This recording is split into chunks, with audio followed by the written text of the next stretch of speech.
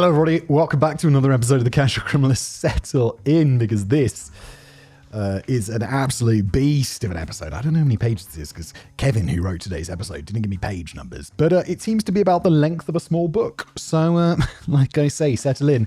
It's 5 of the most depraved killers in US history.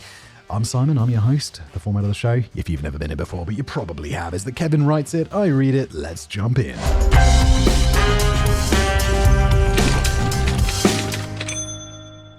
I have a very exciting surprise for you all today. Well, all of you except Simon, that is. You see, when this topic was presented to me, I questioned whether or not this was the type of script that Simon really wanted.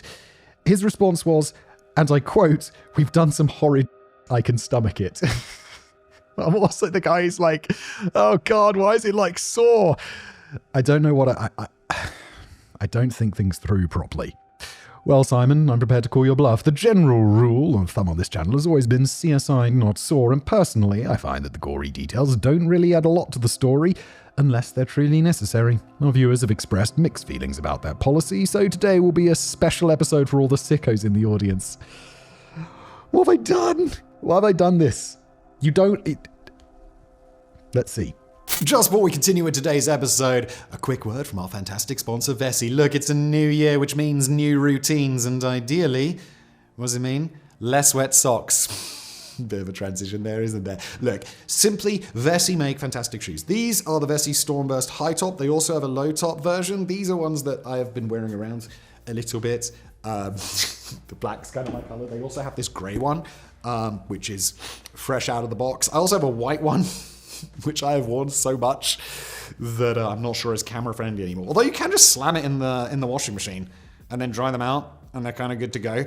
But yeah, they're at home because I wear them a lot. They're kind of like my winter shoes. I'm wearing slippers right now. Actually, that's even a lie. I'm wearing Vessi. There are these old Vessis that I have that I was wearing for so long.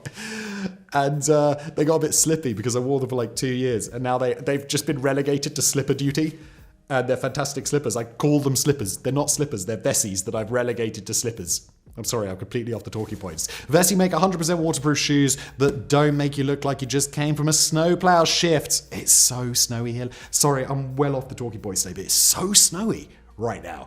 And having the grip on these bad boys is fantastic. They've got rugged grip, removable insoles, and a lightweight design that works for everything from icy commutes to coffee runs. I've been wearing these things for years. You can't do better. That's it, just go get yourself a pair of Vessis. You won't regret it. Waterproof, did I mention that? It's kind of like their thing, and they look cool. Grab 15% off your first pair at vessi.com/TCC, plus free shipping, plus a 1-year warranty, plus 30-day returns. Yes, please, go get some Vessis. As always, my primary goal will be to inform and entertain you all, but my secondary goal is to horrify Simon into a coma. Oh God, and by the way, these pages are double-sided, so this is truly long. Those of you with weak stomachs can consider yourself warned about today's episode, but don't worry about our humble narrator. I'm sure he can stomach it. Richard Chase, the Vampire of Sacramento. Richard Trenton Chase was born on May 23rd, 1950 in Santa Clara County, California.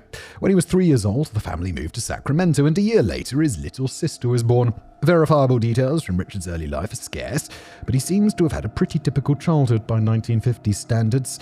He played Little League Baseball, was a member of the Cub Scouts, and everything else you expect from a middle-class child back then. This sounds like generic 1950s America. Was there, it's one of my favorite books, and I'm blanking on the name, Dallas 63, where the protagonist goes back in time to the 1950s, and it's just like this. Of course, his father was extremely strict and beat him from time to time, but no more than your average child was beaten in the 1950s. I'm obviously not saying this was a good thing, or should be considered acceptable, but it wasn't considered an abusive household by the standards of the day. It's like, no, 1950s, little bit of beating. You know, not light beating, like moderate. No one's bleeding much. That said, it wasn't exactly a great household either. Richard's father, Richard Sr., was a financially irresponsible alcoholic, and his mother, Beatrice, suffered from what appeared to be paranoid delusions. Uh-oh, that's going to get messy. She would accuse him of smoking weed, trying to poison her, and cheating on her with the neighbors. Oh, I thought he was talking about the son. Oh, I get it. There was even a family camping trip to Oregon, during which Beatrice accused Richard Sr. of cheating on her with a woman he had hidden in the bushes. that does sound like you are not quite right upstairs. That feels like a very specific allegation that could easily be proven or disproven by, I don't know, checking in the bushes. But I guess that didn't happen because this accusation was said to ruin the whole trip. But again, this wasn't exactly uncommon for the 1950s. No-fault divorce wasn't a thing yet, so divorce still wasn't socially acceptable. Wait, so before you had to actually have a fault? You could just be like, no, we just don't like each other anymore. Well, guess you're staying married then. Getting married would be like a really big decision. I mean, it obviously still is a very big decision. You shouldn't get married on a whim. Don't do that. It's a terrible idea. But when you couldn't really get divorced, you'd be like, that's a big one. In order to get a divorce, someone needed to be at fault, and they had to be solely at fault. Wait, so if both parties are like cheating aggressively on each other, it's like, well, they're both at fault, so I guess they stay together. What the law? Cheating may have been grounds for divorce, but if both parties were cheating, then it wouldn't count.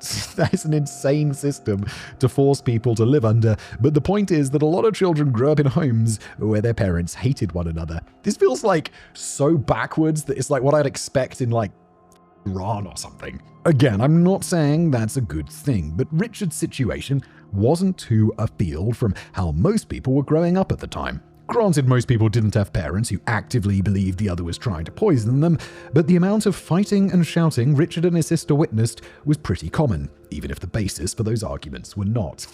There's a woman in the bushes! Be like, chill out. There's no woman in the bushes. Go check. I'm going to crack another beer. The effect of this, however, was that Richard Sr. and Beatrice were pretty parents. They may not have been any more physically or emotionally abusive than was normal at the time, but they were too busy fighting one another to spend any time doing any actual parenting.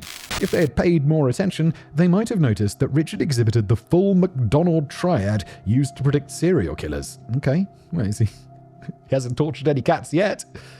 Is that part of the triad? I don't even know. Or maybe not, because Richard was born in 1950 and MacDonald didn't propose his theory until 1963. Regardless, the involved behavior still would have been noteworthy and concerning. The triad includes frequent bedwetting past the age of 5, setting fires, and the torture and killing of animals. Exhibiting 2 of these traits is considered predictive of violent criminals, and Richard exhibited all 3. What does setting fires mean? Does that mean like you're going around and like trying to do arson, or does it mean just you like burning? Because as a kid and as an adult, still kind of like burning things. Like I just like making a big fire and being like, yes. FBI, open up! Me and a friend of mine, we used to, there was like this sailing club, and we'd just off into the woods and build like a fire, and we'd throw cans of deodorant in it. Boom! So I hit one of those 3. So far, haven't tortured any cats. So far. And I don't remember wetting the bed, really, very much, so I guess not past the age of 5. But this isn't about me. So far, not a serial killer. It's about Richard, who I think is. He continued wetting the bed until the age of 8, and by the age of 10 he was setting fires and killing animals. He wasn't committing full-on arson, but he was setting fires beyond what might happen as the typical result of childhood curiosity. There's no way to downplay the killing of animals, though, as that should have been extremely concerning. Richard had taken to killing stray cats, and he did so with enough frequency that neighbors began to notice that the stray cat population was severely dwindling. Oh my god, dude, you must be killing a load of cats. Beatrice even found one of these cats buried in her flower garden, but she apparently didn't think much of it. Beatrice? You thought there was a woman hiding in the bushes, and you're just like, oh, there's a dead cat in my garden. That's completely normal. As Richard approached, or did she think, it must be one of my paranoid delusions?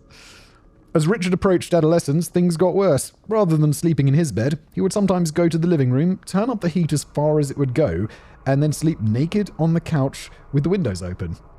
Bro, what are you doing? If I did that as a kid, my parents would be like, well, 1, why are you naked? And 2, do you have any idea how big the heating bill's going to be? That's certainly weird, and he doesn't seem to have ever presented an explanation for this habit, but it's not the craziest thing a person can do. I live in a house with old-timey radiators instead of central air, so I can understand the appeal of sleeping with the heat on, but also the windows open for circulation. Yeah, if you hate money. Also, I like the old-timey radiators is such an American thing. That's like how 99% of houses in Europe are heated. I'm like, I put old-timey radiators in my house, like new old-timey radiators. Well, actually the old radiators, but they got, sent off and reconditioned or whatever, and now they're back. But they're old-timey radiators. We don't have central air. Central air is very unusual. That said, I cannot understand living with your family and sleeping naked in a common area of the house. Just as he's approaching adolescence. Far more concerning, though, was Richard's vehement belief that he was a member of the James Younger gang. For those unaware, the James Younger gang was named after Jesse James and Billy Gunn. I mean, Cole Younger. Okay. Who's Billy Gunn? Am I missing a reference? Probably. I don't really get a lot of references, and Kevin has a big brain for references. They were a band of outlaws centered in Missouri who were active from 1861 through to 1881. It's unclear how Richard could have been a member of the gang from a place that he'd never been and a time before he existed, but little details like that didn't matter. He was so convinced that he was a part of the gang that he put photos of the James Younger gang up on his wall and pasted his head into the images. He even tried selling these altered photographs at school. Why would anyone buy that? It's your weird fantasy.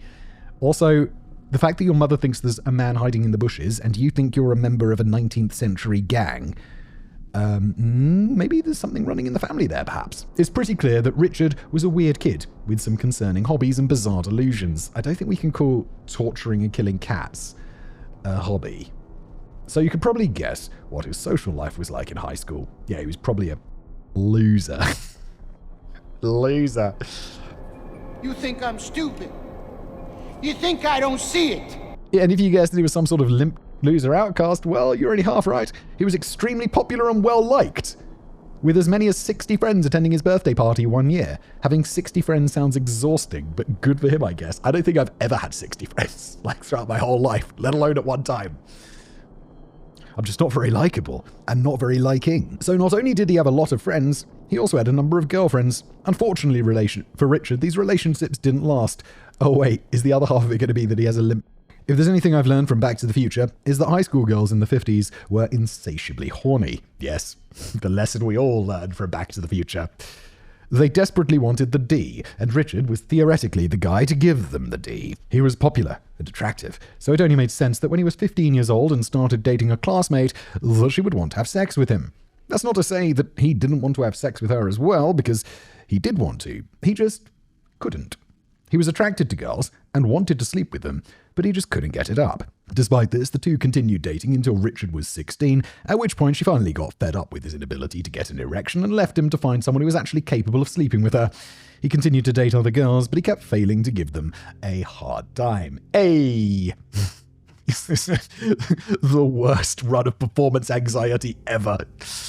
It was also around this time that Richard began experimenting with drugs, particularly marijuana and LSD. But the thing about experiments is that the results need to be replicable in order for the experiment to be valid, so Richard just kept repeating those experiments over and over again to make sure he was getting the same results. Or maybe he didn't care about the scientific method and just kept using them because they were fun. Gonna go ahead and guess, Kevin, that it's the latter. But all the drugs in the world are still no substitute for the feeling of a nice, hard cock. So when Richard turned 18, he decided to see a psychiatrist to figure out why he was having performance issues. The psychiatrist believed that repressed anger was causing the erectile dysfunction, and Richard may have been suffering from a serious mental illness that caused that anger. He didn't feel that Richard needed to be committed, though, so it'd be a bit intense. It's like, we're going to need to put you in an asylum. Richard's like, what the f***? I didn't even tell you about the torturing animals. I just can't get hard.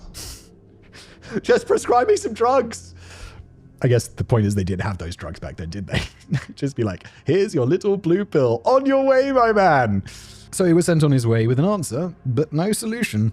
Of course, Richard didn't like this answer. Some shrink had just told him that he couldn't get his card because his brain was broken, and that wasn't really acceptable. So what do you do when someone tells you something that's objectively and provably true, but it's inconvenient for your own deluded worldview? Well, you do your own research, of course, and that's exactly what Richard did. What did... I don't want to travel too down this weird path, but what if you, pre-drugs, what did you do if you couldn't get it up? Were you just like, was it just like, oh, well, I get no sex for you? What did people do? As everyone should know, but may not, given the state of sex education in America, a penis becomes erect due to increased blood flow to the area. Definitely knew that. Upon learning this, Richard came to the only logical conclusion. He couldn't get an erection because he didn't have enough blood. This is what happens when you do your own research before Google. Shall I Google that? Let's see. This is going to alter my search history forever. Can I not get an erection because I don't have enough blood? Lack of sufficient blood flow is primarily a psychological cause of not getting an erection. That's not what I asked. That's not what... Oh, this is Gemini. Bloody hell. The first answer is yes, poor blood flow is a major cause of erectile dysfunction. Do you think that I'm not getting good results because the thing I typed in is just so insane that nobody has ever thought to, make a blog post about this? Is there a link between I and... Why am I going so far into this hole? Stop. And I'm going to close that tab because I don't want that open. I should have used an incognito. And if there wasn't enough blood in his body, that meant that he was going to need to steal some blood. He'd already been killing animals at this point, so if he began drinking their blood instead of just senselessly killing them, maybe it would solve his problems in bed. There was a nearby rabbit farm, so Richard would buy and steal rabbits to kill and drink their blood, as well as catching birds, which he did the same with. Jesus Christ. Birds. How much blood is in a bird? Birds like this big. Can't you just buy blood? Just go to a butcher and be like, I want to make some blood pudding. Can I have some blood? And they'll be like, of course you can, I've got some blood outside. It wasn't just his imagined lack of blood, however. He became a full-on hypochondriac, believing that he was afflicted with a wide variety of non-existent ailments. Well, a good way to get some ailments is just to drink raw blood from animals, mate. In one instance, he believed that the bones in his head were moving around and that he was growing additional bones out of the back of his head. Again, it sounds like you might have the same problem as your mother. So he briefly shaved his head to keep an eye on the movement of these bones. This particular delusion likely didn't last long, as I can't find any pictures of him with a shaved head, despite him having multiple mugshots and being picked up over the years for various minor drug offences. He also believed that his heart would just occasionally stop beating, and he complained of chronic leg pain. There was nothing that would have caused this pain, and it was all in his head, but that didn't make the sensation less real to him. It just meant that there wasn't really anything that he could do about it.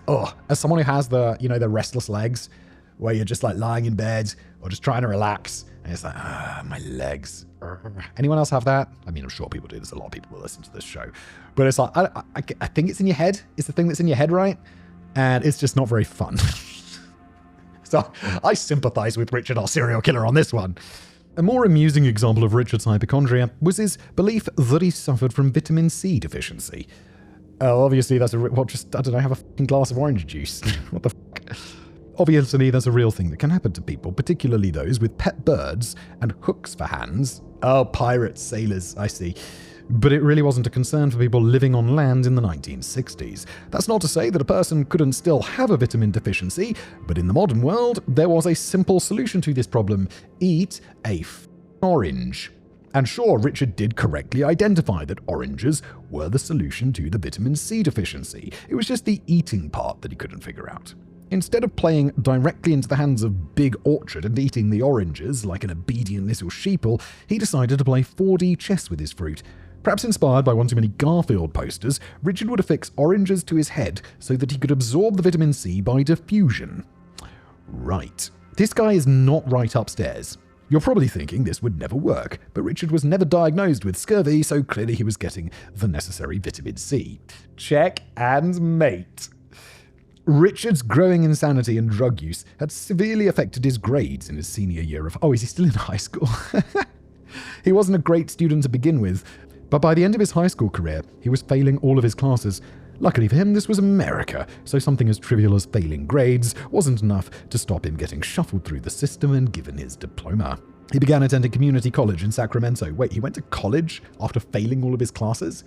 The fuck America. And picked up a number of jobs, but none of them worked out. He was enrolled in college for 3 years, but he did poorly and eventually stopped attending classes altogether until he failed out. The jobs didn't last anywhere near as long as that, with most only lasting weeks or days. It turned out that being a drug-addled crazy person wasn't compatible with most working environments. Dunno. All the drug-addled crazy people we got in the office here, they get on fine. I'm a drug-addled crazy person. Not really. Not really. It wasn't, as far as you know, it wasn't compatible with much of anything, really, so Richard just kind of spent the next few years floating through life, doing drugs and killing animals to drink their blood. Is he getting hard, though? How many animals' blood are you going to drink? And they'd be like, man, I still haven't drunk enough blood. I'm drinking so much blood and I still can't get it up. Then one day, in February 1971, Cy DeMarchi and Rachel Statham found Richard sitting on the front lawn of their apartment building. I'm not sure how I'd react to a random person just appearing on my lawn one day, but Sid and Rachel were apparently cool with it. Richard was even able to convince them to let him move in with them. I can't begin to imagine how that conversation must have gone or how charming he must have been, but it quickly became clear that they had made a giant mistake. Yeah, I mean, I think we could deduce already that he's very charming because he has 60 friends, he's popular with the ladies, and now he's managed to just persuade 2 random people that he could live with them. Not because Richard was a freeloader who couldn't pay his rent either. His parents even helped him out by giving him $50 per month, which looks like it covered about half his monthly rent. Okay, that makes sense. Sorry, I was just trying to work out the money on that because of the 60, so you could basically add a 0 to the end. Oh, 70, sorry, so maybe call that $50 would be, what, $400 maybe in modern money? $450, something like that? So yeah, okay, not bad. Pretty generous for his parents just to give him like so much money. The issue wasn't the rent, it was that living with Richard was a waking nightmare that Sid and Rachel wanted no part of. He was constantly doing drugs, acting erratically, and walking around naked, even when there was company over. This is like from a TV show. He would barricade himself in his room because he was afraid people were going to sneak up on him, though honestly, I'm not sure why that would have been a problem. Sure, it was weird, but given Richard's other behavior, I'd have thought his roommates would welcome the idea of him staying locked away in his room and out of sight. Sid and Rachel demanded that Richard move out of their apartment, but he refused. So since he wouldn't move out, they did. Luckily for Richard, he was able to find new roommates. Rachel's brother and his friends moved into the apartment, either unaware or not concerned by Richard's bizarre behavior. Rachel really wants to get out of there. She's like, no, you go move in there. It's fine. It's lovely. You're going to have a great time. Please sign over my lease. Unsurprisingly, this also didn't work out. Not because of the drugs and nudity, though. The new roommates were in a rock band, so drugs and nudity were par for the course. The issue was that whenever the band was practicing, Richard would try to join in on the conga, and he sounded terrible. The band wanted him to f*** off and stop ruining their music, but trying to reason with the person who is high out of their mind and playing a handheld drum is a fool's errand. These roommates also moved out, forcing Richard to move back in with his parents since he couldn't afford the rent on his own. It was around this time that his parents finally got divorced, so Richard alternated between their houses, but his behavior was becoming too much for either of them to handle. Richard Sr. was the first to kick Richard out of the house. To the average person, it seems obvious that he had some incredibly severe mental issues. Yeah. But that's obvious to the average person of 2025. Or now 2026. Sorry that it took me so long to get to this, Kevin. It's enormously long, and I have to say that I was putting it off because I saw what it was about. To the average father in 1972, that was a load of hippie bullshit. According to Richard Sr., his son's problems weren't any sort of mental illness. It was that he lacked a solid work ethic. This is some 1970s dad parenting right there. Once he was back living with his mother, things didn't get any better. To start, he wouldn't eat because he believed his mother was trying to poison him. He's the same thing as the mum, he does! You might recognize the similarity between that claim and her own claim against Richard Sr., but she didn't. Richard will also get into frequent arguments with his mother, and in one argument in late 1972, frightened her enough that she called the police. Richard grabbed the phone from her and hit her in the head with it, but she still managed to make the phone call, so he fled the scene. Once police arrived, Beatrice declined to press charges, but she did have Richard leave the house and spend much of the next 6 months or so living with his grandmother in Los Angeles. She's like, thanks, daughter. Appreciate it. But Richard's bizarre behavior only continued while living with his grandmother. I mean, why wouldn't it? It's not like his mental illness was being treated in any way, nor was anybody making an effort to get him to stop dropping acid. Or if they were trying, they weren't successful. His grandmother would overhear him talking to himself, and on one occasion, she found him standing on his head in the corner of his room. When asked what he was doing, he said he was trying to get the blood flow back down to his head. She also, I was wondering, where else is that blood flow going? Because it's not to your penis. She also noted that it wasn't just his mental health that seemed to be deteriorating, his physical health was as well. Though to be fair, the physical issues were entirely a product of his mental issues. Richard was becoming malnourished and slovenly. The once attractive and clean-cut man could no longer be bothered to even take the most basic care of his appearance, and he was becoming increasingly unkempt. In the summer of 1973, he moved back in with his mother in Sacramento. He was presumably sleeping in the same room that he had grown up in, but he wasn't a kid anymore. That meant it was time for Richard to take down the pictures of himself as a member of the James Younger gang and instead wallpaper his bedroom with pictures of human organs that he'd cut out of medical textbooks. That's pretty f***ed up. He knew something was wrong with him, and maybe by staring at these pictures he'd be able to figure it out. He's just looking at that spleen, he's like, maybe it is the spleen. That obviously wouldn't work because he was searching for a non-existing physical ailment rather than a mental one, but at least he was trying to better himself, I guess. Yeah, again, this was the 70s, so I don't really blame him for looking for a physical answer to a mental problem because mental health wasn't properly treated. Anyway, shortly after he moved back in, he called 911 to send an ambulance with a stretcher to his house. But once they arrived, they refused to take Richard to the hospital because he did not appear to be suffering from a medical emergency. Since they refused to help, he begged his mother for help instead. Beatrice took Richard to see 2 different doctors, but he didn't like what they had to say. However, unlike when he was told his limp dick was caused by anger and mental illness, Richard decided to see a 3rd doctor rather than doing his own research this time. The doctor concluded that Richard had a psychiatric disturbance of major proportion. Yeah, but nothing seemed to have come of that, or at least nothing good. It's it seems, Mr. Richard, that you've got a psychiatric disturbance of a major proportion, and there's nothing I can do about it. On your way! Cigarette? There was an unfortunate incident after Richard saw what was probably supposed to be a feel-good fluff news piece. It was a news story about a cat that had suffered a tragic accident, but was saved thanks to the high-quality medical care it received. That was all well and good for the cat, but what about Richard? Where was the high-quality care that he needed? He believed he had a whole host of physical ailments, but whenever he saw a doctor, they just said that he was crazy. Infuriated by the news story, Richard grabbed one of his pet cats and killed it. Bro has pet cats that actually live.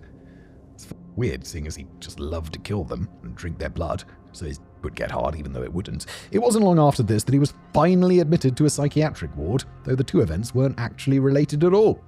You might have thought that Beatrice was concerned about seeing her son murder a cat because of a news story he saw, but apparently that was totally fine. Oh, she was there? Richard, why did you just snap that cat's neck? I don't know, Mum. Just felt like it. Getting put in a psych ward was actually Richard's own doing, albeit unintentionally. I mean, good, he belongs in a psych ward.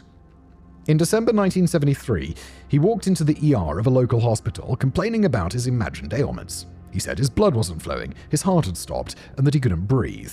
Oh yes, and he also believed somebody had stolen his pulmonary vein. Who would do this, you ask? Well, it could have been the hospital staff, extraterrestrials, or the Nazis. Those were the typical groups that he blamed his ailments on, though I'm unclear specifically which one he believed had stolen his vein. He also believed there was a criminal conspiracy to drain him of blood on a daily basis for unspecified reasons. Oh, we know the reason. It's so you don't procreate. It's so your doesn't get hard, Richard. It's no surprise that Richard was admitted to the psych ward when he began making these insane claims, and the state he was in didn't help either. At this point, he was malnourished and only weighed 140 pounds despite being 5'11". I know what 5'11" is. It's a lot shorter than me, but let me see. I don't know. I'm just not good with pounds. 140 pounds in kilos. 63.5 kilos. That is really light. 5'11" is about 180 centimeters, though that would get much worse. By the time he took the stand at his trial, he was down to 105 pounds, which I don't know, it's got to be well in the 50s, right? Still, he looked thin and sickly, and had transitioned from just being unkempt to fully unwashed. The doctor described him as filthy. Just try to... He is filthy, disheveled, deteriorated, and foul-smelling. Richard spent 2 days in the psych ward, during which time he was diagnosed with acute paranoid schizophrenia. Sounds like a reasonable diagnosis, in my layman's opinion, though it was unclear to the doctor whether this was purely a mental issue or if Richard was suffering from a drug-induced psychosis. Regardless, he was given medication to treat the schizophrenia. Good, you had medication for that in the 70s, I like it. Unfortunately, the involuntary commitment didn't last long. Beatrice came to the hospital, demanding that Richard be released. Why? The doctor that had diagnosed Richard described Beatrice as highly aggressive, hostile, and provocative, and said that she was, quoting again, the so-called schizophrenic mother. I mean, yeah, he nailed it, didn't he?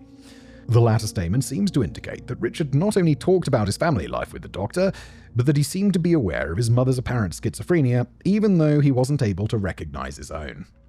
Wow, that's chilling. Even though Beatrice demanded Richard's release, he was still given medication to treat his condition, and over the next 2 years, his condition seemed to improve somewhat. His behaviour was less erratic, and he put on about 20 pounds, bringing him to a healthier weight for his height. But after those couple of years' imprisonment, things began to deteriorate again. Beatrice claimed it was because Richard started using illegal drugs again, though Richard Sr. disputed this claim. In this instance, I'm inclined to believe Beatrice, and she's the one that Richard was, living with, but also because Richard Sr. thought all of his son's psychological problems were the result of being lazy. Which is weird. His ex-wife had clearly exhibited behaviour of a paranoid schizophrenic, with her accusations of attempted poisoning and mistresses being hidden in bushes on camping trips, so I don't know why it was so difficult for him to accept the possibility that this condition may have been passed down to their son. It was just a different time, I guess. He's like, he's a man. Men don't get those afflictions. The way God intended! Anyway, once his behaviour began deteriorating again, Richard became too much for either parent to deal with. He had long since been kicked out by Richard Sr., and after some bouts of domestic violence and property destruction, Beatrix had finally had enough as well. I guess that's what happened after you beat your mother. I'm assuming that's what he means by domestic violence at this point. But rather than having Richard become a homeless drug addict, his parents got him an apartment to live in, hoping that he would straighten himself out. Because problems typically resolve themselves if you ignore them long enough. Yes. Problems definitely will help your drug-addicted son if you buy him an apartment to live in, or rent him one. Bought him one? I don't know. It doesn't matter. But it's probably not going to help things, is it? Unsurprisingly, having a change of scenery did nothing to curb Richard's behaviour. He purchased a bunch of rabbits from a nearby farm and had them living in his house, slaughtering them and eating them raw whenever he felt the need. It's weird, isn't it, that rabbits are somehow, different to cats. It's like he's got these rabbits living in his house, and I know people have pet rabbits, but people also eat rabbits. I've eaten rabbit a bunch of times. It's not very nice. I don't particularly like it, but it is a meat that people eat. Sometimes, although it is weird that he would just eat them raw, not something I've ever done. We eat fish raw though, wouldn't we? Which is weird. Or beef, carpaccio. Is carpaccio raw? Carpaccio's raw, right? Or at least beef tartare is raw. Oh my god, stop talking about food. It's probably because at the end of the day I'm quite hungry. Sometimes he would just consume their raw flesh, while on other occasions he would toss them in a blender with some Coca-Cola and drink them as smoothies. Duff. Are you just putting a whole bunny in a blender? That's some fucked up shit. You remember that guy? What was his name? He became a travel blogger, but he was initially famous for drinking blended mice. Is that right? Am I imagining that? There was a dude who did this, right? Early OG YouTube. In fairness to Richard's parents, not that they particularly deserve it, they didn't fully abandon him on his own. Yeah, they got him an apartment. I mean, Richard's parents are not the best parents, but as we already discussed, it was totally okay to beat and abuse your children in the 50s and 60s. So, they were great. Every week, Richard Sr. would come over for a game of chess with his son, which was presumably just a pretext for checking up on him. For the most part, these visits weren't terribly unusual. Richard was keeping his apartment relatively tidy at the time, at least by single male standards. Wait, what about all the rabbits he's got living everywhere? His father did ask about the live rabbits in the house, there we go, but when Richard said he kept them because he was eating them, that was the end of the conversation.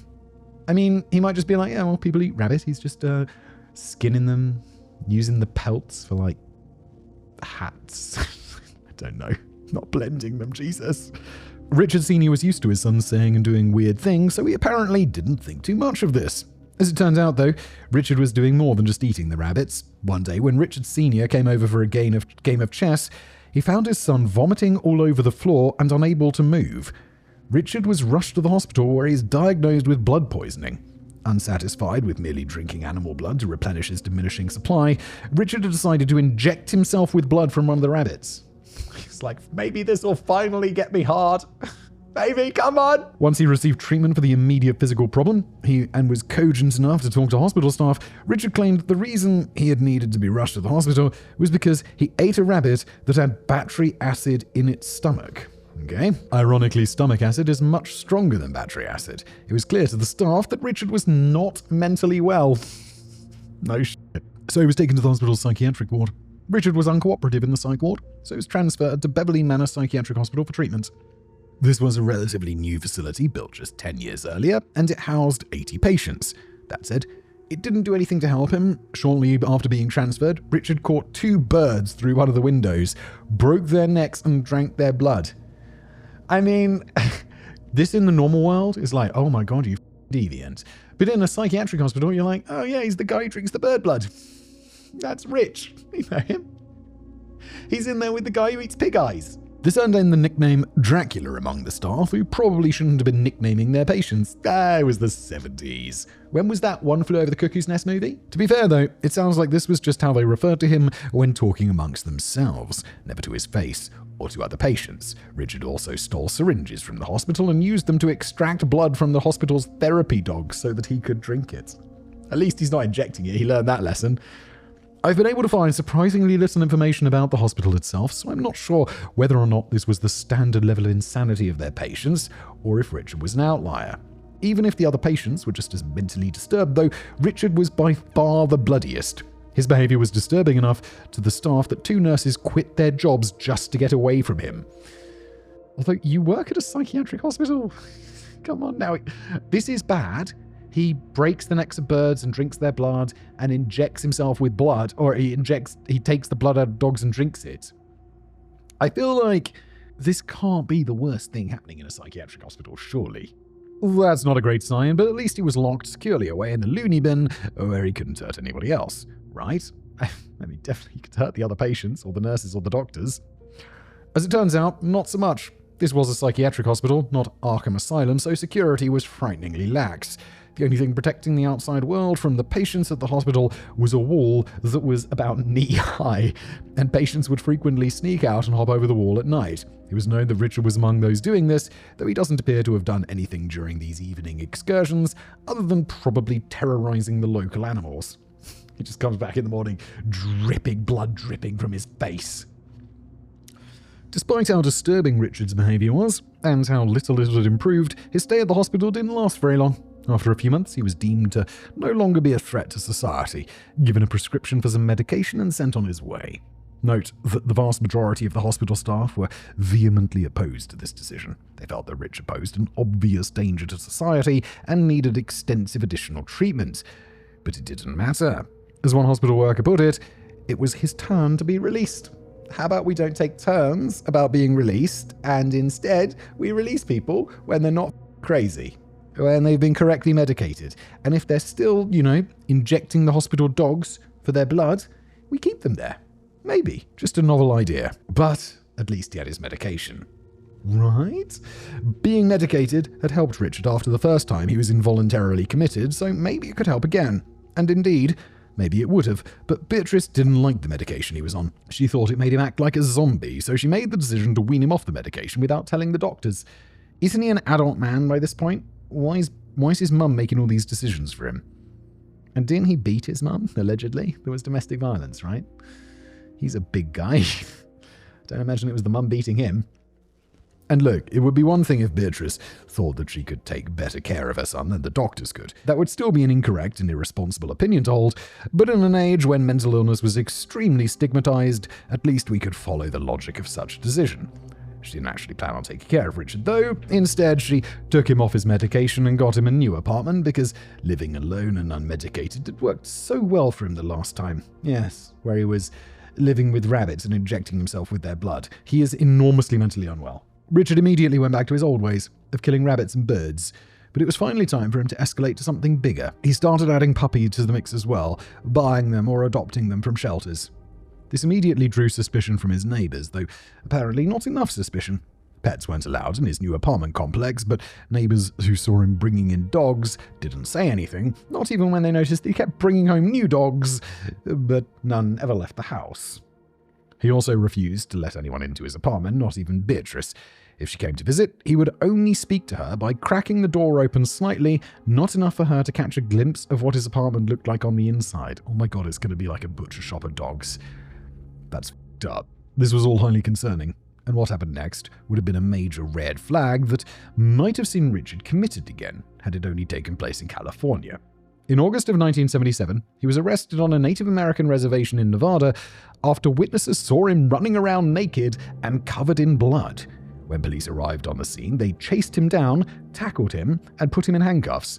When asked about the blood he was covered in, Richard claimed that it was seeping out of his body. This bro is so mentally unwell.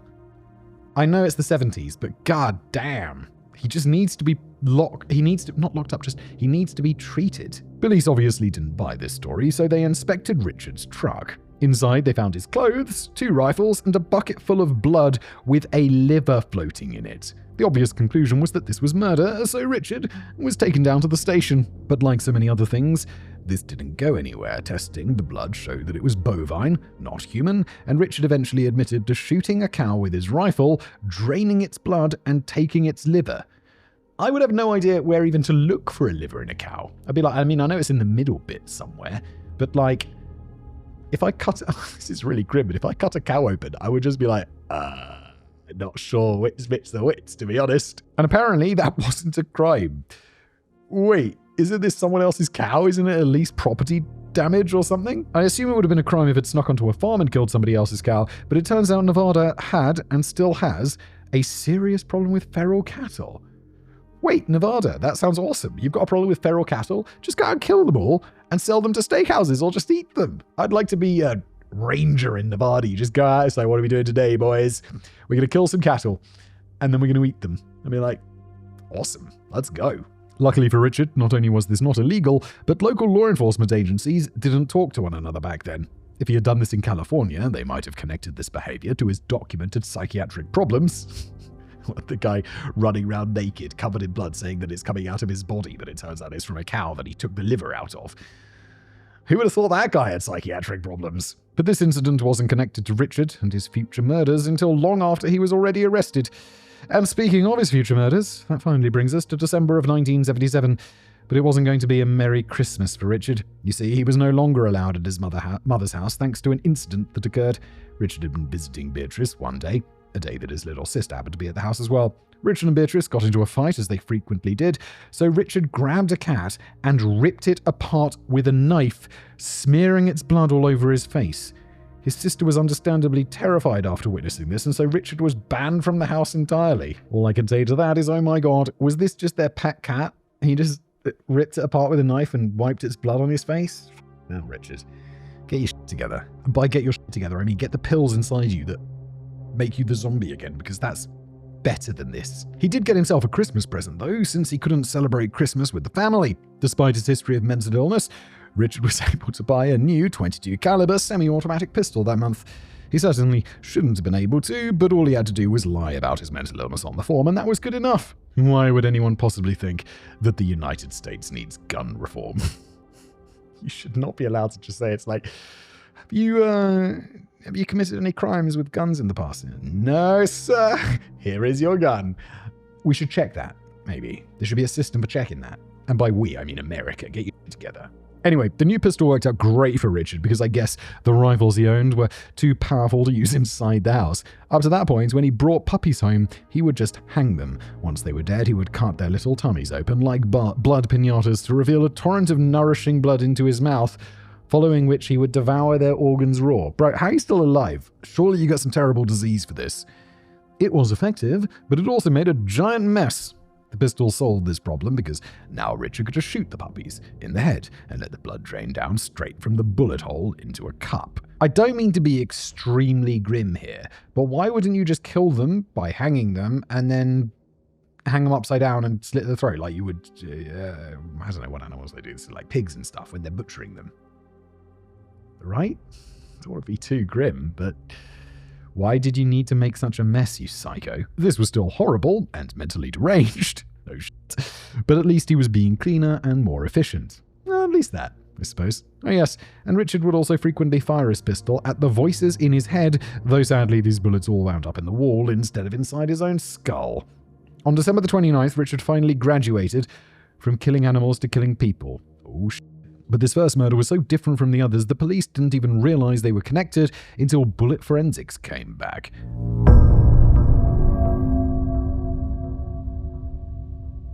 Richard was really upset about missing Christmas with his family, and so he drove around with his pistol looking for someone to kill.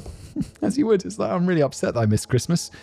You know what made me feel better? A little touch of murder. He came across 51-year-old Ambrose Griffin, an engineer and father of two, who was in the driveway, unloading groceries from the car. Richard opened fire from his car and shot Ambrose 3 times in the back, killing him. When his wife came out and found Ambrose on the ground, she initially thought that he'd suffered a heart attack. That was presumably before he was turned over and the gunshot became apparent. Bro, you just killed a random person. This is like... Why? You're just mentally not right. This was a completely random attack, so police didn't have anything to go on. Ambrose was a nice guy. He didn't have any enemies, so the idea that it was somehow a targeted murder was ruled out. I mean, it's not a targeted murder, but it is a murder. So what they're just saying is a random murder. That feels like the statistically unlikely, no? But random violence didn't make sense with the peaceful Sacramento suburb of Carmichael either. Crimes like this were unheard of there, so the police's initial assumption was something truly American. They decided that maybe this had just been someone who was shooting out streetlights for fun and either missed or the bullet ricocheted and hit Ambrose. Can't we tell whether a bullet's ricocheted rather than it's just a direct... right? This was only a few years before I was born, so it's wild to me that people firing guns at streetlights to pass the time was seen as totally normal and a plausible explanation for an otherwise inexplicable murder. But that's the United States view, I guess. That's not me saying that. It's Kevin. Kevin is an American. This is fucking wild to me still. Like, why are you shooting lamps? You have to pay for them. It's your tax money that's got to replace the lamps. Why? Regardless, this appears to have just been a trial escalation for Richard. Yes, it acted out of anger at his mother, but it seems like he was also just seeing if he was capable of murdering a human instead of just animals. It turns out, yes. And now that he knew he was able to, it was time to finally do what he'd dreamed of since he was 15. Or did you forget how all of this blood-drinking nonsense started in the first place? Wait, he dreamed of it since he was 15. I thought he was just like, oh, if I get blood in myself, I'll get hard. Which is insane. But what's that got to do with it being the blood of humans? Can you imagine he kills someone, he drinks their blood, he's like, oh, for f***'s sake, still? No? Nothing down there? Come on! For the next few weeks, Richard wandered around the neighborhood, entering people's yards and looking in windows like a creepy weirdo. But he wasn't just being weird, he was being a menace. Richard kept going up to random doors, trying to open them. If the door was locked, that meant he wasn't welcome. But if the door was unlocked, he took it as an invitation to enter the house. Bro, that's not what an unlocked door is. You weirdo. And since this was the 1970s, doors being unlocked were a lot more common than they are today. I mean, yeah, I don't... like, my house doors would probably be open in the day. I mean, the front door's got a latch, so it's always locked. But, like, the back door, side door and stuff, I mean, I wouldn't necessarily think to lock them. I'd lock them before I go to bed. Because that's when the psychos come out. Most of the time, little came of Richard's trespassing. There was some light burglary and attempted but failed arson. But for the most part, it was weird, but uneventful. The most notable one of these incursions was when a couple came home to find Richard robbing their place. They chased him off, and it's unclear if he took anything, but he certainly did leave something behind. When the couple went to check their baby's room, they found that Richard had opened a drawer full of clothing and pissed all over it. He'd also taken a massive shit in the baby.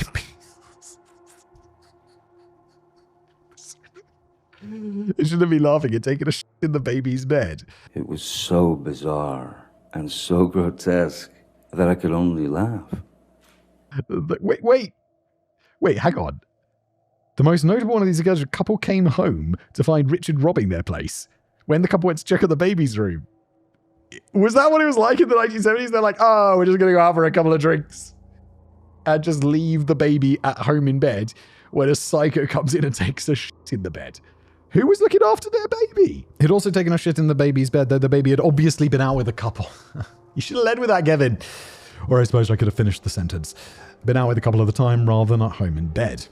Okay. Mystery solved. Can't we all be happy? On January the 23rd, 1978, nearly a month after his first murder... Wait, when was Kevin born? I'm trying to work out when Kevin was born.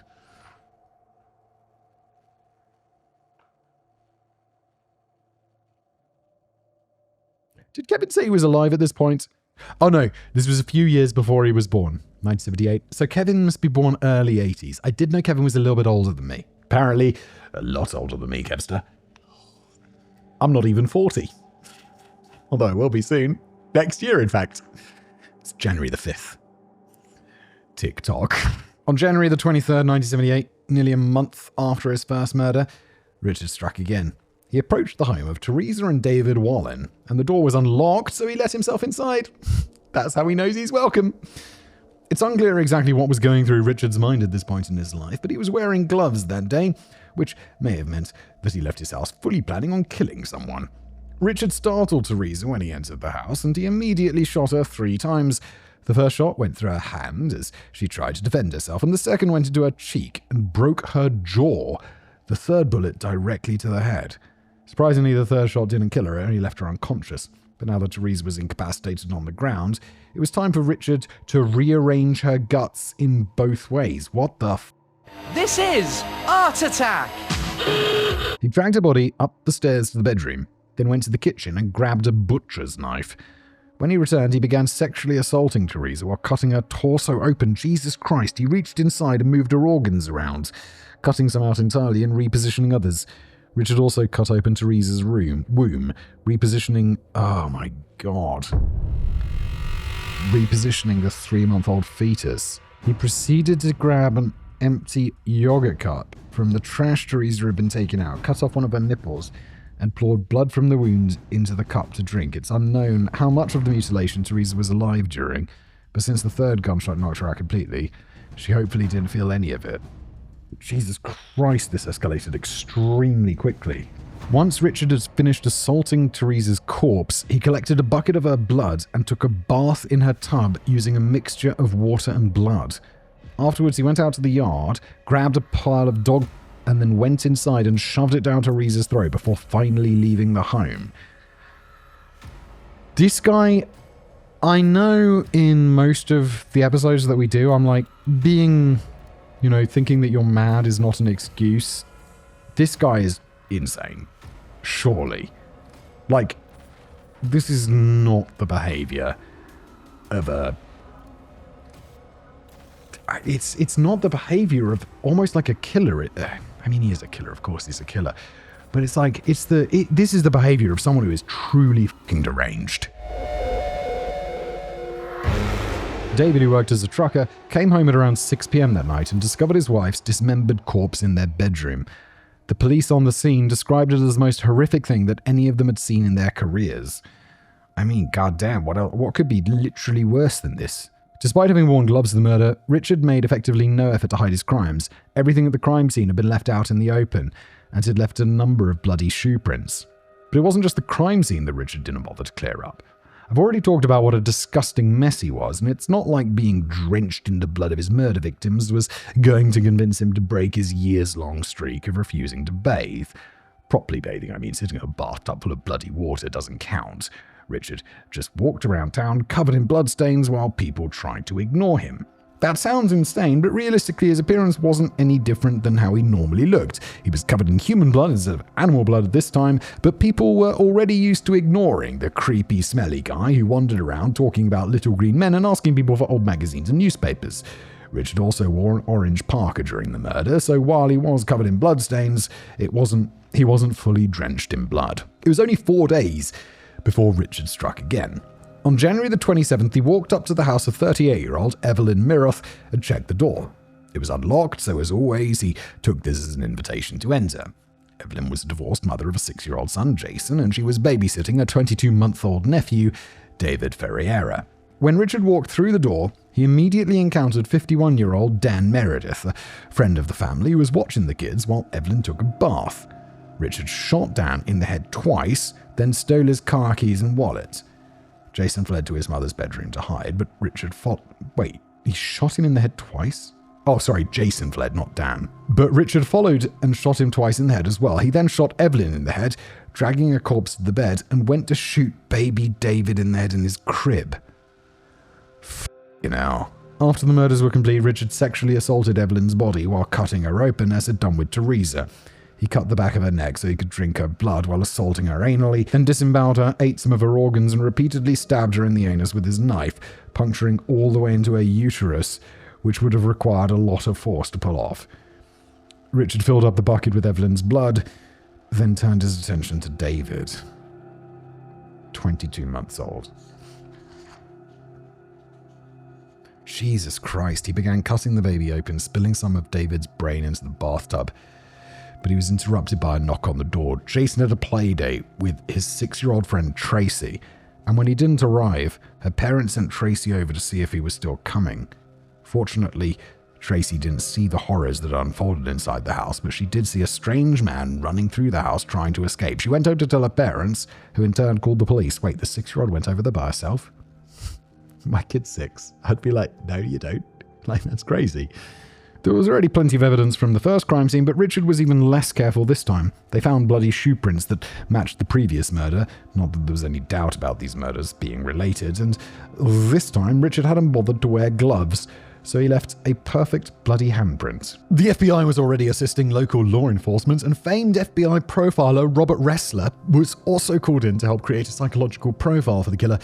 He got almost everything right, and Richard became the textbook example of a disorganized killer. But none of the profiling and stuff really mattered in terms of the manhunt, as Richard had made himself very easy to find. Yes, disorganized serial killer. When police asked around, they learned that a lot of people had seen a strange man in an orange parka asking people for magazines and newspapers. They were able to quickly put together a sketch of Richard, and after seeing the sketch and learning that the killer was wearing an orange parka, Nancy Holden quickly contacted the police to tell them who the killer was. A few days before Teresa's murder, Nancy was approached by a frightening-looking man in an orange parka while she was out shopping. The man walked up and asked her, "Were you on the motorcycle when Kurt was killed?" I imagine she's like, what are you talking about? Who's Kurt? It was a jarring question and something she hadn't thought about in years. Oh, okay, so it's actually relevant to her, okay. Back when she was in high school, Nancy was dating a boy named Kurt who died in a motorcycle accident. And no, she hadn't been on his motorcycle when it happened. She asked who... What is going on? She asked who the apparent stranger was, and he introduced himself as Rick, the name he went by in high school. Nancy hadn't recognized him at all because of how sickly and gross he looked. You're disgusting, Rick. Look at your body. But once he'd introduced himself, she realized that this must have been Richard Chase, and that the drug use he had been on back in high school had really done a number on him. Yeah, not just the drug use. He's all sorts of fucked up. As a side note, conversations like this were apparently pretty standard for Richard. When he ran into people he remembered from high school, he'd just start talking to them as if they were still in high school, almost as if he had no memory or understanding that a decade had passed since then. You go to maths on Monday, be like, Richard, we're 17. We're 27, Richard. It's been 10 years. What year is it? 1995, remember? Anyway, after seeing the police sketch, Nancy immediately gave them Richard's name, and on January the 28th, the day after murdering Evelyn, Dan, Jason, and David, police went to Richard's home to arrest him. The apartment was completely soaked in blood, with a bloody, unwashed blender, Jesus Christ, sitting on the kitchen counter along with several dog collars. Inside the refrigerator, police found organs belonging to Teresa and Evelyn, as well as the remainder of David's brain. But the rest of David's body was nowhere to be found. It wasn't until 2 months later that a church janitor found a box with David's decomposed remains in a garbage bin behind the church. 2 months? Who's emptying your bins? They're not doing a very good job. Identifiable only by the clothes that David was wearing when he'd been murdered. As for the trial itself, it was mostly straightforward. Richard was charged with 6 counts of first-degree murder, the 5 victims I named, plus Teresa's unborn child, and the prosecution was seeking the death penalty. The defense didn't dispute that Richard committed the murders, but they attempted to use an insanity plea to get the charges dropped down to second-degree murder. I mean, is there any real doubt that he is fucking insane? Should he be on the streets? Should he be let out because of insanity? Absolutely not. He needs to be locked up in a hospital for a very, very long time. So even if Richard won his case, he'd still be sentenced to life in prison. The defense was just trying to avoid the death penalty. Before the trial, Richard was examined by at least a dozen different psychiatrists. It was abundantly clear that he was mentally unwell, but he seemed to know the difference between right and wrong and didn't have an uncontrollable compulsion to commit murder. He was doing it as a means to an end because he thought that drinking blood was cure his non-existent ailments.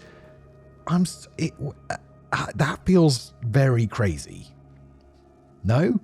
He was also quoted as telling one of the psychiatrists, "I didn't kill anybody, just a few people." Oh yes, and he was afraid that his victims were going to come back from the dead to murder him. Richard had also demanded to receive a lawyer from the Jewish Defense League, claiming that he was being persecuted as a Jew. Don't think that's quite what persecution is. He wasn't actually Jewish. Okay. But he had apparently convinced himself that he was, as he'd long claimed that Nazis and Nazi UFOs were after him. This request was unsurprisingly denied. The Jewish Defense League's like, "Bro, you're not even Jewish." He's like, "I am Jewish. And they're persecuting me." But perhaps the most interesting thing to occur in the courthouse wasn't actually a part of the trial. Beatrice had been attending her son's trial, and one day she confronted Teresa's widower, David, in the courthouse.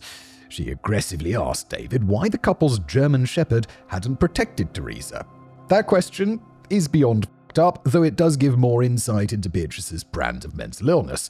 David replied to her with a far more salient question: "Why didn't you protect us, you sick individual? You raised that." Yes, but also they're both clearly mentally unwell. Jesus. Don't you ever raise your voice at me! I am your mother! The trial probably could have gone either way, but Richard was ultimately found guilty of all 6 counts of first-degree murder. Somewhat ironically, given his false claims of being Jewish, Richard was sentenced to be executed in a gas chamber. Oof.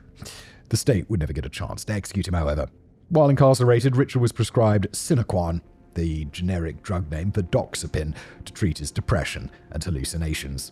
On the morning of December the 26th, 1980, about 18 months after being convicted, Richard was found dead in his cell after overdosing on his medication. He had been hoarding his pills rather than taking them, and he took 36 doses at once, resulting in his death. It's still unknown whether Richard was intentionally ending his own life or merely trying to take an extra-large dose all at once to finally make the voices in his head shut up. I can't possibly even guess, because he was not right in his mind. I don't think... this guy did stuff that was fucking horrible, but he does have a mitigating circumstance of being absolutely batshit, thinking drinking human blood is going to make him hard. He needs to be in hospital until a time when he is no longer insane. Where he's like, "Oh my god, I can't believe I did that. What the f-?" And I don't think there are any drugs that are going to achieve that, so he'll be in there forever. But he didn't. He killed himself. Anyway, moving on. Or maybe he didn't. Moving on. Robert Berdella, the Kansas City Butcher. If the previous case was the textbook example of a disorganized killer, then this would be the textbook example of an organized one. Someone who was extremely deliberate and meticulous in their methodology, even if things did start to get sloppy. But first, I want to take a moment to address the gay fanfiction problem. No idea that there was a gay fanfiction problem, but I'm glad we're addressing it up front. This has been an issue in linguistics forever, though it became most famous thanks to gay fanfiction. Basically, if you have a sex scene or a physical narrative involving 2 people of the same gender, using pronouns to describe the action can be extremely confusing. I never thought about that, but yeah, you're right. As it becomes unclear which person he or his refers to. The answer is to repeat both people's names so often that it sounds like dialogue from Rick and Morty. I handled this as best I could in the story, but apologies if there's any confusion once we get to the torture and abuse. Brilliant. Anyway, it was April the 2nd, 1988, in Kansas, Missouri. A meter reader... What's that? Oh, someone who reads, car meters? Because I'd be like the meter readers, the person who comes to your house to read the electricity meter or the gas meter. But I think in America, maybe it means the people who check for the parking things. Walking down the street, minding his own business, he went from house to house to see how many kilowatt hours... Oh, no, it is the electricity dude. It just felt weird, introducing him this way for some reason to me. But I suppose that's exactly what they do. They walk down the street and go to houses to see how much they've been charged for that month. It may not pay that well, but honestly, getting paid to walk around and write down numbers all day seems like a pretty chill job.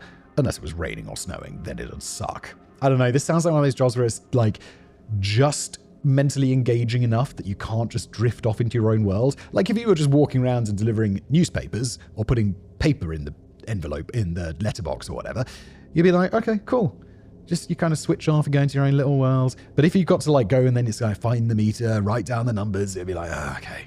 It's just nodding, it's just engaging enough for me not to enter my own world. I remember working as a boy in a supermarket, and I'd always like to be stacking the shelves, because if you're on the tills, you have to be interacting with customers and using like a dashboard or whatever, and it required just enough brain power that you weren't able to, like, I don't know, just think about something completely different. But stacking shelves, you'd just be there putting beans at a shelf and just be like, just off in my own world, off with the fairies.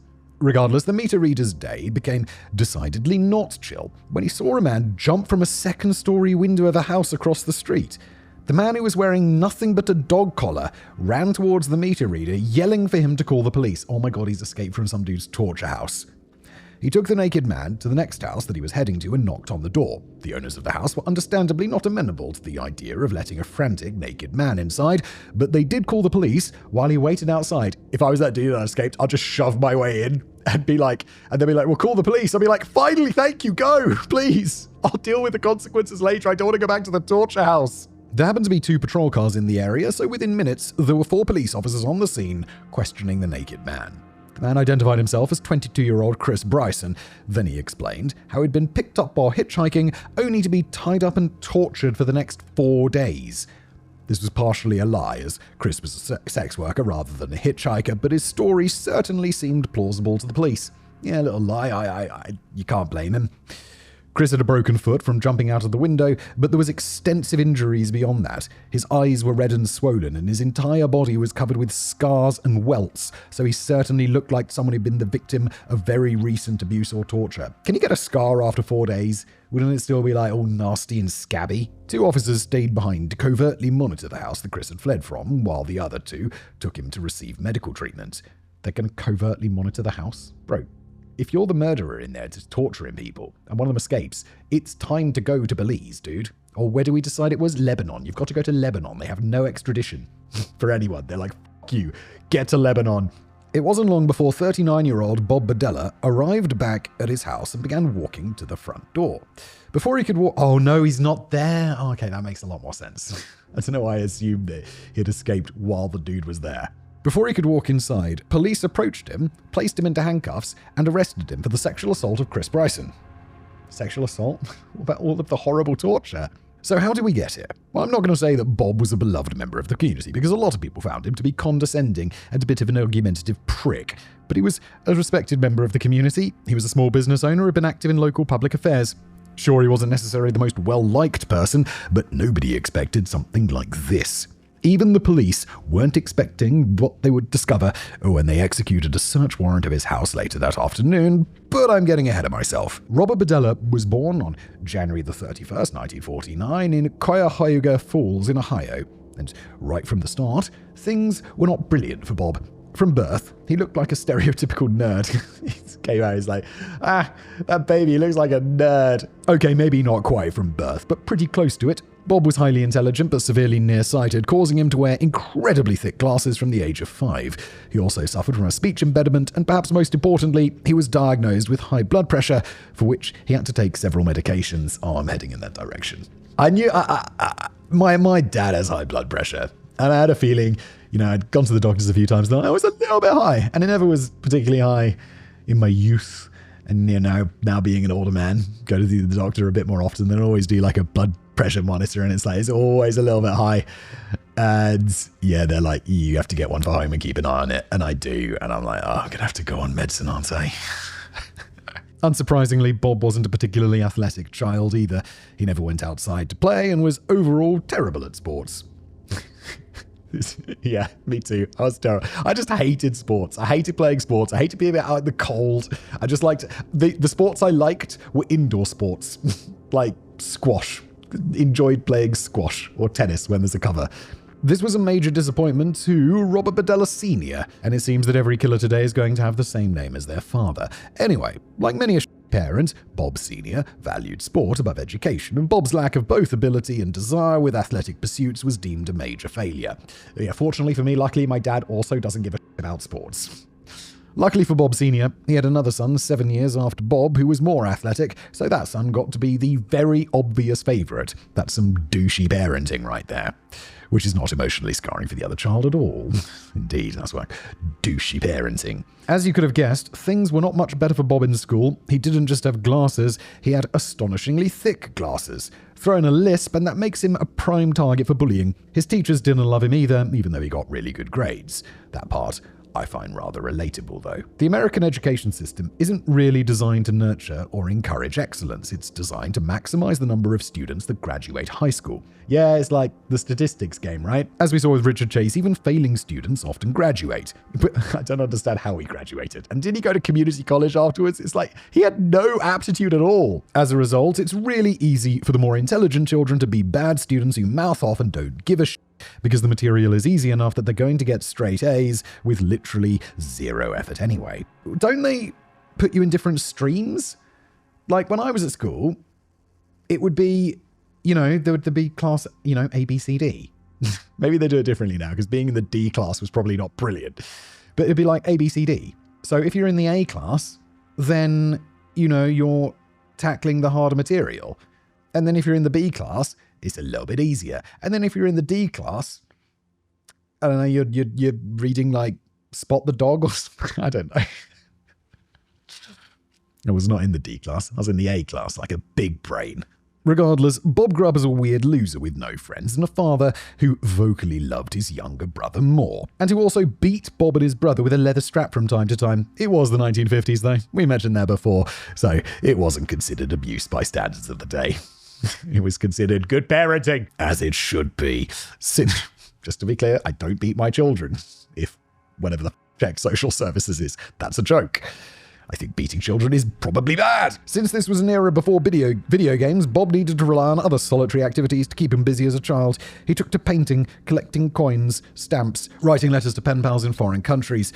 The stamp collecting probably originated from his fascination with foreign stamps he'd received on those letters, though everybody knows the cancelled stamps are worthless to the serious collector. Wait, really? I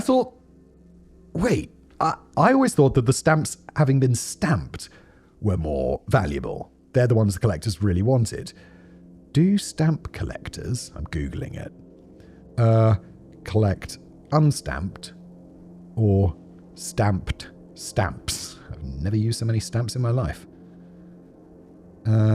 Often both collect used and unused. Okay. Used stamps valued for their historical context. Collected for their mint stamps, they're collected for their perfect condition, often with original gum, valued for technical aspects like printing, paper, and perforations. Okay, collectors do both, about personal interest. Okay. Apparently it's called philately, the hobby. There's Reddit, subreddit. Oh my god, we gotta move on. Everyone seemed to say both, but I've not collected stamps, so I don't know. Maybe I did collect a few stamps when I was a kid. But, it's like one of those hobbies that you do for like a week and then you're like, no. And then my parents would be like, so why do we buy you all this stamp collecting shit? It wasn't until adolescence that Bob's life and personality started to change. To start, there were the obvious physical changes that accompany puberty. Bob would have noticed hair growing in places that it didn't used to, and that his penis was now rapidly growing in size. Yes! And it was when Bob looked down at his new, larger penis and he realized, well, women, penises are where it's at. Okay, I doubt that's actually how it went down, but he did figure out early into puberty that he was very much gay. Of course, he was also from a devoutly Catholic family, and there was no shot that his father would accept this, so he stayed in the closet for a bit and even briefly had a girlfriend. Yeah, again, it's the 50s. You can't blame him. How he managed to get a girlfriend is totally beyond me. There's the old saying, you are what you eat. So naturally, Bob turned into a giant dick during adolescence. He became rude, aggressive, and condescending, especially towards women. But it was also during adolescence that Bob began to take art more seriously, as well as taking up cooking. On Christmas Day in 1965, so about a month before Bob turned 17, the family drove to Canton, Ohio to spend the holiday with relatives. It was there, at the age of 39, that Bob Sr. suffered a fatal heart attack, almost certainly caused by whatever genetic heart condition had also caused high blood pressure in his son. That was the last of several life-altering events Bob had experienced that year. The first was his trip to the local movie theater to see the movie The Collector, based on a novel from a couple of years earlier by John Fowles. The movie is about a man who stalks and kidnaps a woman, attempting to keep her captive until she falls in love with him, just as he was in love with her. Yes, that's how it works. The man keeps the woman prisoner for weeks until she dies of pneumonia, at which point he begins stalking a new woman in the hopes that maybe his plan will work this time. It will, you've just got to keep going until you find the right woman. Obviously, that's how it works. You fucking psycho. Ironically, the one time the man and his victim had a genuine conversation, he realized that he didn't actually like her as a person and just thought that she was hot. We'll come back to the movie later, though you could probably guess what sort of impact it had on Bob. When Bob was 16, he began working part-time at a restaurant. I'm not sure if he was just washing the dishes and stuff or if he was actually cooking, but that isn't relevant to the story. It was after hours, and Bob was in the back cleaning the kitchen with another employee. This was the other major life-altering event that happened that year, as Bob claimed that his co-worker sexually assaulted him. There aren't really any details about this incident because it was never reported. Bob was afraid that if he reported the assault, everyone would find out he was gay. Obviously, the same thing could have happened if he was straight, but I'm not actually sure if 1960 society was aware of that.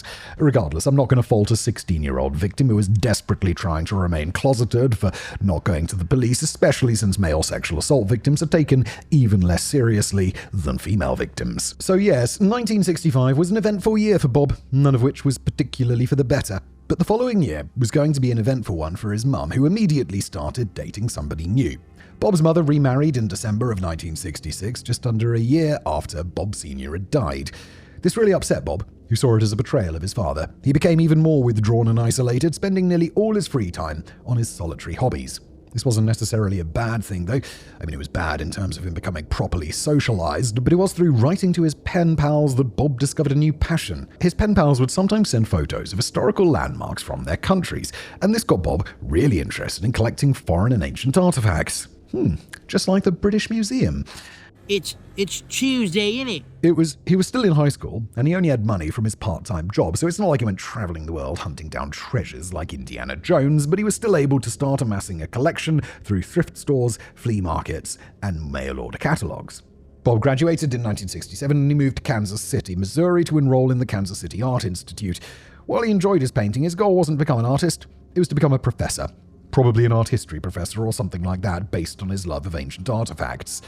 And at first, college went great. He was a bright, talented student, and it looked as if he had a good future ahead of him. But in his second year of college, Bob fell in with the wrong crowd. Those dirty, dirty hippies. He became vocally anti-authoritarian, and his new hippie friends supplied him with a myriad of drugs. I know it's hard to imagine that hippies at an art school in the 1960s would have access to all sorts of drugs, but they did. Those hippies? No, never. Of course, Bob didn't actually have any interest in using these drugs. He did become a heavy drinker, but the drugs were strictly a business venture, just not one that he appeared to be particularly good at. In January of 1968, Bob was arrested for selling meth to an undercover cop. Gotta say, meth isn't necessarily the drug that I would associate with smelly, dirty hippies. He was able to avoid jail by pleading guilty and received a 5-year suspended sentence. Isn't this like the war on drugs era? Maybe that was a little bit later. You'd think that the looming threat of 5 years in prison would have dissuaded Bob from any further criminal activity, but it didn't. The following month, he and 2 of his classmates were arrested, this time for possession of marijuana and LSD. If convicted, this would have violated the terms of his suspended sentence and sent him to prison, but the charges were dropped against him and one of the other students due to lack of evidence. Bob may not have been the most successful drug dealer in the world, but at least he was still excelling in art school, right? Well, as it turns out, not so much. Over the course of his second year, Bob had to present 3 different art projects in front of the class, and it's honestly difficult to believe that he wasn't high out of his mind when he came up with the ideas, though he probably was drunk. For the first art project, Bob brought in a live duck that he killed in front of the class. Some sources say he decapitated the duck and then cooked it. Others say he boiled it alive.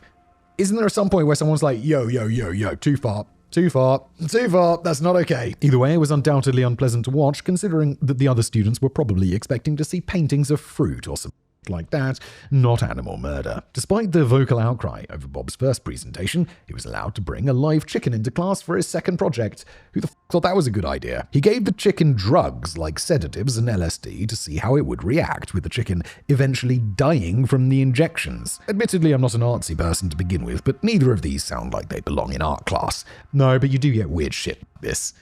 And I just think it's kind of nonsense. The first would be borderline acceptable in a cooking class, and the second sounds like a weird science experiment, but I fail to see how either of these things would be considered actually art. Then again, I fail to see how a banana duct taped to a wall is art, so I mean, what the hell do I know?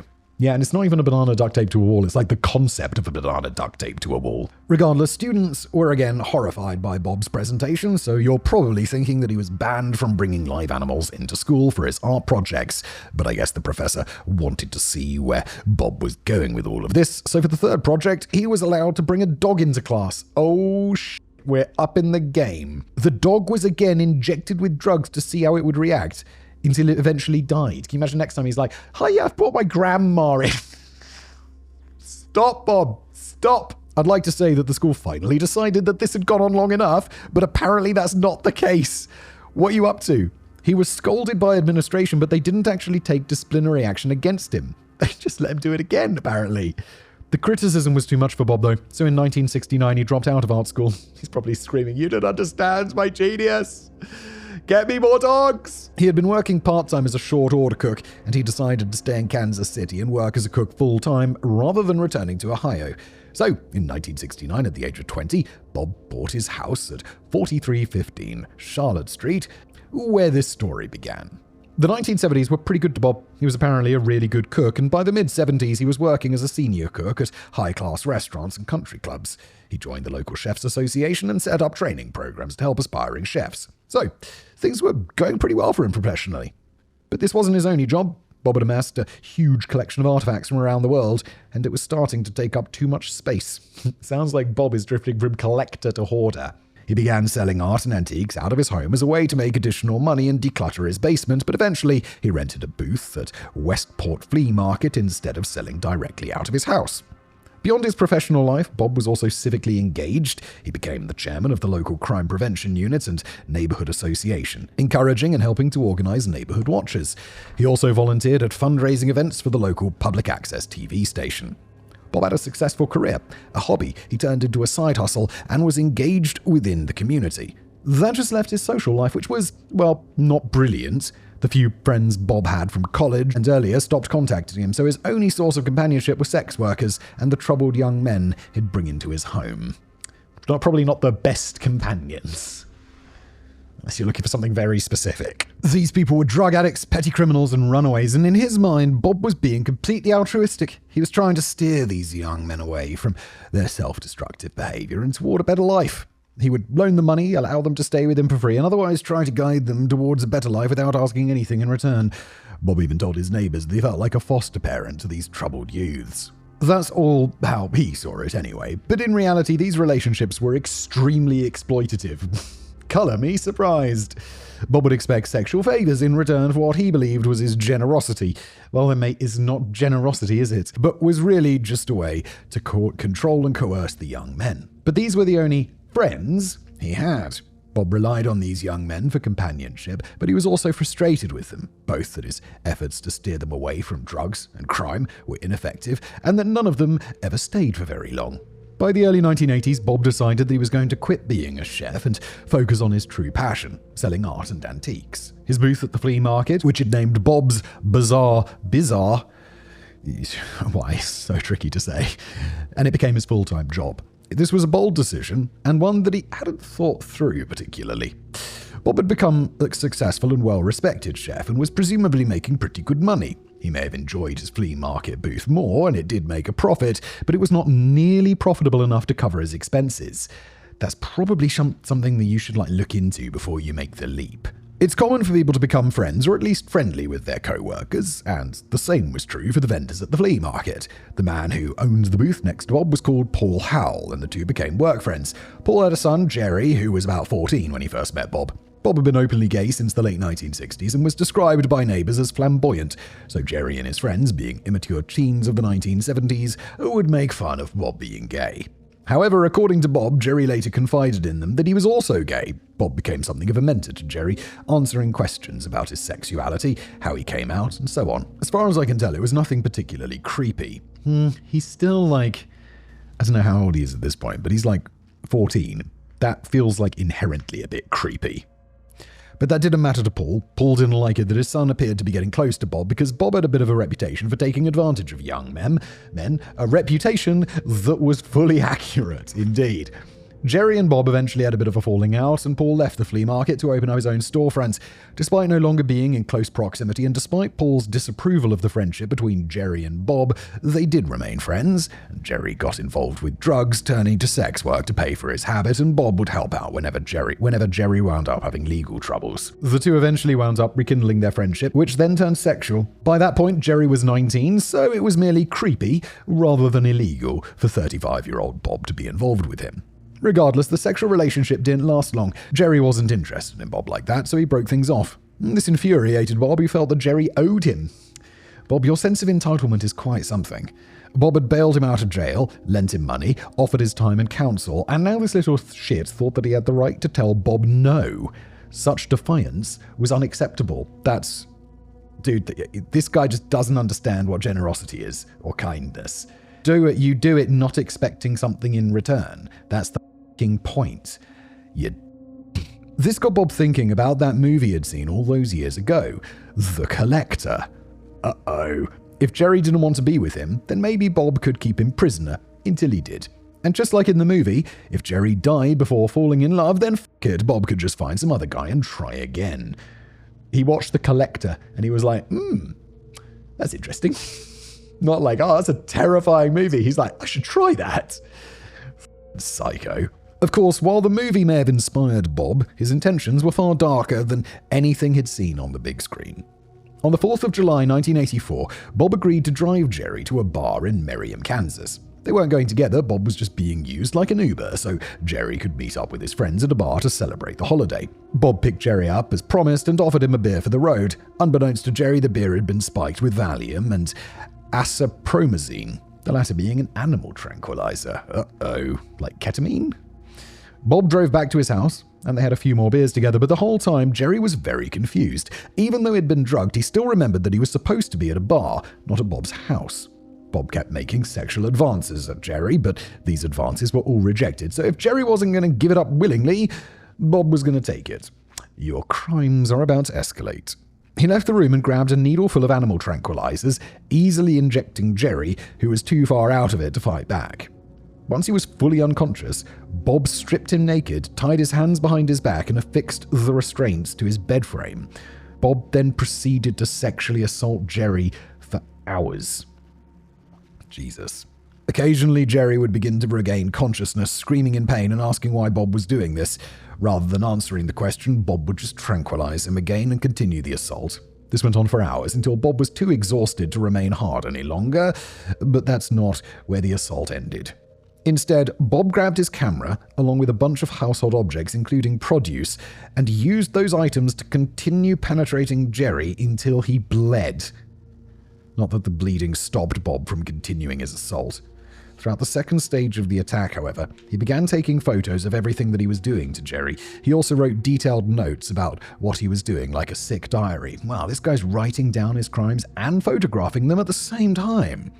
This continued all through the night, but once 9 a.m. rolled around, Bob had to go to work. He couldn't let his new play toy, his words, not ours, go though, so he injected Jerry with what he hoped would be enough sedatives to keep him knocked out for the entire day and left for work. After work, Bob came home to find Jerry still tied to the bed as expected, so he resumed his sexual assault, documenting and photographing everything that happened. But it wasn't enough for Bob to just violate his victim for sexual gratification. He wanted to torture Jerry as well. You just keep increasing these crimes, don't you? He grabbed a metal rod and began beating Jerry for no other reason than to cause him pain and suffering. As the evening of sexual assault, beatings, and continuous druggings wore on, Jerry began getting ill. He had always tried screaming whenever he regained consciousness, but now he was vomiting as well. This was all getting too much for Bob to handle, so he gagged Jerry's mouth. It shouldn't take a genius to figure how that would end, and at approximately 10 p.m., after 28 hours of torture, Jerry died of asphyxiation from either the gag, vomit, drugs, or some combination of the three. Bob did briefly attempt to perform CPR, but to no avail, and that's probably for the best, because if he successfully resuscitated Jerry, it would have just been for more torture and abuse anyway. But now that he was dead, Bob had to deal with the body. He dragged Jerry's body down to the basement, hung him upside down from the ceiling above a large cooking pot, and made a few careful incisions so that all the blood would pour down directly into the pot. Why? Hanging the body upside down was a difficult task for the out-of-shape Bob, so you'd think he would have just gone to bed while the blood drained. But seeing what he had done was far too exciting, so instead he grabbed his camera and took pictures of Jerry's dead body while violently masturbating, and then he went to bed. The next morning, after Jerry was fully drained of blood, it was time for Bob to dispose of the body. Using a boning knife and a chainsaw, Bob cut Jerry into pieces. Each piece was wrapped in newspapers, then wrapped in a trash bag, and then all of the pieces were placed inside larger trash bags. It's like some Dexter. That actually made it really easy to get rid of the body, because instead of having to drive somewhere secluded and bury the body himself, he just put the trash bags out at the curb to be picked up by the garbage men later that morning. Wait, all in one place? What, you stupid? You gotta throw that in the sea. Bob spent the next few days alternating between excitement and panic. He would frequently revisit the photos and notes he'd hidden under his mattress, masturbating while looking at everything he'd done to Jerry. I'm guessing he's got a Polaroid camera or something? Or he's got a darkroom, because this is pre-digital.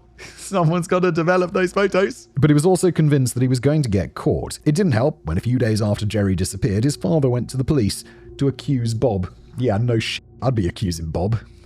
Sicko. Even though they were theoretically friends, Paul had always been suspicious of Bob when it came to Jerry, and since it was known that Bob was supposed to be driving Jerry to a bar that night, that was known? It certainly made sense for the police to go and talk to him. Bob told the police that he'd picked Jerry up as planned, dropped him off near the bar, and hadn't seen him since. That's exactly the answer you'd expect, regardless of whether Bob was innocent or guilty, so it wasn't terribly helpful. But other than Paul's insistence, there really wasn't any evidence pointing towards Bob. Not only that, but the police discovered that Jerry was a drug-addicted sex worker. Oh, yeah, I mean, if he's a drug-addicted sex worker, then you immediately know that the police are going to care about this a lot less, because that's how it works. Really, that's probably how it works. A pretty f***ed up system. Once they found out, they didn't really care anymore. Surprise! Not only did they tell Paul that his son was probably just off looking for his next fix and would turn back up eventually, they didn't really care one way or the other. It's almost as if there are certain types of victims the police just don't take seriously. No, Kevin, never. For months, Paul kept demanding that the police look into Bob, convinced he had done something to Jerry, but nothing came of it. As the months dragged on, Bob began to come to the realization that not only had he gotten away with murder, but that the police weren't going to take the disappearances of gay sex workers seriously, especially if those men also had drug habits. Now that he realized he could continue to kill people without fear of getting caught, it was time for Bob to stock up on animal tranquilizers, so he would always have some handy if a victim presented themselves. At this point, I should probably mention that Bob was also a dog breeder, breeding chow chows in his house as another way to make money.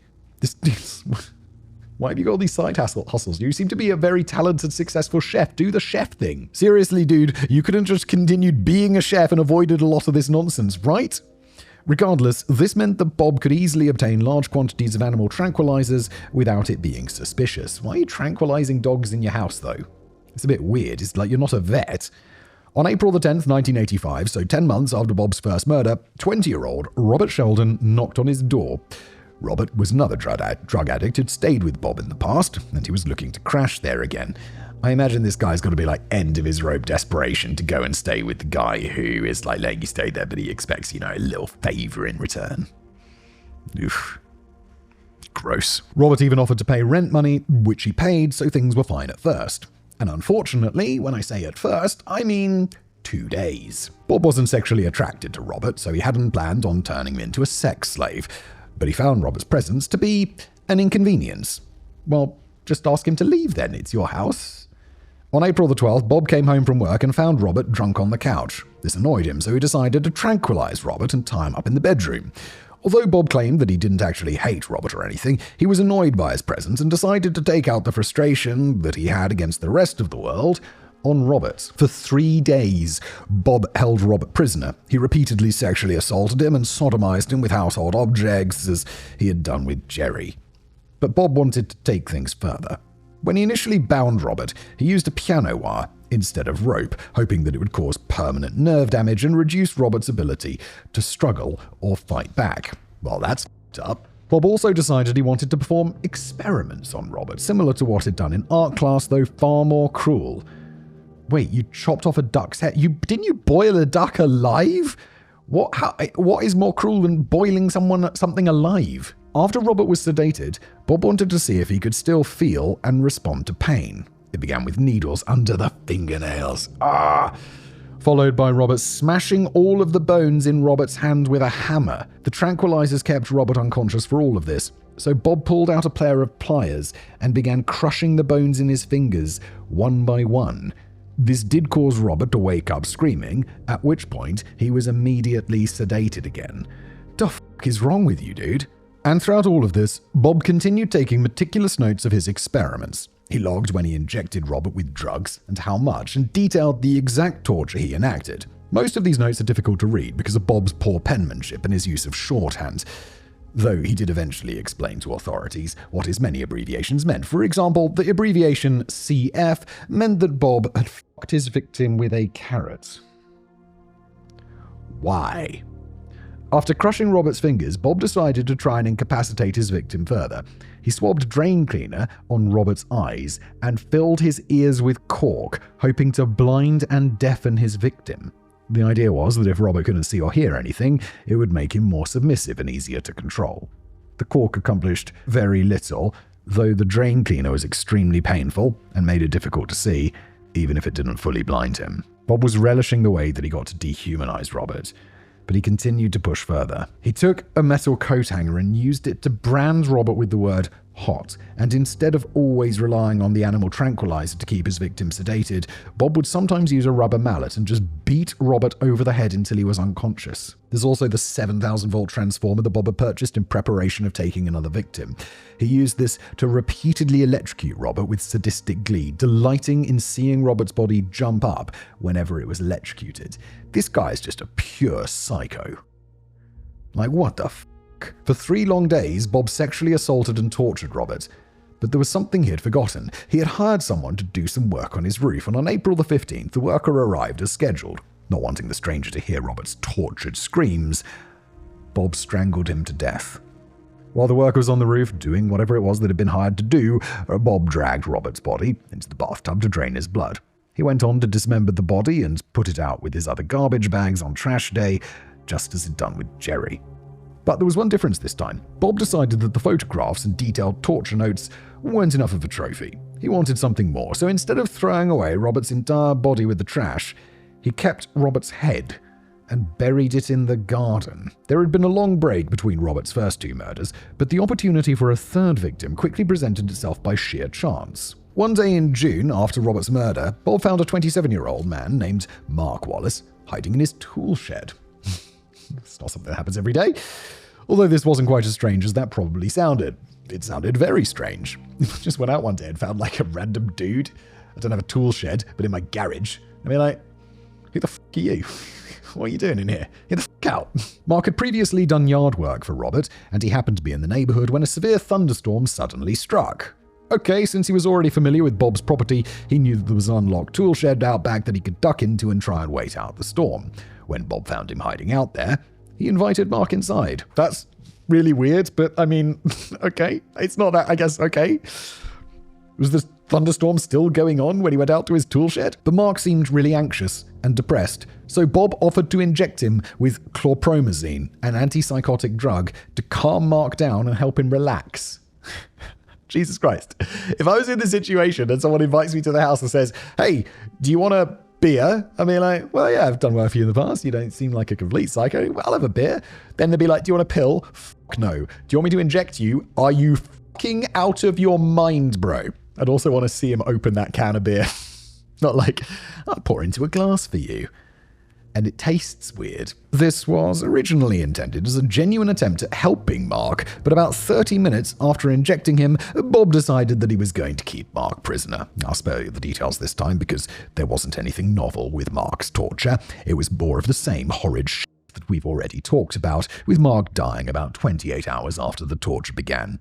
This time, Bob did not keep a trophy, disposing of Mark's entire body with the trash. About 3 months later, Bob received a phone call from a former friend, 25-year-old James Ferris. Now, for anyone familiar with this case, you may have heard this victim referred to as Walter Ferris rather than James. That was indeed his birth name, and the name Bob used in the notes about the torture. But Bob was the only person that used his given name instead of calling him James. It's not terribly important, I just didn't want anyone confused if they'd heard a reference to Walter Ferris before this. Anyway, Bob and James had a bit of a weird history. James was married, but he had multiple affairs, including with Bob. He'd even lived at Bob's house in the past for a bit, but James also had a drug problem, which is probably how they met in the first place. Bob did enjoy offering up his home to vulnerable people so that he could exploit them, after all. However, the relationship had soured between the two when James tried to frame Bob as a drug dealer for reasons. Maybe he thought he could get a reduced sentence for whatever he had been arrested for if he could turn the cops onto someone else, but it didn't work. And it pissed Bob off. No surprises. Given what he had done, I'm not sure why James thought calling up Bob was going to be a good idea. I'd be like, hey mate, yeah, I know I tried framing you for drugs so you would go to prison instead of me, but how you doing, buddy? He had effectively been thrown out by his wife and had nowhere else to stay though, so maybe calling up Bob was a last resort. Given what he had done, though, I'm not sure why James thought this was a good idea. The two agreed to meet at a gay bar, then Bob took James back home for a meal. He had some crushed-up tranquilizers in the food, and once James was knocked out, Bob tied him to his bed, as he had with the others. But this time was supposed to be different.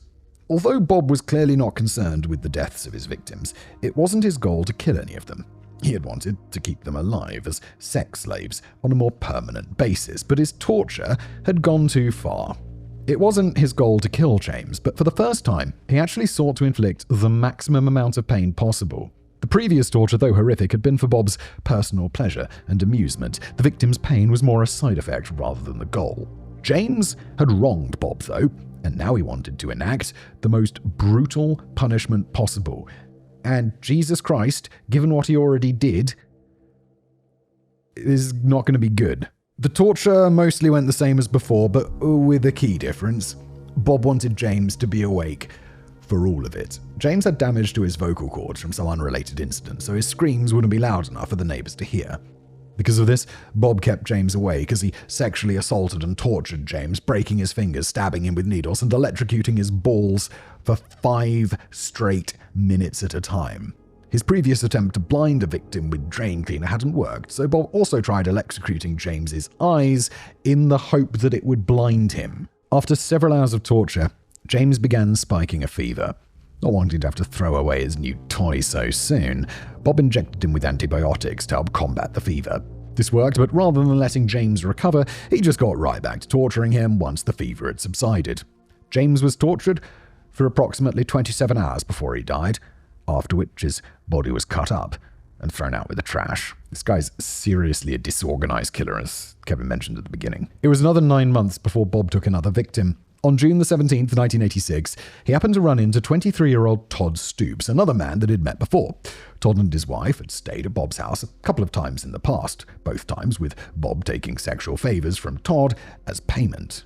That's fucked up, apparently, and Todd's wife was aware of it. They ran into each other at the park that day, and Bob invited Todd back to his place for some lunch, and if Todd was willing to let Bob f*** him, he'd even throw in the $13 that Todd needed to buy drugs. Once they got back to Bob's house, Todd was drugged and tied up. But this time, Bob decided he was going to be more gentle. At first, anyway. He had always found Todd attractive and wanted a relationship with him, but Todd had always refused. Sure, Bob had been able to exploit Todd's poverty and addiction for sex, but it wasn't the same thing.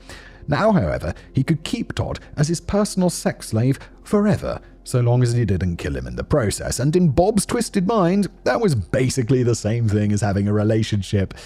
Oh, you're so f***ed up. And not f***ed up in the way the first guy was f***ed up, because he was just batshit. You are just a fucking sick psycho. The torture mostly started slow, though one of the first things he did was inject drain cleaner into Todd's larynx. The drain cleaner may not have permanently blinded his victims, but it did cause severe temporary damage.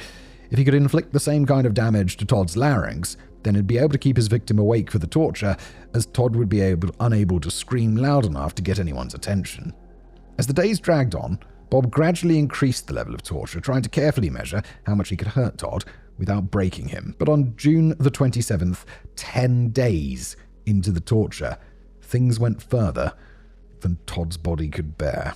Bob fist-fucked Todd so hard that it ruptured his anal canal, causing severe blood loss and eventually sepsis. It took 4 extremely painful days for Todd to pass away from septic shock. He was then unceremoniously dumped on the curb for the garbage men to take away.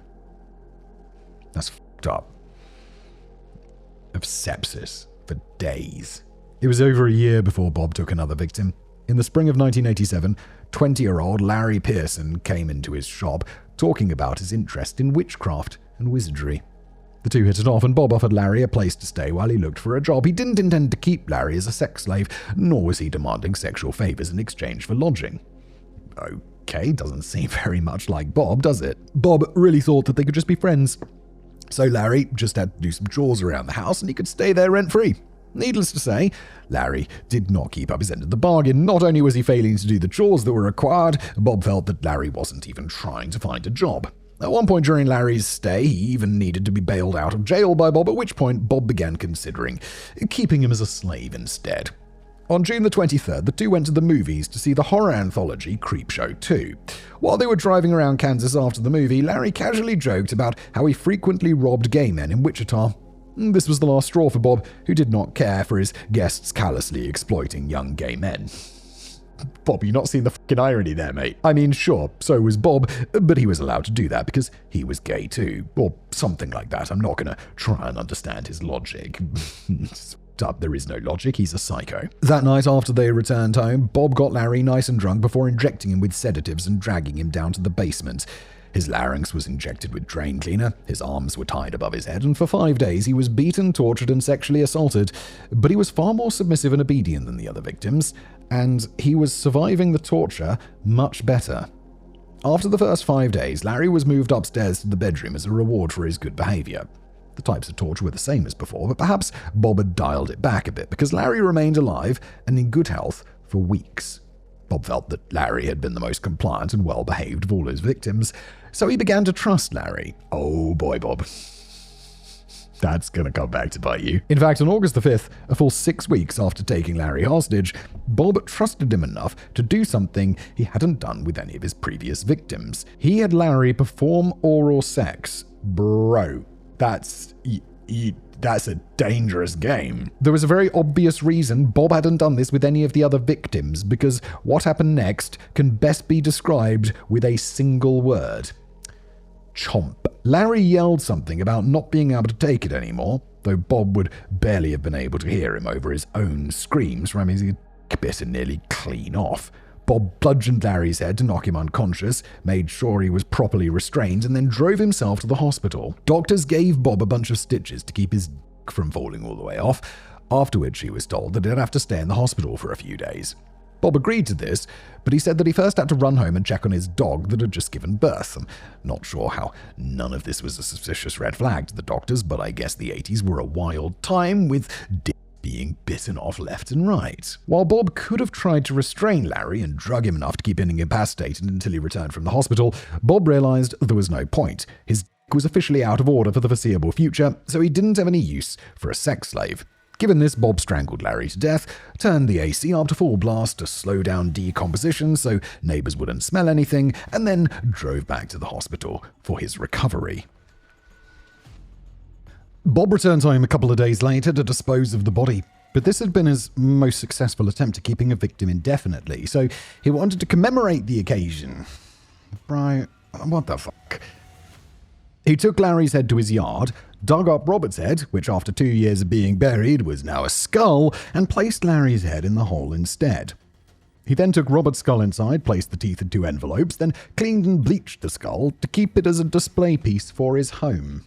That finally brings us to Chris Bryson, Bob's last victim. Chris was a sex worker who Bob picked up at about 1 a.m. on March the 29th, 1988, to bring back home for sex. Rather than drugging Chris, Bob knocked him unconscious with an iron bar before tying him up. Chris was subjected to the same torture and sexual abuse as the other victims, but for some reason something was different this time.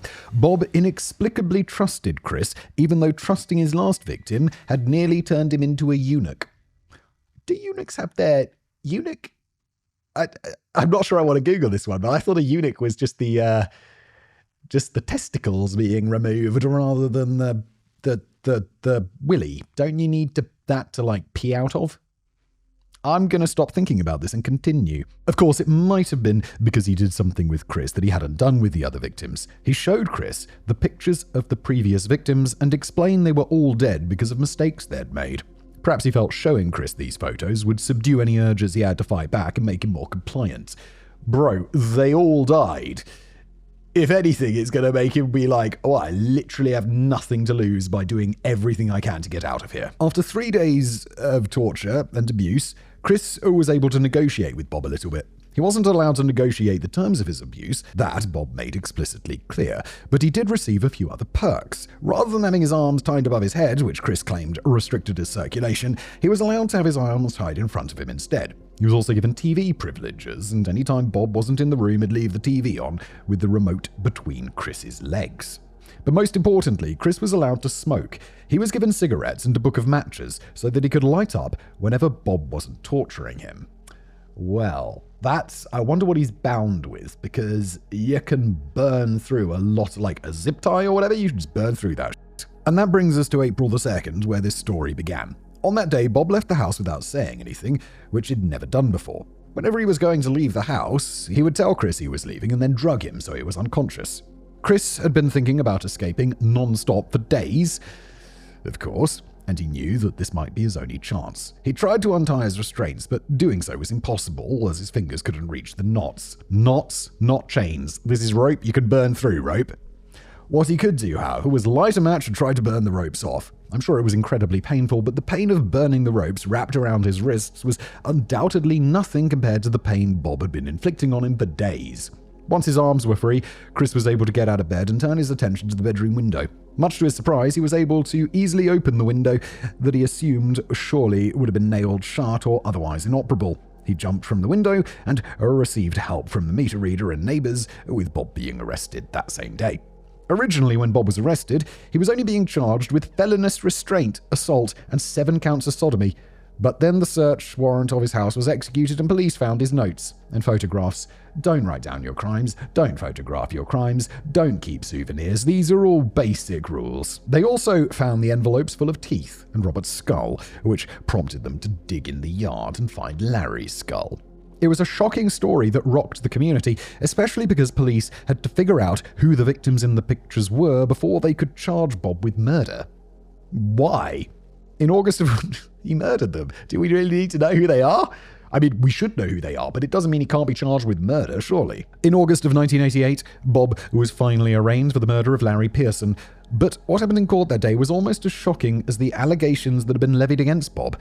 When asked how he pled, Bob stood up and said, guilty. Nobody was expecting this, and the only reason it happened was because of a difference of opinion between Bob and the prosecution. You see, Bob thought that he should get to keep living. But the state of Missouri felt otherwise. Bob was terrified of the death penalty, so he pled guilty to first-degree murder so that he would only receive life in prison. He later pled guilty to the other 5 murders and received a second life sentence, but the sentence he received was largely irrelevant anyway. Just 4 years later, on October the 8th, 1992, Bob Berdella died of a heart attack at the age of 43. Oh no! And that's the end of that one. Leonard Lake and Charles Nguyen. This is that Vietnamese surname, NG. And my pronunciation, dude, listen. That is such an unnatural sound for my voice to make. I'm going to try my best. Criminals have a tendency to make really stupid decisions. The ones that get caught do, anyway. And it's a good thing they make such poor decisions, because that's how the majority of criminals get caught. That's not to say that the police are incapable of solving crimes on their own, though we've absolutely encountered incompetent police forces on this channel so many times, Kevin. But criminals fortunately have the decency to be stupid enough to make catching them a lot easier than it could have been. Anywho, on June the 2nd, 1985, an Asian man was walking around a hardware store in San Francisco, California, when he was spotted attempting to steal a $75 vice. The man ran out of the store, tossed the vice into the trunk of a brown 1980 Honda Prelude, and then ran away on foot, which raises a couple of questions. It does indeed. You have a car right there. Why didn't he just drive away in his car? And if he was going to run away on foot, why didn't he just drop the vice on the ground? Either of those decisions would have made more sense, but that's not what happened. The hardware store called the police, who began examining the trunk of the Honda, which actually raises another question. Why hadn't the man closed the trunk of the car? He didn't even close it? Was this even his car? That certainly would have been a good idea, seeing as the police found a .22 caliber pistol in the trunk equipped with an illegal silencer. While police were checking out the trunk of the Honda, another man showed up at the store. He said he was a friend of the shoplifter, and it was all a big misunderstanding. According to this man, the shoplifter thought he'd paid for the vice, though if that were the case, I don't know why his friend would have fled the scene. Regardless, this man had come to apologize on behalf of his friend and pay for the vice. What is happening? Just so we're clear, that's not how shoplifting works.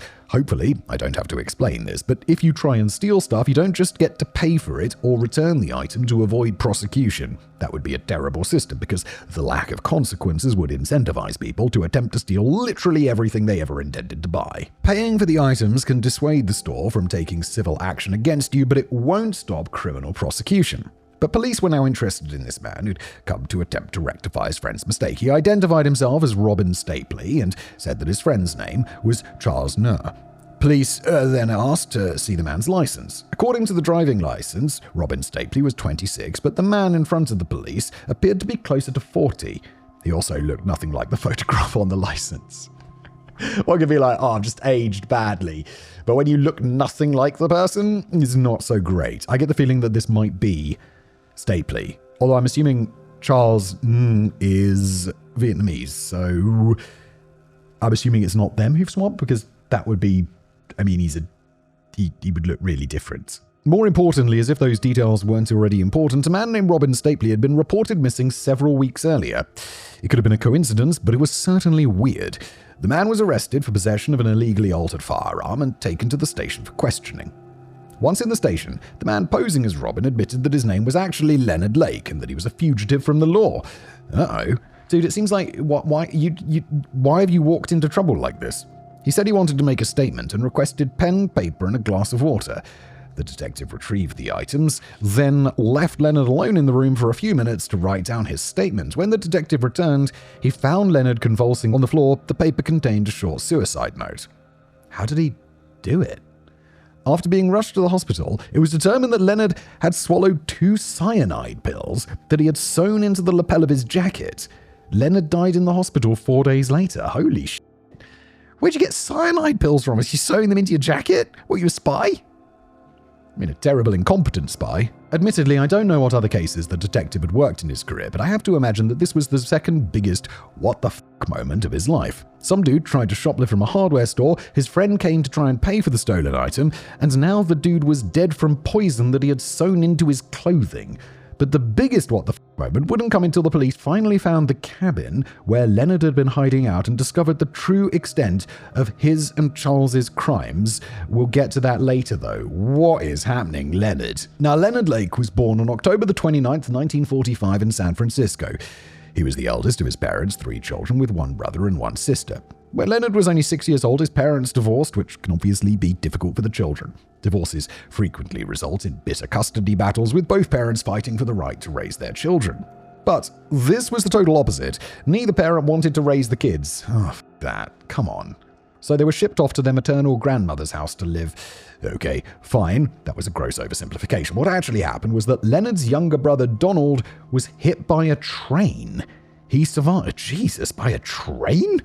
He survived but became permanently mentally disabled. Oh my lord. Taking care of Donald required all of his mother's attention, leaving her unable to care for the other children, so Leonard and his sister were sent to live with their grandmother. Kevin, I feel like you misled me a little bit with this one.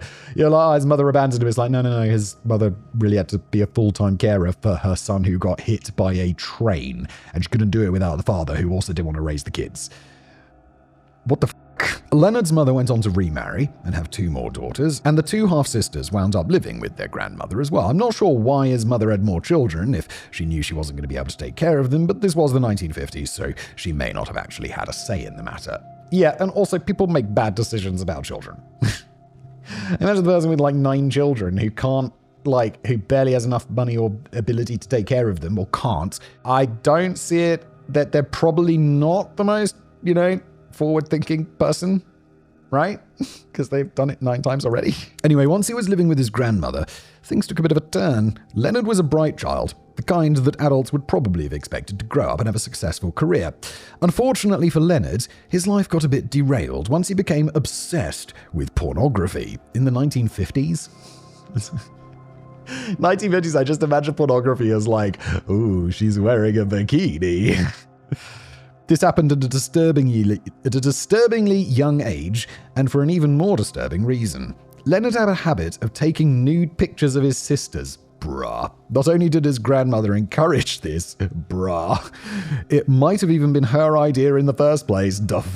That's not entirely clear. His obsession with porn has been blamed on the habitual photographing of his naked sisters from a young age, while his brain was still developing. I don't doubt that there was at least some causal connection there, but to be fair, Leonard's brain was already pretty broken, as will become increasingly evident. His grandmother may have encouraged him to take pictures of his sisters, but using those pictures to blackmail and coerce his sisters into having sex with him was all Leonard's idea. Why? This guy would know. And unrelated to incest and sexual abuse, he also liked to catch mice and kill them by dissolving their bodies in chemicals. All right, this guy's going to become a murderer. I mean, we already know it because of this episode, but Jesus Christ. Yes. So yes, clearly something was wrong with Leonard, and clearly he lacked any sort of positive paternal figure to teach him impulse control. By the time he was an adolescent, Leonard was already a habitual sex criminal, preying upon his younger sisters. But near the end of high school, he was introduced to a new obsession that would further influence his later crimes. When Leonard was 18, the author John Fowles released a new novel that you've probably heard of before. Oh no, it's the same dude! Oh, it's The Collector! Twice in one episode? Oh God. John, why'd you have to write this book? It's having bad effects. I'm beginning to think everybody who read that book or saw the movie adaptation should be put on some sort of watch list, because these aren't the only 2 true crime stories with connections to that book. Uh-oh.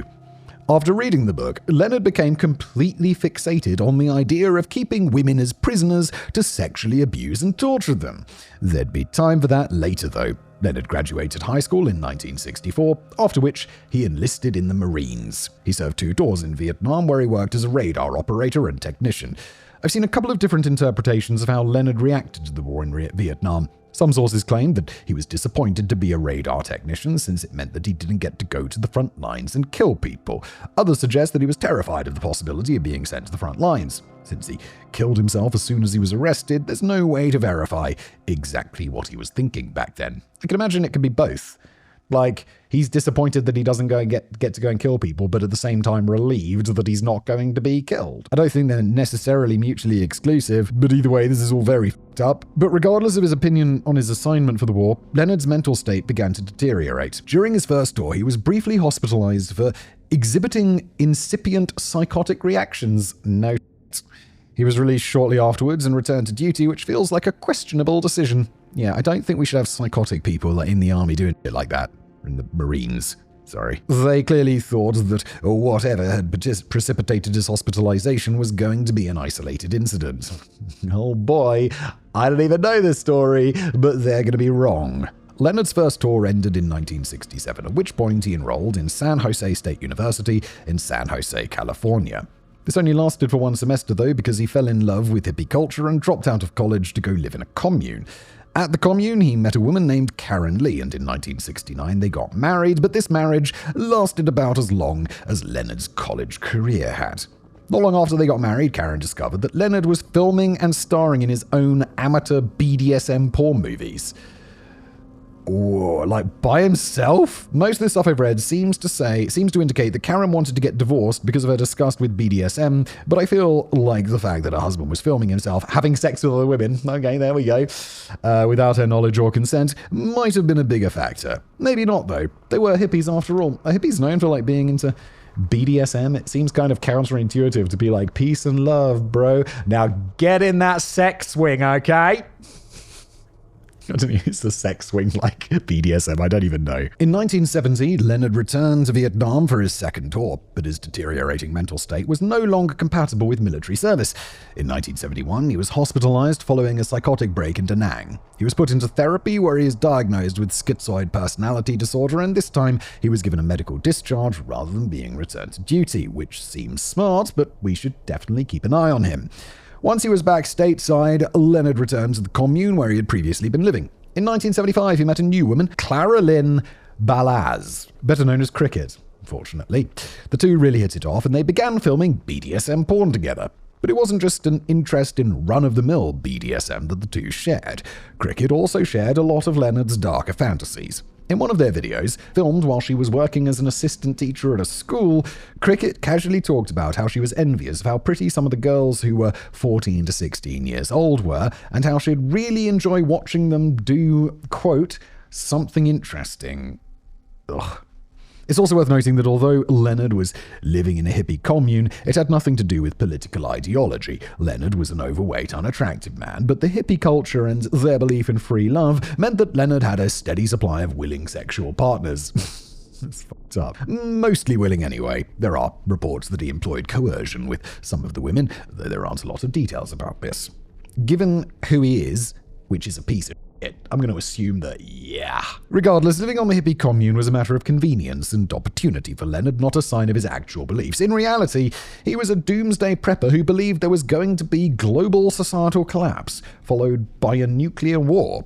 He actually tried to build a fallout shelter while living in the commune, but the landowner found out and forced him to stop construction. Even if he couldn't build his own nuclear bunker, Leonard still remained extremely interested in preparing for doomsday. In 1980, while he was working as the manager of a motel, he took out an ad in a survivalist magazine. The ad caught the attention of a 20-year-old convict by the name of Charles Ng. Charles had been born in Hong Kong on December 24th, 1960, and had always been a bit of a problem child. Charles's father was insistent on beating him until his behavior improved, but it never did. I'm sorry, I assumed he was Vietnamese, because I think that's quite a common Vietnamese surname, but he might be Chinese or Hong Kongese? If you were born in Hong Kong before 97, what was... I don't know. Chinese? I don't know. A Hong Konger, maybe? Hong Konger? By the time he was a teenager, Charles was a loner and a troublemaker who got expelled from multiple schools. At the age of 15, he was arrested for shoplifting. After that, his father decided to ship him off to a boarding school in North Yorkshire in England. Oh, I wonder where he went. And then he ended up in America at some point, I guess. His father's got to be pretty wealthy to send him off to a boarding school in England. But he was shoplifting and shit? I don't know. For kicks. This didn't last long, though, as Charles was quickly expelled for stealing from other students. Though he was never officially diagnosed, it's widely assumed that he suffered from kleptomania. That's not a great condition to leave untreated, but it's hardly the worst thing in the world. Oh, that's why he's stealing that vice, because he's a kleptomaniac. Besides, while his victims didn't appreciate having their shit stolen, it's not like Charles was taking anything terribly important or dangerous. Right? I don't know. Let's find out. In 1978, he got a student visa and traveled to the US to study biology at Notre Dame, but I think it's Notre Dame? Notre Dame? I can't say it right without putting on a terrible American accent. Not the good Notre Dame that you've probably heard of, though. He was studying at the College of Notre Dame in Belmont, California. I don't know any of these. He dropped out after I've heard of Notre Dame, but I don't know anything about it. He dropped out after a single semester, following which he was involved in a hit-and-run accident. Police were able to track Charles down after the accident, but he was able to avoid prosecution by enlisting in the Marines. If you're wondering how a foreign national who was in the country on a now invalid student visa was able to enlist in the US military, I'm going to guess, Kevin, it was Vietnam. Oh, well, stop asking so many questions. What are you, a cop? That's it. He just... Can you imagine? Just I'm going on holiday to America. What if I enlist in the Marines? Just go, hello, old bean. I'm here to enlist in the Marines. Come over here, boy. At some point, they'll be like, I'm going to need to see your passport. You're not an American. Get out. But according to Charles, a recruiting sergeant got him fake documents claiming he was from Indiana so he could enlist. Okay. Unfortunately, military life didn't help set Charles down the straight and narrow. Just months after he joined the Marines, he was arrested for stealing automatic weapons and explosives from the base's armory. He was being held in military prison following his court-martial, but somehow he was able to escape. What is your life? He's in Hong Kong. He gets sent to boarding school in England where he gets expelled for stealing stuff. Then he manages to get a US visa, which is difficult, and then he ends up joining the Marines, and then he ends up in Marine prison, and he escapes. What is your life? It was at this point that he found Leonard's advertisement in the Survivalist magazine and went to meet the man he thought could be his new friend. The two hit it off, and for a time, Charles stayed at the motel that Leonard was managing.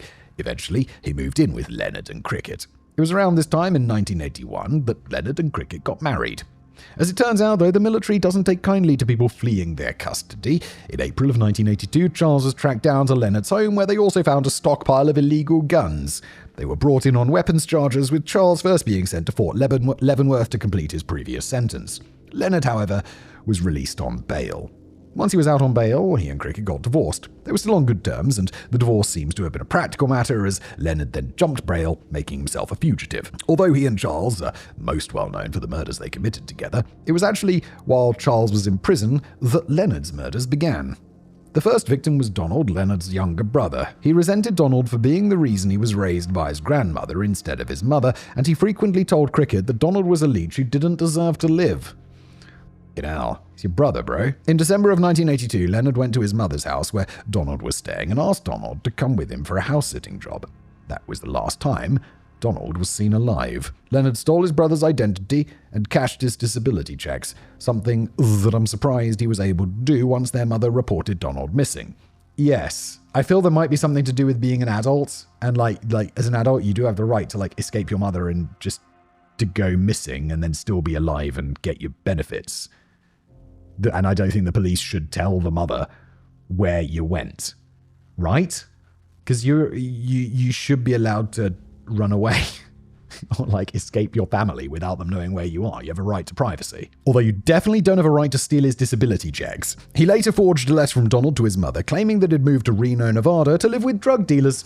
It's very specific. 4 months later, Leonard took his next victim. He'd been renting a room under a fake identity, but in spring of 1983, he moved in with his friend Charles Gunner. The two had been good friends, with Charles actually serving as Leonard's best man at his wedding to Cricket. However, Charles looked a bit like Leonard. They were both overweight, balding guys with beards, which made Charles the perfect target. On May the 20th, Leonard invited Charles on a road trip to Vegas, but only Leonard returned. When people asked what happened to Charles, Leonard said that he'd run off with a woman in Vegas. He then assumed Charles's identity and began cashing his government checks. Leonard couldn't stay in Charles's house, though. They looked enough alike to pass off Charles's ID as his own, but people in the area had known Charles and knew Leonard wasn't him. Needing a new place to stay, Leonard moved into a remote cabin in Wilsayville that Cricket's parents owned.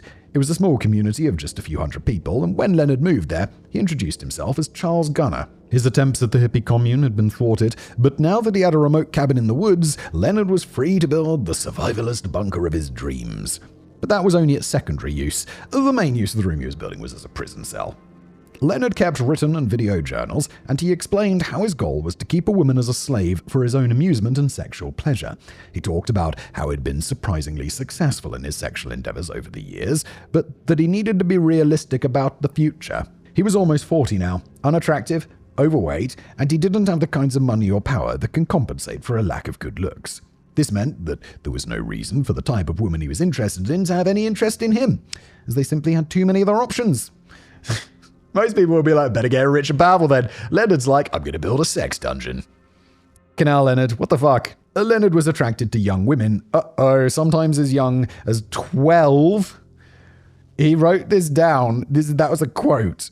And then he says, though ideally 18 to 22, which as a man, I assume almost 40, is weird, but not illegal, and very different from 12. And he felt there was no realistic reason for them to ever want him. But it was more than that, because he was also an admitted misogynist. Part of a relationship, even a purely sexual one, is caring about the other person's needs and feelings. Leonard had no interest in that shit. He just wanted women to keep as slaves, sort of off-the-shelf sex toys that he could use whenever and however he wanted, but before returning them to their cells.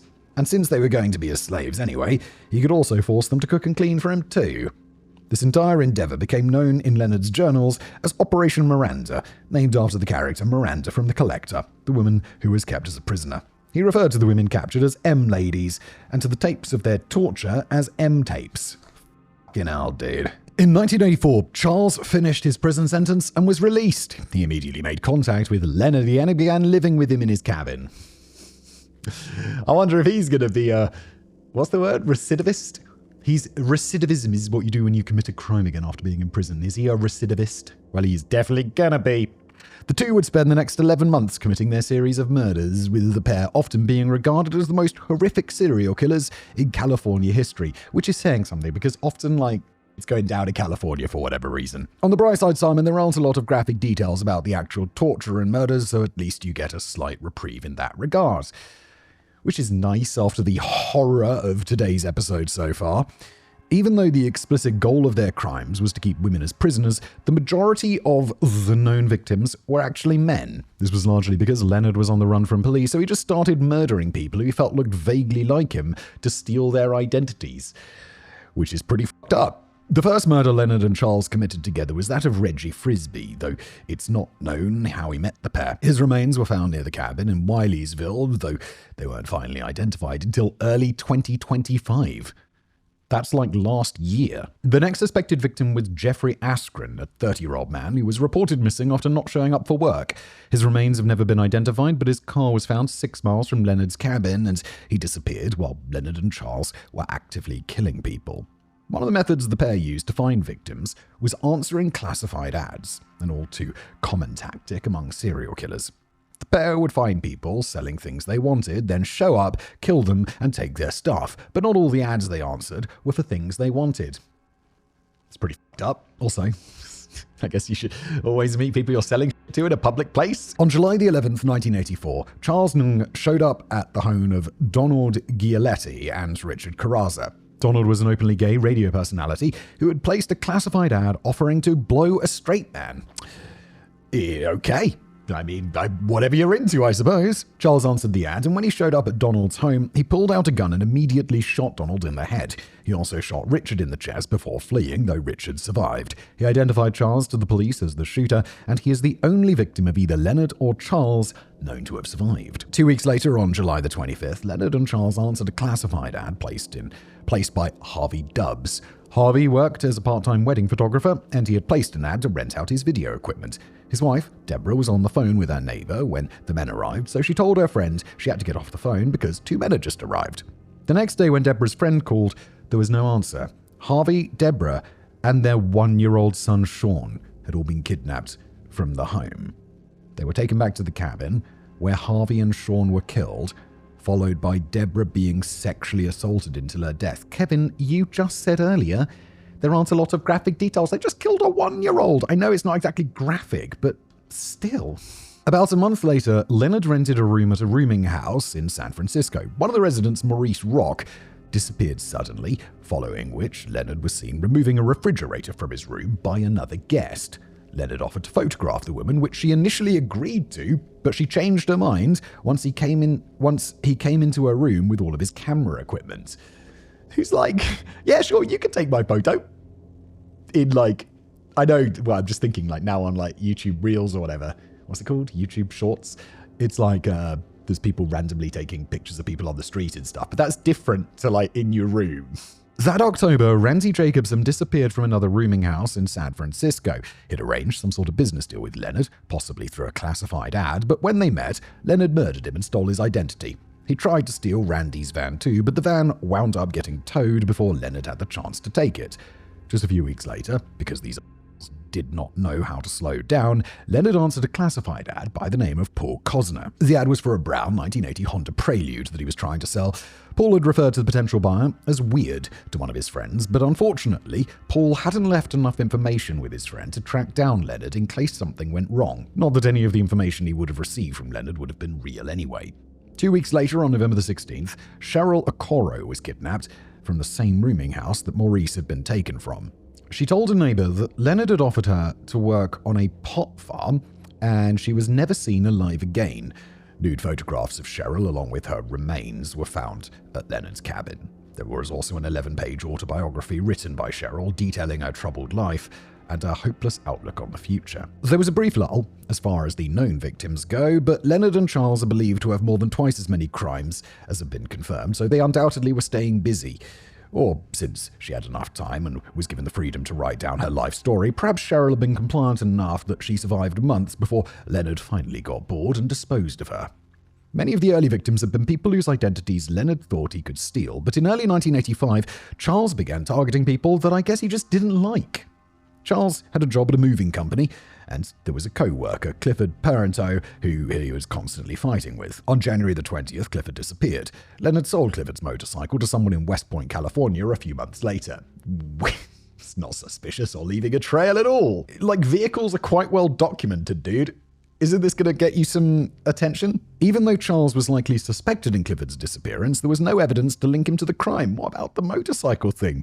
This emboldened Charles, who targeted another co-worker, Jeffrey Gerald, a month later. Guys, look, one of your co-workers go missing?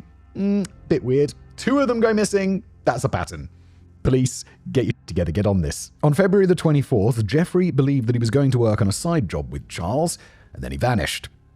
On April the 12th, Charles made contact with Michael Carroll, a friend that he had made during his stay at Fort Leavenworth. Michael and his girlfriend, Kathy Allen, were staying at a motel in Milpitas, California. At around 10 p.m., Michael told Kathy that he had to leave and would return in the morning. Presumably, he believed that he was meeting Charles for some sort of robbery or other criminal endeavor that would make him some money, but instead he was murdered by Leonard and Charles, but not before they got some information out of him about Kathy. 3 days after he disappeared, Kathy received a phone call from Leonard while she was at work at the grocery store.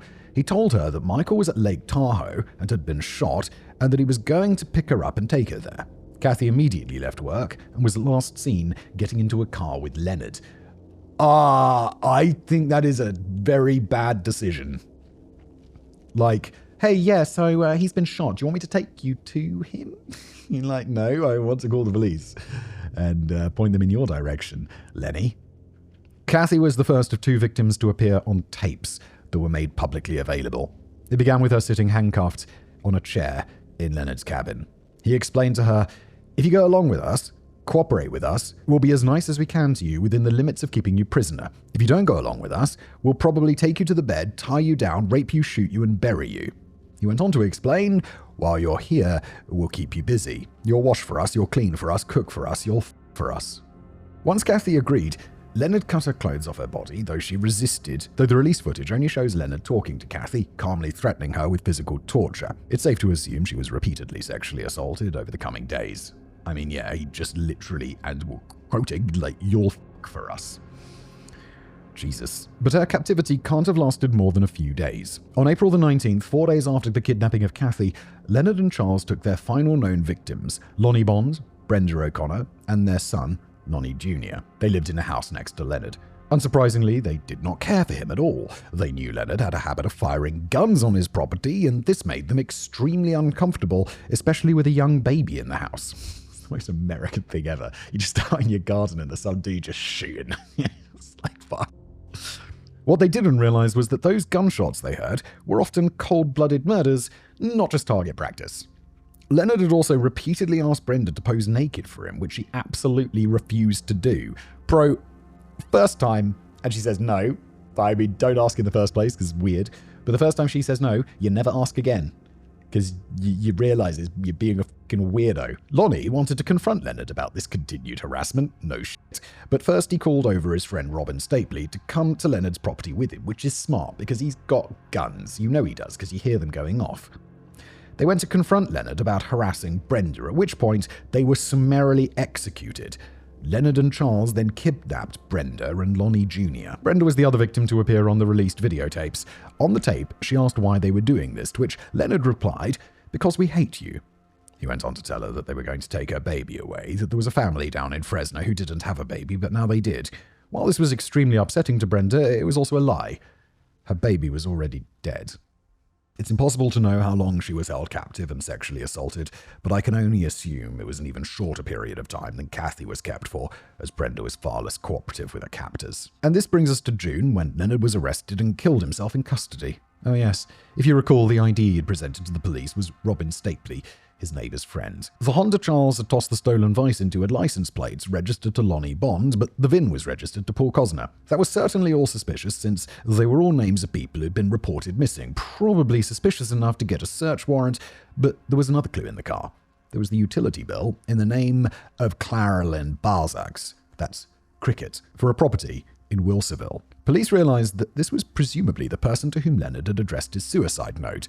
The note opened, "Dear Lynn, I love you, I forgive you, freedom is better than all else," followed by an apology for all the trouble he caused. Police contacted Cricket to ask why a utility bill in her name was found inside the stolen car. She explained that Leonard was renting a cabin in the woods from her, and she even gave the police permission to search the cabin. Wait, is that how it works? If you're the landlord, can you get police to search your tenant's cabin? I don't think so. Or your tenant's property? I don't think so. I think that's the tenant's right. Isn't it? The only problem was that Cricket was really busy that morning and the cabin was hard to find, like super hard. In fact, they shouldn't even try to find the cabin on their own because they'd never be able to. Instead, they should just meet Cricket at 10 a.m. the next morning so she could lead them to the cabin herself. That sounds like she's about to give them a tip-off. No? Obviously, that does sound suspicious, but this was a consent search. While they almost certainly had enough cause to get a warrant issued, that also would have been a pain in the arse. It was easier to agree to Cricket's terms so that she didn't revoke consent, though they emphasized to her that she was not to go to the cabin or touch anything inside it until the police had a chance to search it. Do you think she's like, you did tell me I couldn't phone him? Oh yes, and before the police arrived at Cricket's house, Charles had already shown up there. He asked for a ride to the airport, which she gave him. At that point, she had no reason to suspect anything had gone wrong, though even if she knew, she probably would have done it anyway. Charles then took a plane to Chicago under the fake name of Mike Komoto, and from Chicago, he was able to escape into Canada. The next morning, Cricket met with the police at 10 a.m., as agreed upon. However, they were surprised when she pulled up in her car with Leonard's mother in the passenger seat. They were even more surprised when she told them that she and Leonard's mother had visited the cabin the night before, not because they wanted to destroy evidence, that would be oh so horribly illegal, but because Leonard was kind of a slob and they just wanted to tidy the place up a bit so it wouldn't be embarrassing. This is a pretty weak excuse, guys. Come on now. Needless to say, the police were not thrilled with Cricket, especially once she led them to the cabin that was in fact rather easy to find. Almost as if she had deliberately delayed the search so that she had a full day to dispose of evidence. They're just like, why is there a smouldering fire in the back garden? Oh, she's like, I was just, there's a lot of rubbish around. I decided to burn it. Thoroughly. When they arrived on the property, the police's attention was almost immediately drawn to the concrete shelter located near the house. Cricket said it was a fallout shelter and that she didn't have the key. It was clear that she was not going to give consent for them to search the bunker, so they limited the initial search to the cabin. Inside, there wasn't much of note. Any evidence that would have been left out in the open was already hidden or destroyed by Cricket. Police did notice that the bedposts and floor surrounding the bed had holes drilled into them. Okay, as if it was designed to keep someone tied up. Oh shit. That was noteworthy, but tying someone up during sex isn't a crime in and of itself. However, as Cricket was being questioned, one of the investigators noticed the camera in the cabin. It wasn't hidden or anything, it was on a tripod in the middle of the floor, but it looked familiar, as if it had been part of another case. Suddenly, she realized that his camera looked like the one that was missing from the Dubs property when the family disappeared. You can just keeping your stolen shit from people you murdered. You dumb Harvey Dubs had kept his recording material meticulously catalogued, including the make, model, and serial number of everything he owns. That is a degree of fastidiousness that is going to be useful, I imagine, as well as the original seats from everything he purchased. Sounds a bit like my dad. While this might sound excessive at first, remember that he was renting the stuff out to strangers. If anyone he rented to tried to steal his shit, these records would serve as evidence that it was actually his property. Anyway, the investigator called into the station to check the serial number of Harvey's missing camera, and it matched the one inside Leonard's cabin. Now, that is circumstantial evidence, of course, but boy, is it some good circumstantial evidence. At that point, Cricket decided the police had been there long enough and that they should probably go. That was fine, though, because between the stolen car and now the stolen camera, they had probable cause to get a search warrant for the property. This included the bunker. The interior of the bunker looked like a cross between a fallout shelter and a tool shed, though police immediately noticed 21 photos of unidentified women on the wall, many of whom were nude. Bro, at that point you're like, all right, get in the back of the car. You're arrested. Suspicion of murder. You have the right to remain silent. 18 photo albums contained even more of these pictures, with 5 full albums all being dedicated to one woman. Oh yes, and there was also a hand-drawn treasure map that pointed to a location in Leonard's yard. Don't make a treasure map of where you buried your victims' heads. You dumbass. The photos on the wall and in the albums were certainly concerning, but they weren't overtly incriminating, especially since the details surrounding the origin of these photos were not yet known. But again, very, very suspicious. While it was feared that these were all victims of Leonard, they were eventually tracked down by detectives and found to be alive and well. These women had just been a part of Leonard's amateur porn enterprise. I have to say, that's a twist that I did not see coming. Police continued searching the bunker, pulling items off shelves to see if there was anything of note on or behind them. When inspecting some shelves attached to a wall, one of the investigators noticed that the wall moved a little bit. Oh, hello! Pulling harder on the shelves revealed that it was a secret door to another section of the bunker. It's like playing an escape game. And I imagine what's in that secret section. Look, if the police have got a search warrant for your property, they're going to find your little stupid room behind a shelf. You need to do better. This section was small, but it contained another door with latches on the outside that appeared damaged, as if someone had tried to break the door down from the inside. Maybe someone like a prisoner, perhaps? Beyond the door was the 3'6" room where Leonard and Charles had kept their prisoners. The room had a homemade cot, a shelf with some toiletries, and a typed list of rules taped to the wall. Rules like, I must always be ready to serve my master. I must never speak unless spoken to. I must always be quiet when locked in my cell. Sounds like Andrew Tate's bunker. It gave some insight into what had been taking place on this property, but it was nothing compared to what the treasure map revealed. Digging up the spot on the map led the police to find a pair of 2-gallon buckets. Oh, wait. Okay. Wait, was the head guy the last entry? I've recorded this over a few days because it's absolutely enormous. Maybe that was the previous entry. But anyway, it's still evidence. Don't put a treasure map to your evidence. To evidence of your crimes. Not your evidence, that's the police's evidence, and they're going to use it to, hopefully, get a needle put in your arm.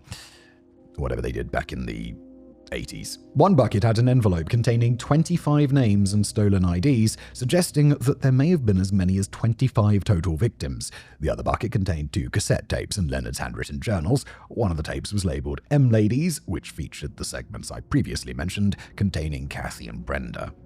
Though never released to the public, with good reason, there was also a segment later shown in court in which Deborah Dubbs was assaulted so severely she could not have survived, according to an expert witness.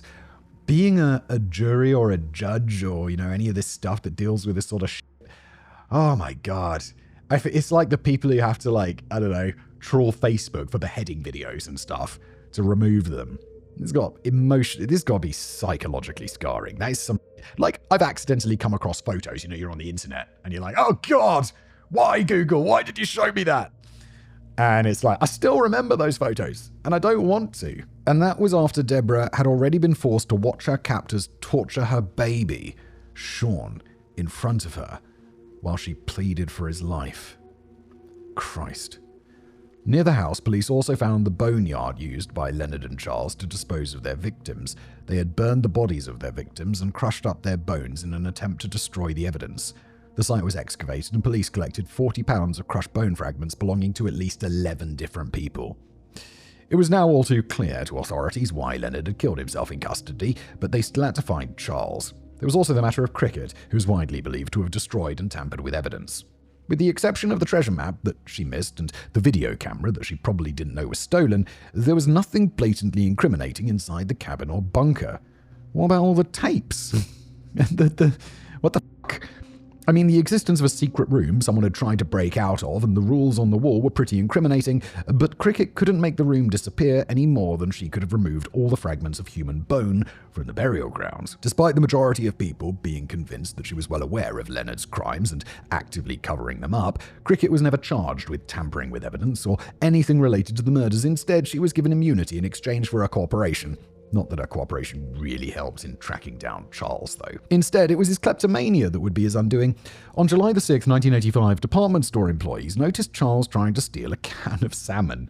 Well, a can of salmon is really what's going to get the needle in your arm? I didn't even know canned salmon existed. Oh, I did. There's all sorts of canned fish. But apparently Charles had an uncontrollable desire for it. When the security guard approached him, Charles shot him through the hand before being tackled by other patrons. He was detained until police arrived, after which he was arrested, charged, and convicted of shoplifting. Yes, I shot a dude. Assault with a weapon, there we go, and possession of a concealed firearm. With Charles's location finally known, all that was left to do was extradite him to the US so that he could be charged for 12 counts of murder. And while Canada does have an extradition treaty with the United States, there was a catch. Oh no! The catch is going to be that he can't go to face the death penalty. Oh no, how are we going to get out of this? We got to get him back to the US so they can kill him. Oh no, Canada. I mean, I get why you do it because, yeah, fair enough. But really, we need to make this happen. Canada would not extradite someone who was facing the death penalty unless the US could prove to Canadian courts that the person was guilty of multiple murders. Well, there we go. There's 11. That was the law at the time anyway. The treaty has since been amended, so Canada will extradite someone who committed a capital offense, so long as the US promises not to execute them. You pinky promise, Uncle Sam? You pinky promise? In 1991, the Canadian Supreme Court voted 4-3 to extradite Charles, which meant that he was now at the mercy of the American legal system. Excellent. However, this 6-year delay had given him a lot of time to study American law, and there was something important he'd learned. If you didn't want to be put on trial, just fire your lawyer over and over again. Copy that? You're fired. You're hired. You're fired. For the next 7 years, Charles would go through 10 lawyers, file malpractice suits against some of the lawyers, and file suits against the state of California for his treatment in Folsom Prison. These lawsuits were completely meritless, but that didn't matter. They were just a delay tactic. He successfully delayed his case for a long time, but in October of 1998, the case finally went to trial. And once it was at trial, it didn't take long for a verdict to come down. In February 1999, Charles was convicted of 11 counts of murder as well as burglary, kidnapping, rape, and other crimes related to his actions. The only offense for which he was not convicted was the murder of Paul Cosner, as it was hard to prove that he had been involved in that murder rather than Leonard doing it on his own. Charles was sentenced to death by lethal injection, though it is unlikely he will ever be executed. Why? Why? Oh no, California, don't do this.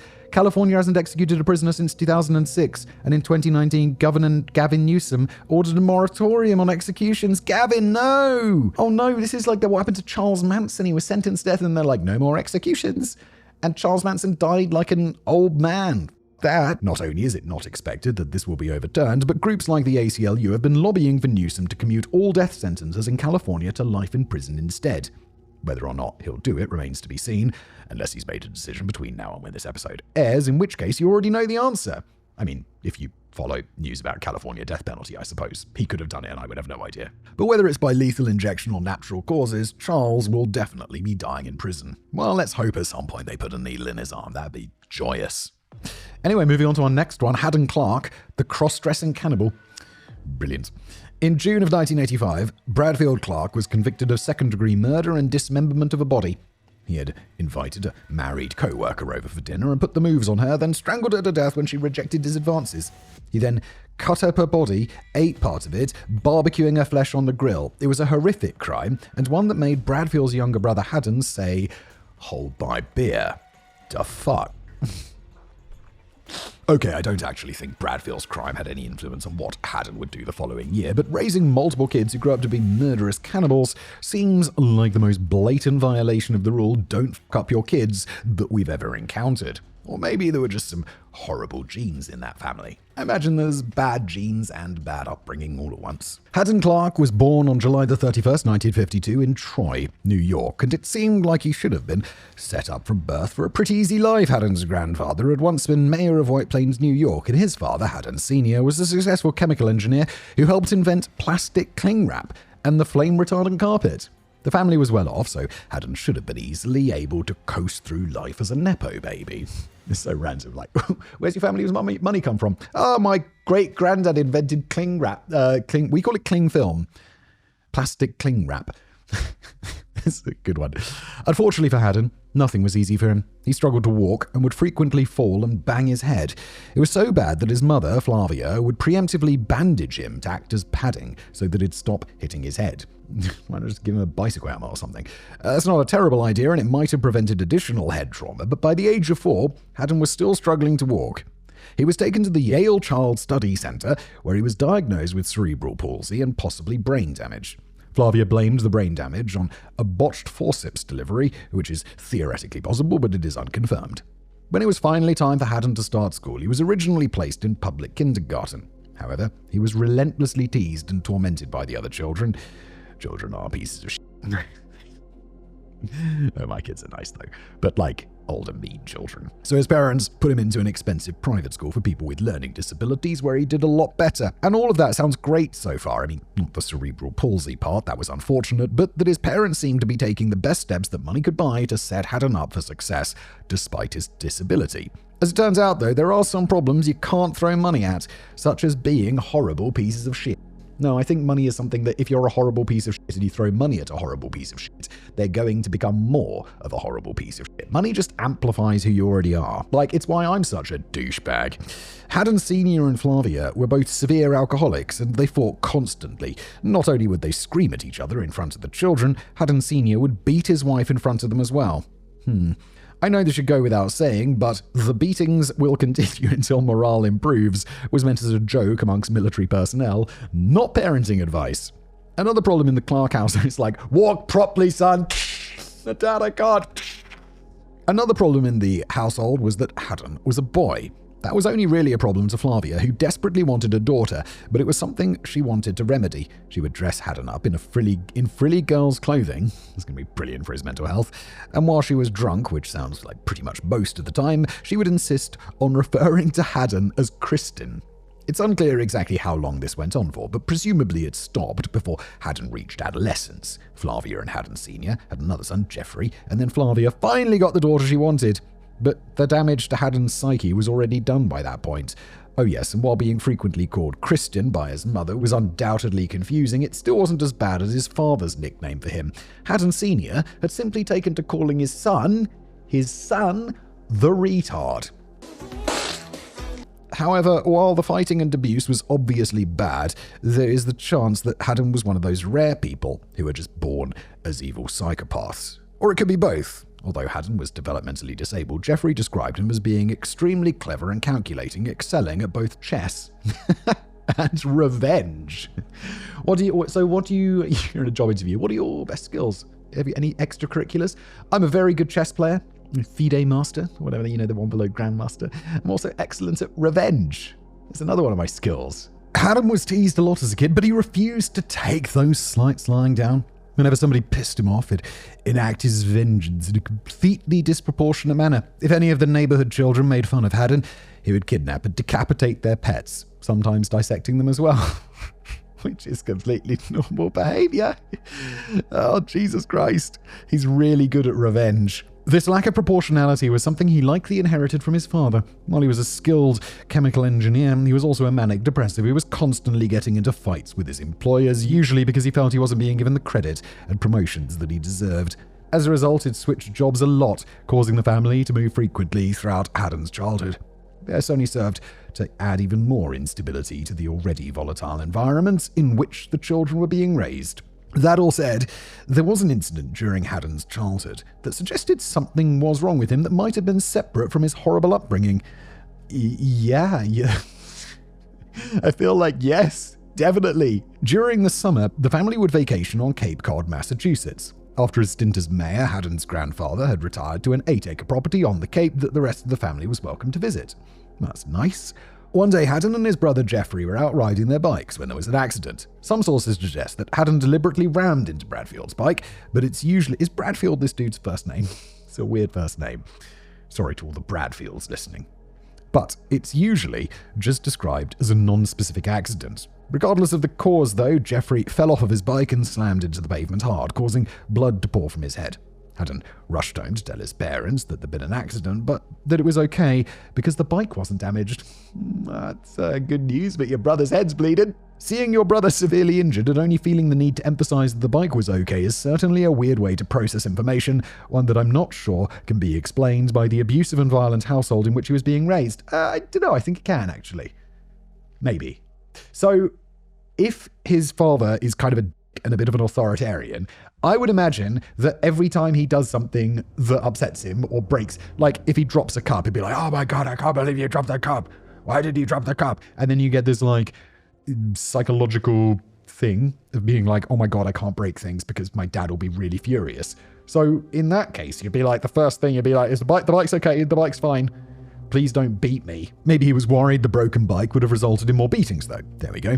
It's really hard to say. By the time Haden was a teenager, things hadn't gotten better.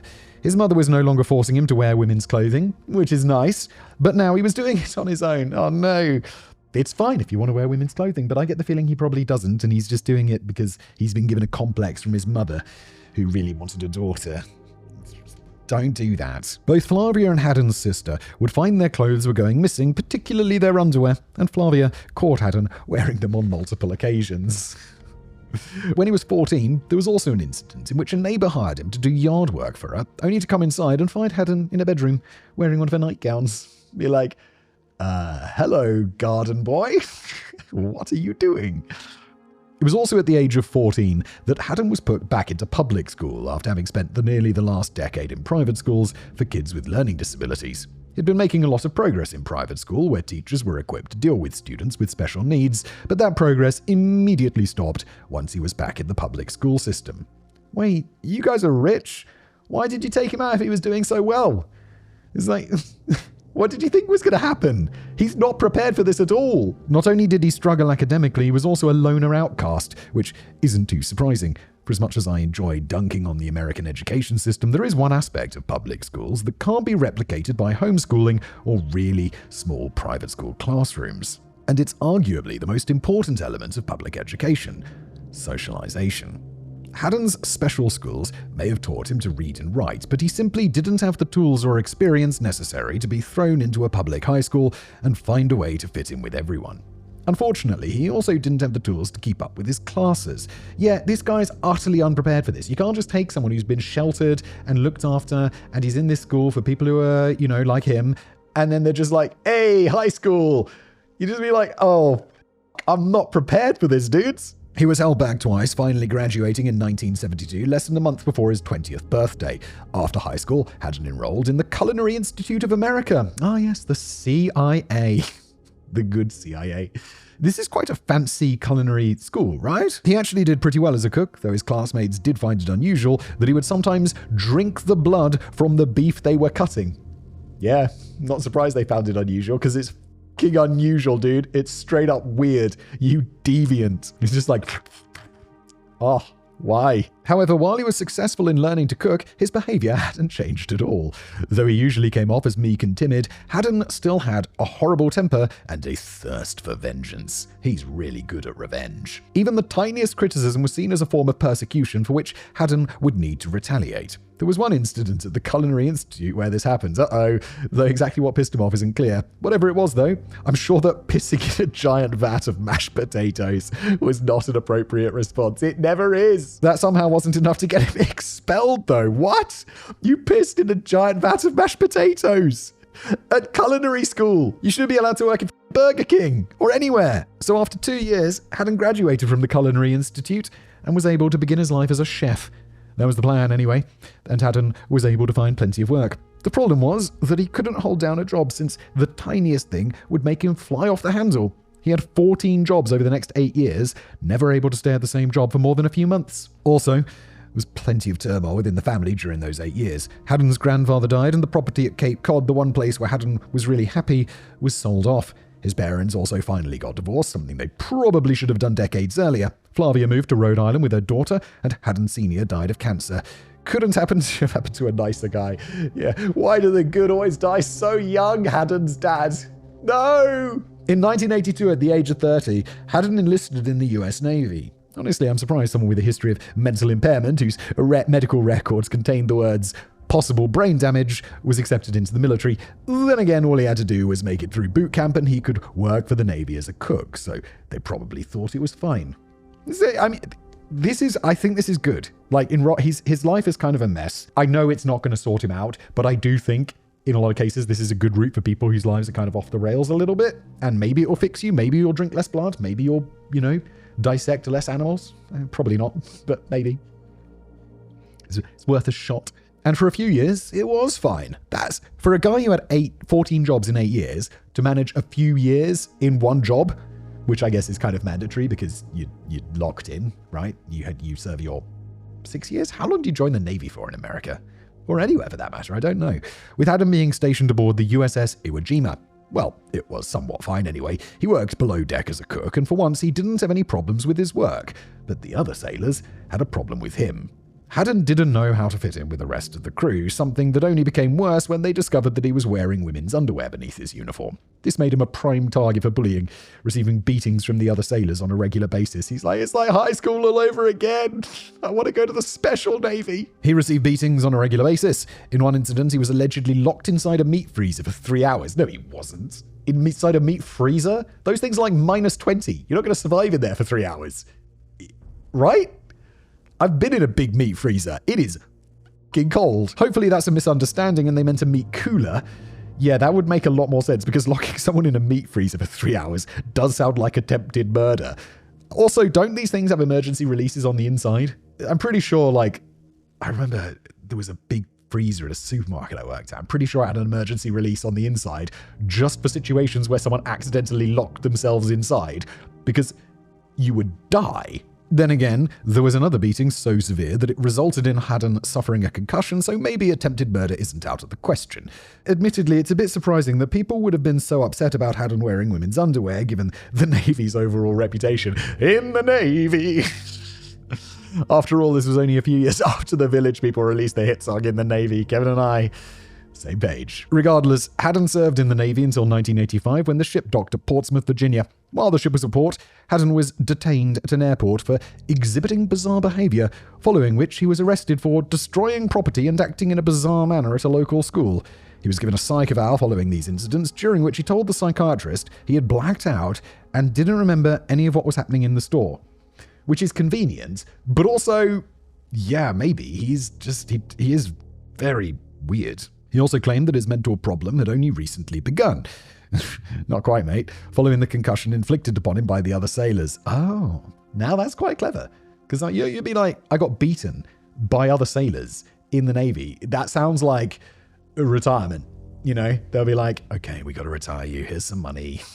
Medical retirement or whatever it's called. Set for life, baby. As we know, this is not entirely true, though maybe blacking out was a new thing that he hadn't experienced before. Then again, Haden also claimed that the reason his shipmates had attacked him because they were jealous of his superior cooking skills, so he's not exactly a reliable narrator. They might have been jealous of his cooking skills. He went to the CIA. I do think that's a very good cooking school, right? And I don't imagine everyone who cooks food in the Navy went to the Culinary Institute of America, so it's entirely possible they were jealous of his cooking skills. They also probably found it weird that he wore women's underwear in the Navy. The psychiatrist diagnosed Haden with paranoid schizophrenia. Really? Okay. Delusions of grandeur, oh yes. And a persecution complex, oh yes. On June 22nd, 1985, Haden was discharged from the Navy. Given the diagnosis, you might think they'd have given him medication or committed him to a mental health institution or something. Yes, paranoid schizophrenia is quite a serious diagnosis, I would think. And maybe that's what would happen now, but definitely was not going to happen back in the 80s because America. Kevin wrote that, not me. Kevin's allowed to. It's his own country. Even though he had only been in the Navy for 3 years, a lot had changed back home. Before Haden left, his older brother Bradfield had moved to California and become a successful computer software specialist. And younger Jeffrey was married with 3 kids. Now Bradfield was behind bars for murder. Oh, son, what? And Jeffrey was living in a house alone, except on the weekends when he had custody of his kids. Oh, your lives fell apart. What happened? It's only been 3 years. He was also facing allegations of domestic violence by his ex-wife, allegations that he would eventually be convicted of. Bro, what happened to your lives? At least the men in the family were consistent, I guess. Jesus, for murder? You know, a few days after, that's some bad genes and bad for parenting. A few days after his discharge, Haden showed up at Jeffrey's house in Silver Spring, Maryland, looking for a place to stay. Jeffrey agreed to let him stay in the basement, and things actually went okay for a bit. When Haden first moved in, Jeffrey was only renting the house, but he put in a bid to buy it. Haden was able to loan him $10,000 to help purchase the house because while he didn't stay at any of his jobs for very long, he also apparently never spent any money. Jeffrey's kids, who ranged in age from 5 to 8, were also big fans of their uncle. Mentally, he was pretty much the same age as them, so it was like being friends with a giant kid who could drive them to the park and had plenty of money to buy them candy and stuff. You gotta be, that's pretty dope. And since the kids were only ever at the house on the weekends that Jeffrey had custody, they were never exposed to Haden on an extended basis. Over time, though, things started going south. Also feel he can't have had a mental age of like 5 to 8. Like my kid's 6, my older kid's 6, and she could not function in the Navy. And I don't think she could function in the Navy at 8 years old. He can't be this mentally young. Even though he didn't seem to have any urgent need for cash, Haden demanded to change the loan repayment schedule. He actually wound up suing Jeffrey over this, though it looks like the case was dismissed. Bruh, that's not cool. Haden was also arrested for shoplifting women's lingerie, and Jeffrey had to bail him out of jail. That's enough to cause tension and resentment, but things got really bad when Haden masturbated in front of the kids. Yeah, no fucking shit, bro. He'd been like, get the fuck out and never come back. He had been living in the house for about a year, but as soon as that happened, it was time to go. In early May of 1986, Jeffrey demanded that Haden be out of the house by the end of the month. I mean, like, I want you out of the house by the end of the minute. There was just one other thing. I've mentioned already that Jeffrey had a horrible temper and would fly off the handle at the slightest thing, seeking disproportionate revenge against those that had wronged him. And one day, while Haden was babysitting Jeffrey's daughter, she had called him a retard. He didn't immediately take action when this happened, but the humiliation and resentment kept building until he finally had to get back at her for what she had said. Oh God, he's very good at revenge. And also masturbating in front of children like a fucking psycho. On Saturday, May 31st, Haden was moving the last of his stuff out of Jeffrey's house. Jeffrey, his kids, and his new girlfriend, and eventual second ex-wife, had plans to go out that day. The new girlfriend hadn't met Haden yet, and Jeffrey wanted to keep it that way. They went out and enjoyed their day while Haden was left alone at the house. A few doors down, there was another man living in a similar situation to Jeffrey. Carl Dorr was in the middle of a bitter divorce, and he had partial custody of his 6-year-old daughter, Michelle. Michelle was friends with Jeffrey's daughter, and the two would often play together when they were staying with their fathers. Carl loved his daughter, but he also got to see her like every other weekend or something. Watching cars drive around in a circle over and over again, however, was the sort of thing that you could only watch on a special occasion. And this was the most special occasion of all. In previous years, ABC had aired a taped and edited version of the Indianapolis 500, but in 1986, the race aired live and in full for the first time ever. Carl was excited to watch cars go vroom, so he put Michelle outside in a little inflatable kiddie pool while he watched the race. Wait, how old was she? This is not good parenting. Uh-oh. 6 years old. Uh-oh. The race was supposed to start at 11 a.m., but a crash during the 2 pace laps combined with a smoke bomb set off by spectators caused a delay. What are you doing, spectators? The race finally began for real at 11:34 a.m., and it lasted for 3 hours. Now, not only is it an incredibly long time to watch cars drive in a circle, it's also a long time to play in a kiddie pool. You can't... A kid's not going to... A 6-year-old, I just said my daughter's 6, same age as this girl. There's no way she's just going to be out there playing in a kiddie pool for 3 hours. If there's one thing I learned from Mitch Hedberg, it's that an escalator can never break. It just becomes stairs. But if there's a second thing I learned, it's that 30 seconds is the maximum amount of time you can have fun in an above-ground pool, and a kiddie pool is just a worse, tinier version of an above-ground pool. Wait, what's an above-ground pool? What's the difference between an above... You can have big above-ground pools, right? Right? I don't know. I like swimming pools. I love swimming. I put a swimming pool in my house. Love that. Needless to say, Michelle got bored, so she decided to wander down to Jeffrey's house and see if her friend was home. She's 6, bro. That's crazy. I guess the past was different. I just can't imagine my 6-year-old just wandering off to her friend's house. That's crazy. Haden was in the driveway packing his things into his truck, so Michelle asked him if her friend was home. Recognizing an opportunity to finally get revenge for being called a retard, he told Michelle that his niece was upstairs in her bedroom and let her inside.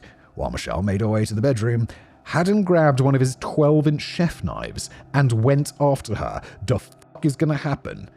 Inside his niece's room, Haden threw Michelle to the floor and slashed at her back in a pattern resembling a Z as if he was Zorro. He then turned her over and straddled her, covering her mouth with his hand to muffle any sounds of screaming, but Michelle bit his hand as hard as she could. Startled that she was fighting back, Haden slashed Michelle's throat, killing her. She's fucking 6, you psycho. Fuck you, get a needle in your arm. This is the age of my kid. I'm sensitive to that. Kill him. Once she was dead, Haden tried but failed to have sex with... Kill him. Kill him. Let's kill him, please. Since that wouldn't work, he ran to his truck to grab a duffel bag, some rags, and some trash bags. He wiped up all of the blood, stuffed the rags, Michelle's body, and anything else in the room that had blood on it into trash bags, put the trash bags in his duffel bag, and tossed it in the back of his truck so he could drive to work. Haden had done a good enough job of cleaning oh my god, of just cleaning up so nobody noticed anything out of the ordinary inside the bedroom. After work, he stopped at the VA hospital in Washington, D.C. to get his hand taken care of. Part of me thinks that the nature of Haden's injury should have resulted in a number of questions, but maybe veterans seeking treatment for human bite wounds is a common thing. Child-sized bite wounds, though. It's not even an adult-sized bite wound. It's a bite wound from a 6-year-old. Or maybe Haden was visibly crazy enough that they suspected it was self-inflicted. Regardless, he left the hospital and drove to a secluded road where he parked his truck and retrieved the duffel bag with Michelle's body. He walked into the woods and dug a grave for her, then cut off pieces of her flesh to eat raw before he finally buried her. Haden, what the f***? Get him in prison. Get him on death row. I really hope he gets executed. I truly do. He's not crazy like the first guy we saw today. He's just a fucking psycho. Earlier this day, before the Indy 500 had ended, Carl had peeked outside and noticed that Michelle was missing. It was a safe neighborhood, so he didn't think much of this. He was confident that she must have gone down the street to Jeffrey's house to play with her friend. She's 6, bro. You're a dad. Get your shit together. He decided to watch the rest of the race and then went to Jeffrey's house to look for Michelle. When he arrived, he could hear children playing in the backyard, which he initially took as confirmation that Michelle must be there. However, the sounds were only that of Jeffrey's 3 children. When Carl asked if Michelle was there, Jeffrey informed him that they'd been out of the house all day and had only returned recently. They hadn't seen Michelle at all that day. At around 5 p.m., he finally reported Michelle missing. Bro, at that point, I'd call the police. I think at that point, that would be my phone call to police, and it'd be like, it's probably one of those things where it turns out you go home and she's in your bedroom, and you waste some police time, and you feel bad about that. But you still do it. Unsurprisingly, Carl immediately became the prime suspect, because it's almost always one of the parents. It didn't help that when Carl's wife was informed that their daughter had disappeared, her immediate response was that Carl did it. She claimed he had repeatedly been physically abusive with her, including in front of Michelle, and that he was trying to avoid paying child support. She also said that during the divorce negotiations, Carl had threatened to kidnap Michelle and take her away from her mother. So yes, none of that looked good. Although he was never arrested, the police were convinced that Carl had murdered his daughter, and he was brought in for questioning. A lot. He was interrogated so frequently that at one point he had a psychotic break and admitted to killing his daughter. He also claimed that if he could just find his daughter, he could bring her back to life because he was Jesus, or as he put it, the White Messiah. Right. Following the psychotic break, Carl was committed for 72 hours. After he was released, he recanted his confession. Still, he remained the top suspect for several years, and it was partly his fault. You see, when a little girl goes missing, there are 2 people that immediately become suspects. The first is the parent, and the second is the neighborhood's creepy, weird guy, which in this case was Haden. Wait, I feel like the first people would be 2 parents. Both parents. Like, obviously the dad more, but also the mum.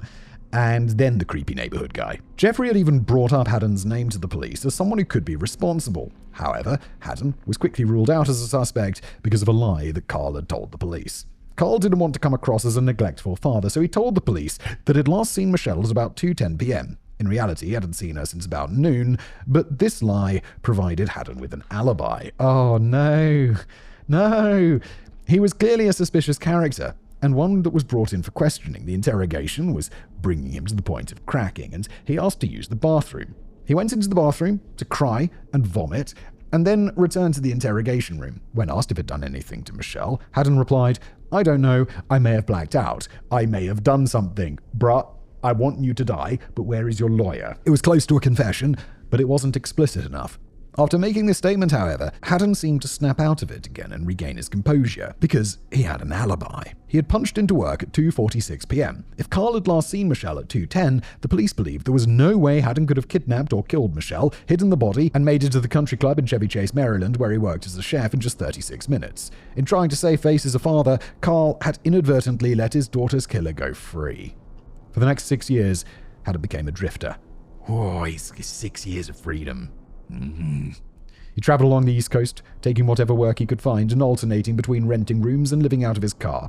Initially, he stayed close to Silver Spring, and in 1987, he broke into Jeffrey's house to steal a painting that their grandmother had given Jeffrey as a graduation present. The following year, Haden rented a room from a couple in Bethesda, Maryland. the couple began to think that Haden was crazy and evil. And they would be right, because he is crazy and evil.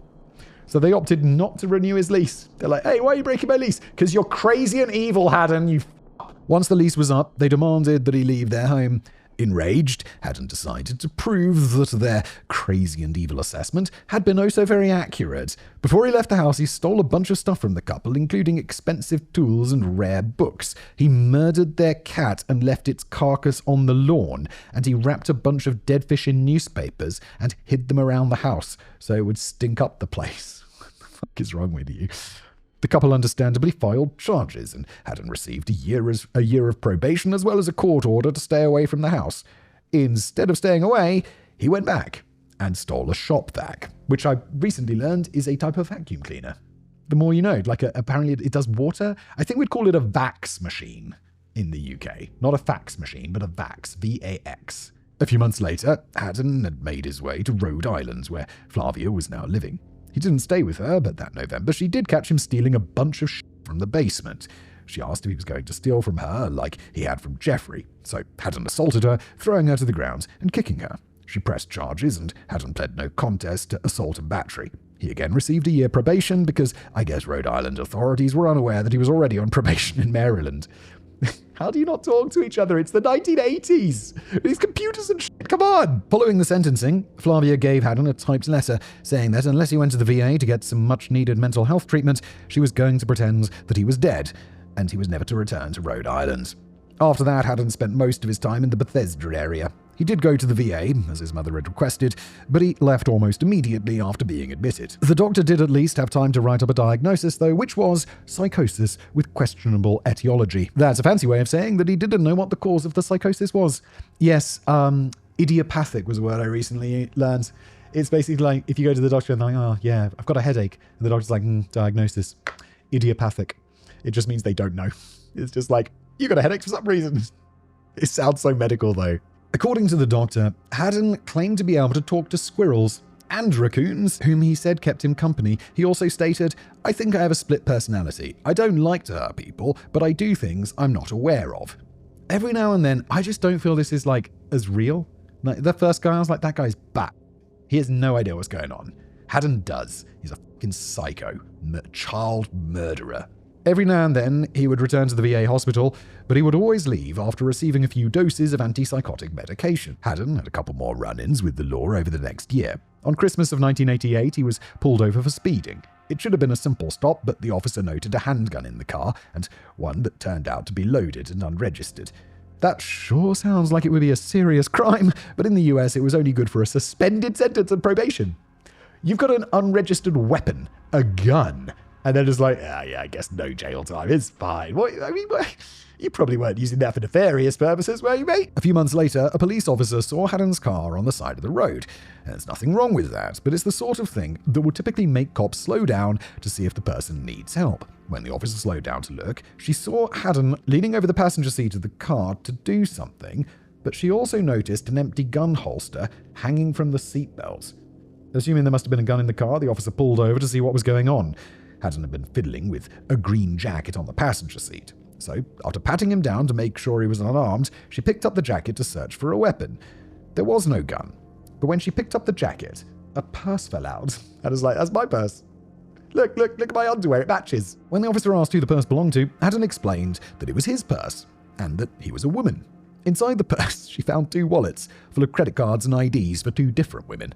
This gave probable cause to search the rest of the car, where 17 total purses were found, along with a women's dress, wig, and glasses. It turns out that all of these purses were the spoils of 2 separate church robberies. Okay, 17? On 2 occasions, once in Silver Spring and once in Chevy Chase, Haden had dressed as a woman, entered the church's coat room, and stolen a bunch of purses. Why would you leave your purse in the coat room? Oh, I don't know. That feels a bit... I guess as a church, people are just quite trusty. He pled guilty to 2 counts of thefts and was facing up to 3 years in prison. Instead, he only received an 18-month suspended sentence with 3 years of supervised probation. Why? This guy just manages to magically avoid prison all the time.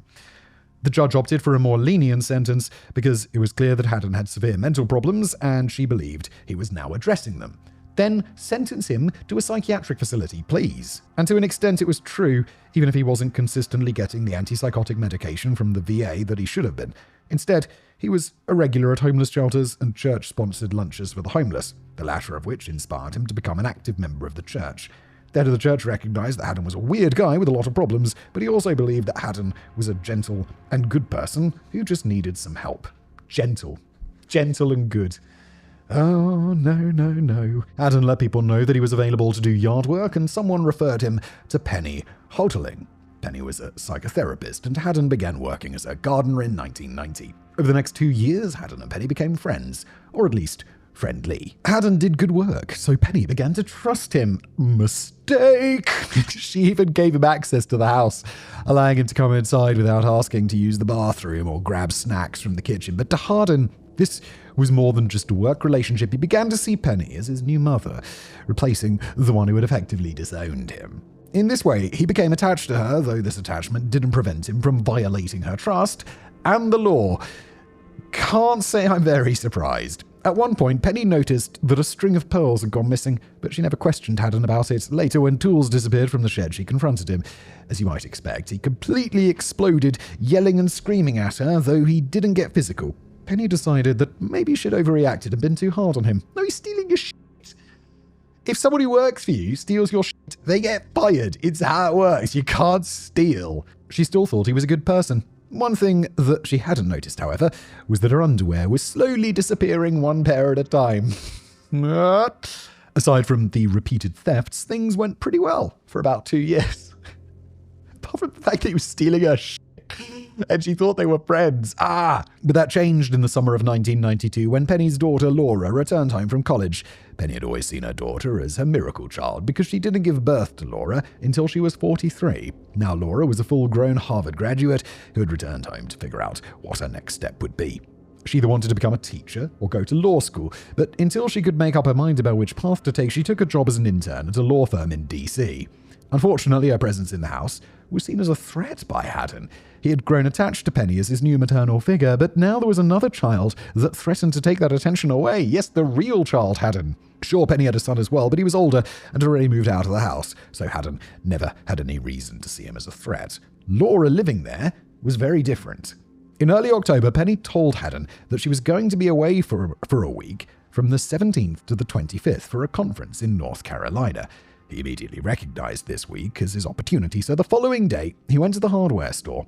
Haden purchased duct tape, braided rope, and nylon cord, which he paid for by check. Right. This is dumb, dude. Also, you think this Penny woman is like your fake mother? You've grown attached to her? You steal her shit, and it seems like you're going to kill her fucking daughter. Now, there are a couple of things I need to address.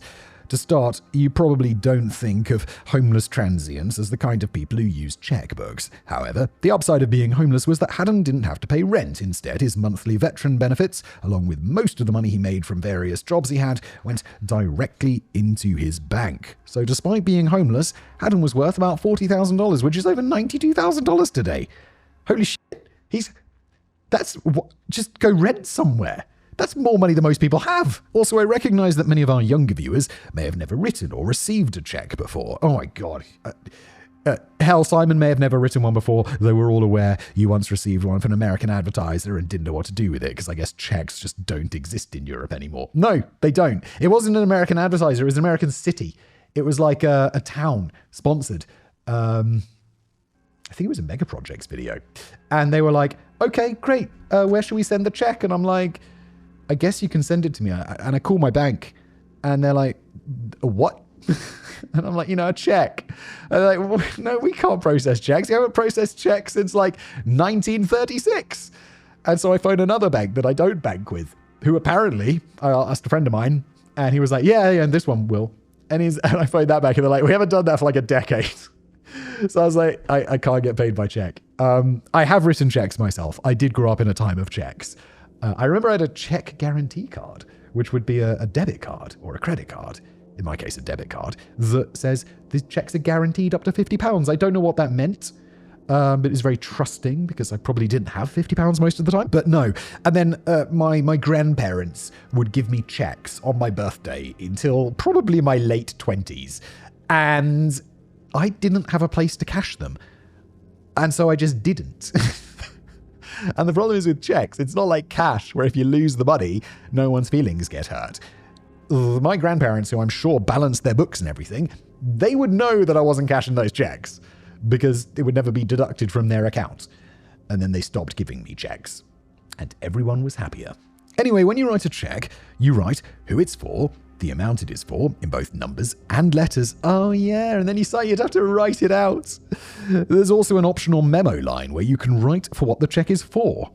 Oh, I don't think we have that on UK checks. I don't remember that at all. This was intended for personal bookkeeping purposes, but chances are that most of the memos you'd have ever seen on a check are either payroll or happy birthday. Okay, we had checks. How it worked was, if I'm remembering correctly, you'd have a checkbook. I'm sorry, this is really boring. I find it quite interesting, like these little historical things. And you'd have the checkbook, and then you'd tear off the check, and then there'd also be a bit that was left behind where you could write the amount of the check and what it was for. But that doesn't go on the check itself. The check itself goes off to the business or whatever you're paying, and then you have a little note saying £100 groceries or whatever.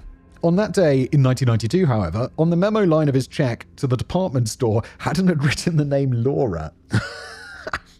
What are you doing, you dumbass? October the 18th, the second day of Penny's trip, was a Sunday, so Laura's brother and his roommate came to the house to watch football with her. She had a meeting the next morning, though, so she decided to call it an early night. Her brother and his friends left a little before 10 p.m, with Laura saying that she was going to bed right after. At around midnight, Haden pulled up to the house and parked his truck. There was a key to the house hidden in the shed, the one he was allowed to use if he needed to get inside while gardening, so he took the key and let himself in. He walked up to Laura's room and nudged her awake. When Laura awoke, she saw Haden standing beside her bed, wearing her clothing and a wig. He pointed the .22 caliber rifle that he'd used to nudge her awake and asked, "Why are you in my bed? What are you doing in my clothes?" Wait, he's saying that? Oh my god, what a fucking psycho. Haden then demanded that she tell him he was Laura. She did, after which he took her to another room and made her swear on a Bible that he was Laura. He then forced her to take a bath, after which he had her lie naked on the bed, face down. Haden duct taped Laura's wrists and ankles together and then turned her body over. His plan was to kidnap her and bring her to the woods, but when he placed duct tape on her mouth to muffle her screams, he got excited and continued putting tape on her face. The tape covered not only her mouth, but her nose, causing Laura to suffocate to death. What the fuck? Can we kill him already, please? How long until we kill him? I just want him to be killed. Oh, it's like 6 more pages. Please tell me he gets killed. I really want him to be killed. After she was dead, Haden used a pair of scissors to cut the tape off, slipping at one point and stabbing her neck, causing blood to spill all over the bed. He decided to steal her earrings, removing one of them with these, but he struggled to get the other earring off Laura. Annoyed, he used the scissors to cut off her earlobe and just take that along with the earring. What the fuck, Ed Gein it. Note, that is obviously Haden's account of the murder, and there's some dispute over how accurate it is. Although he claimed to suffocate her to death, the amount of blood that showed up when the police used luminol on her bed has led some police to believe that Laura's death was far more brutal, and the blood was not the result of injuries after her death, as Haden claimed. Well, fuck you even more. Please kill him. Anyway, Haden spent the next hour in Laura's room just staring at her naked body. He finally wrapped her body in the blanket and took the body and all the bloody sheets down to his car. Once the evidence was safely stowed away inside his truck, he went back inside and went to sleep in Laura's bed. At around 8 a.m. the next morning, Haden left the house, wearing his wig, Laura's clothing, and carrying a purse. A couple of witnesses saw him leave the house, and they believed it was Laura headed to work. This had been Haden's plan all along when he chose to sleep there, and it would later muddy the timeline of her death for the investigators. For a guy who wrote Laura on the check that he used to buy the equipment he used to kill her, that is surprisingly smart. It's a very smart move for a dumb man. When Laura didn't show up for work that day, her employer called the house multiple times, only getting an answering machine. It was weird for her to no call, no show for work, but they didn't think there was a reason to call the police. They did, however, call her brother to let him know that she hadn't shown up for work and wasn't answering the phone. He went to investigate the house, but there was no sign of Laura, yet there also wasn't any obvious sign of a struggle or murder, as Haden had once again done a good job of cleaning up the crime scene. He wrote Laura on a murder check. How is he good at cleaning up a crime scene? To the naked eye, anyway. Okay, well, not that good. Later that day, Haden drove by the house and was waved down by Laura's brother. He pulled over, but as soon as Laura's brother started trying to ask questions, he sped away. Not suspicious at all. That was certainly weird, but he didn't think too much of it since Haden was a weird guy. As the hours dragged on with no sign of Laura, he eventually called the police and then his mother. Meanwhile, Haden buried Laura in a shallow grave and hid all of the bloody sheets in a storage unit he rented. All of them except a pillowcase, which he kept in his car to help him remember his murder whenever he wanted. Once it was clear that Laura was missing, police suggested to Penny that Haden might be a suspect. Yeah, the weird guy who was in the house with her and is fucking weird. But she didn't believe it, nor did the pastor at Haden's church. They would both later express some amount of guilt about not recognizing that Haden was capable of violence, but he was remarkably good at deceiving people into believing that he was harmless. For days, police investigated, but they weren't making any ground. The turning point came when the lead investigators on Michelle's case were assigned to Laura's case as well, and they saw Haden's name as a suspect. In that moment, Carl finally stopped being the number one suspect in Michelle's murder. Haden was called in for questioning, though after being called, he took the bloody pillowcase out of his car and hid it in the woods before going to the station. When he was questioned by the police, he remained calm at first and gave an alibi, but when pressed about Laura, he began crying and claimed that he may have blacked out and done something bad, just as he claimed when he'd been interrogated about Michelle's death. It was suspicious, but it still wasn't close enough to a confession to hold him. However, as the police continued to search the area, they found the bloody pillowcase that Haden had dumped in the woods. The blood was identified as Laura's, and the pillowcase had both a fingerprint and hair from Haden on it. On November the 6th, Haden was arrested for Laura's disappearance. It was assumed by this point that Laura was dead, but the body still hadn't been found. That meant there was a small chance that she was still alive, and the police were determined to find out whether or not she was alive and where her body was. That night, detectives walked into the interrogation room with a simple game plan. The Constitution. Yes, boy, let's go. The interrogation that followed was extremely illegal, but the police didn't care. They were well aware that nothing that was said in that room would be admissible in court, but if Haden could point them to Laura's body, then it wouldn't matter. The ordeal began a little before midnight, and it lasted for 7.5 hours. Before the end of it, they had to keep propping Haden up in his chair because he couldn't stay awake. I have to say, I don't have a lot of sympathy for this. You'd be like, yeah, interrogate the shit out of him. It started with a couple of different female officers, as they thought that by using women and being more gentle with Haden, that he might be more inclined to give up information. As each new police officer entered the room to interrogate him, they became more and more aggressive. By the end, there was a detective screaming at him about murdering Michelle rather than even talking about Laura in a case. Throughout all of this, Haden gave up no useful information. Most of his replies were unintelligible, with him even babbling like a baby at one point. The only time he was articulate was when he asked for his lawyer, something that he did about 100 times throughout the interrogation, but the police already agreed that, well, this guy, he's not getting a lawyer because we want answers. As dawn broke, the interrogation... Normally I'm like, this is outrageous. I'm f***ing down. Yes. As dawn broke, the interrogation finally ended with Haden said that he had buried them in New Jersey. Yes, let's go. Get him in the chair. I mentioned earlier that Haden Sr. switched jobs a lot, and that caused the family to move around. They had indeed lived in New Jersey at one point, and the area surrounding the house became the focal point of the investigation. But they found nothing. Even without a body, and without the apparent confession from his illegal interrogation, the prosecution felt they had enough evidence to convict Haden of second-degree murder. Oh, no, we need first because then we can get the chair. They wanted first, but they weren't convinced that they'd be able to meet that bar in court. However, the defense agreed that there was enough evidence for second-degree murder, so they cut a deal. No, don't be cutting a deal. The least we want is second-degree murder. In June of 1993, Haden pled guilty to second-degree murder for Laura's death, and he agreed to lead police to her body, but only if he could do so wearing a wig and women's clothing over his prison attire. They agreed, and so Haden took them to where he'd buried Laura. When it came time for sentencing, both the prosecution and the defense argued that Haden should be sent to Patuxent Institution, a prison that also served as a psychiatric hospital. Making this recommendation was the only concession that the prosecution had made during the plea negotiations, but realistically, a psychiatric facility was where Haden belonged anyway. I don't know if he's crazy enough to... It's not like the first guy. This guy knows. This guy really knows. Look, I'm not a psychiatrist or whatever, but he knows. The first guy was just bat loony, like in his own fucking world. He was thinking like drinking blood would make his hard. This guy's just a fucking psychopath. Unfortunately for Haden, the judge in this case was Judge Irma Raker, the same judge who had shown him leniency for his theft convictions and given him only a suspended sentence. Given what had happened since, she clearly felt she'd made a mistake. Yeah, you did. And not one she was going to make again. She sentenced Haden to 30 years in prison, denying the request for him to be sent to Patuxent, and she stated that she hoped he spent every day of his sentence behind bars. Excellent. Excellent work, Judge. The only thing that would be better is if you ordered him to be murdered. Not murdered. Disposed of. Killed by the state. As he deserves. Maybe he'll get killed in prison. I mean, he murdered a child. That's the sort of shit that gets you murdered in prison, right? We can hope. Of course, since Haden was so clearly mentally unwell, I mean, he is mentally unwell. He does need treatment of some variety.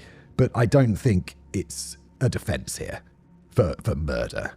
He should get treatment, though. He should get those antipsychotic pills. After about 6 months, he wound up getting transferred to Patuxent anyway. I don't get the impression that the psychiatric facility actually helped him in any way, but it did eventually bring closure to Michelle's case when Haden found Jesus. And by Jesus, I mean his cellmate, Jack Truitt. But Jack was a tall, skinny guy with long hair and beard, so Haden believed that his cellmate was in fact Jesus. This led him to making a lot of wild confessions about slashing girls' throats and drinking their blood. Now Jack was no angel, as he was in the middle of a 50-year sentence for first-degree murder, but he did see an opportunity. Haden was talking about all these crimes that he hadn't been charged with, so if Jack turned on him, then maybe he could make some sort of deal. He called up the police and agreed to wear a wire, after which he was able to get Haden to confess to Michelle's murder. Let's get it, let's get him killed. In 1999, 13 years after killing Michelle, Haden was finally tried and convicted, receiving another 30-year sentence. In January of 2000, he finally led police to where he'd buried her. Those are the only 2 murders he has been charged with, but Haden confessed to killing dozens of other girls and women. He tried to lead police to their bodies, but he wasn't able to find any of them. Some of the locations he claimed to have buried his victims had been paved over and built upon, and others faced shifting terrain that may have moved the bodies, if they were ever there in the first place. However, he did lead police to a large bucket hidden on the property in Cape Cod, formerly owned by his grandparents. In the bucket were about 200 pieces of jewelry, which Haden claimed were trophies from women he had killed. Several of these were identified as belonging to Laura, giving credibility to his claim. That said, not all of his confessions were genuine. One of the murders he took credit for was the Lady of the Dunes, a famous unidentified murder victim who was discovered in Cape Cod in summer of 1974. In 2022, the victim was finally identified as Ruth Terry, and the following year, her husband was officially named as the killer, closing the case. In the end, we'll never know the true extent of his crimes. While Laura's jewelry being found in the container does suggest that many of the other items could have belonged to other victims, we know that at least one of his confessions was a lie and that he did enjoy stealing things in general. It's quite likely there were other victims, but unless their bodies are discovered, there will be no way to know how many. Very disappointing that they didn't kill him. And now, Lawrence Bittaker and Roy Norris, the Toolbox Killers. Our final story today is one of the most absolutely horrific in American history. Brilliant, thanks. Thanks, Kev. Just finishing it off strong today, are we? The case drove one of the lead investigators to suicide. And evidence played at the trial was so disturbing that it caused people to flee from the courtroom while crying and vomiting. Kevin, I don't like it. You might think that such an unsettling recording would have been destroyed following the trial, but it was instead adopted as part of the FBI's training program as a way to desensitize recruits to the sort of nightmare fuel that they would have to bear witness to in the pursuit of serial killers. Good luck with this one, Simon. Again, thank you, Kevin. Brilliant. I have to say, I do think it's, that's, you know, you're going to see some shit if you're in the FBI, right? Like, I've seen FBI TV shows. I just started watching one last night and I was like, why are we watching this, wife? Why? There's about some woman who is just random Netflix discovery. And it's about some woman who like gets put in a tank of water and then she can't breathe and then she's somehow trapped somewhere for 6 years by a serial killer and she wakes up like from the induced coma or whatever in the hospital and she just can't stop screaming and you're like, oh God. But it makes sense to show people the horror it, so they are somewhat desensitized. That's like, I'm going to screw up this interesting fact, but there's something like in the Vietnam War, the number, or in World War II, one of the two, the number of people who were happy to shoot at humans was really low. It'd be like, you got your gun and you see another person. You're like, yeah, I could hit them. I've hit that target like 1,000 times. No worries. But shooting someone is different. So you'd kind of purposefully miss. And then I think maybe by Vietnam, they'd started doing the target practice with those little pictures of humans, you know, bad guys like terrorists or whatever on the shooting range. And that completely changed the game. After doing that, people were like, no, I can shoot a person. No worries. So there's something to be said for even basic desensitization. Lawrence Bittaker was born on September the 27th, 1940 in Pittsburgh, Pennsylvania. Neither of his parents had wanted to have children, so Lawrence was put in a foster home. Guys, there is something called protection. I don't want to have children. Well, we'll just play it by ear. Most sources say that he was given to an orphanage, though some claim he was adopted by family members of his biological parents. I don't think it particularly matters which is the case, but since both stories originate with Lawrence, it goes to show that he is not exactly a reliable source. Oh my God, something hit me really hard this weekend. My kids told my wife that there's some kid at school, and it's like, oh, he's got to go and live with his granddad because his mum's going away and she's not coming back. And my wife is just like, yeah, how weird is that? Like, why would the kids say that? I mean, surely he's just telling a story. And I'm like, immediately what comes to my mind is, oh, well, his mum's dying. And my wife's like, oh, shit, I didn't even think about that. And it was like one of those, you know, real life chilling moments where you're like, oh, shit. Either that kid's just making shit up or his mum's dying, which is pretty fucked up. We were at lunch with the kids and I just look, I didn't say that. My wife brings it up and I just look at her and I'm just like, I give her like the look, like, have you put this together? And she's like, looks at me for a minute. And then I'm like, And she's like, oh God. Anyway, he's off to live with his biological parent. It doesn't matter. He's been adopted or sent to an orphanage. I don't think it particularly matters which is the case, but since both stories originate with Lawrence, it goes to show that he's not exactly a reliable source. Fortunately, there are few details for which he is the only source. I just figured it was worth mentioning that there are some discrepancies in the varying accounts of this case. Anyway, Lawrence's adoptive father worked in the aviation industry, specifically as an aircraft machinist. The job required the family to move around a lot, and it was also highly time-consuming. The constant moves made it hard for Lawrence to make friends, and his father's long hours left him feeling neglected. How do you have long hours? I know that sounds like a very weird question, but like, I don't know if this is just me being ignorant as a boss, but I'm like, yo, I pay you for 8 hours a day. I expect you to fucking leave because I want you to be motivated for the rest of the week and the rest of your career, rather than just like, nah, we're not done yet, need 12 hours. I'm pretty sure, isn't that even illegal? That doesn't feel right. Oh God. He also claimed that his mother never wanted him around and would go out to drink instead of being a good mother. But God knows whether that's true or not. Regardless, the lack of friends and alleged lack of loving parents left a giant hole inside Lawrence, one that he initially decided to fill with stuff. His crimes began with shoplifting at the age of 12, and over the next few years, he was repeatedly arrested for shoplifting and petty theft. In 1957, at the age of 16 or 17, Lawrence decided to drop out of school. He wasn't a dumb kid. In fact, he had a Mensa-level IQ. He had just found school to be boring and tedious. How smart is Mensa? How smart do you have to be to get into Mensa? Mensa. Is it 140? That's the number that comes to mind, which is really high. IQ level. Top 2% of the population. Well, what the fuck is that? Thanks, Google. Top 2% IQ. Okay. Come on now. Oh, 130. You only have to have 130 to get into Mensa? I mean, I know 130 is a lot, but I thought it was like quite a bit higher than that. I only have to have 130. Apparently, a life of crime was far more an exciting proposal than graduating high school and going to college. However, while Lawrence constantly tested as having a genius-level IQ, those that knew him also felt that he lacked common sense. That's not particularly uncommon, as common sense is mostly derived from socialization and life experience, two things that genius kids tend to lack. Yeah, I got a friend of mine who has an IQ in the, I think it's late 140s. Sorry, not late 40s, otherwise it'd be a very different conversation. And yeah, he's great dude, but you know, he's a bit weird. Like, he doesn't quite get things that seem obvious to us dum-dums. Like sarcasm. He really struggles with sarcasm. But because he lacked common sense, Lawrence was pretty terrible at getting away with crimes. Within a year of dropping out of school, he was arrested for stealing a car, a hit and run, and evading arrest. He was living in California by this point, so he was sentenced to juvie at the California Youth Authority until he turned 18. But when he was released, he made a shocking and disheartening discovery. His adoptive parents had disowned him and moved out of the state. Oh my. I guess that's the advantage of adopting kids rather than having your own, though. If the kid turns out to be a up, there's less of a feeling of moral obligation to try and help them out, and you can just re-gift them to the US prison system. That's obviously not parenting advice, but it is absolutely what happened to Lawrence as he spent the next 15 years in and out of prison, mostly in. Just days after being paroled from juvie in California, Lawrence was arrested by the FBI.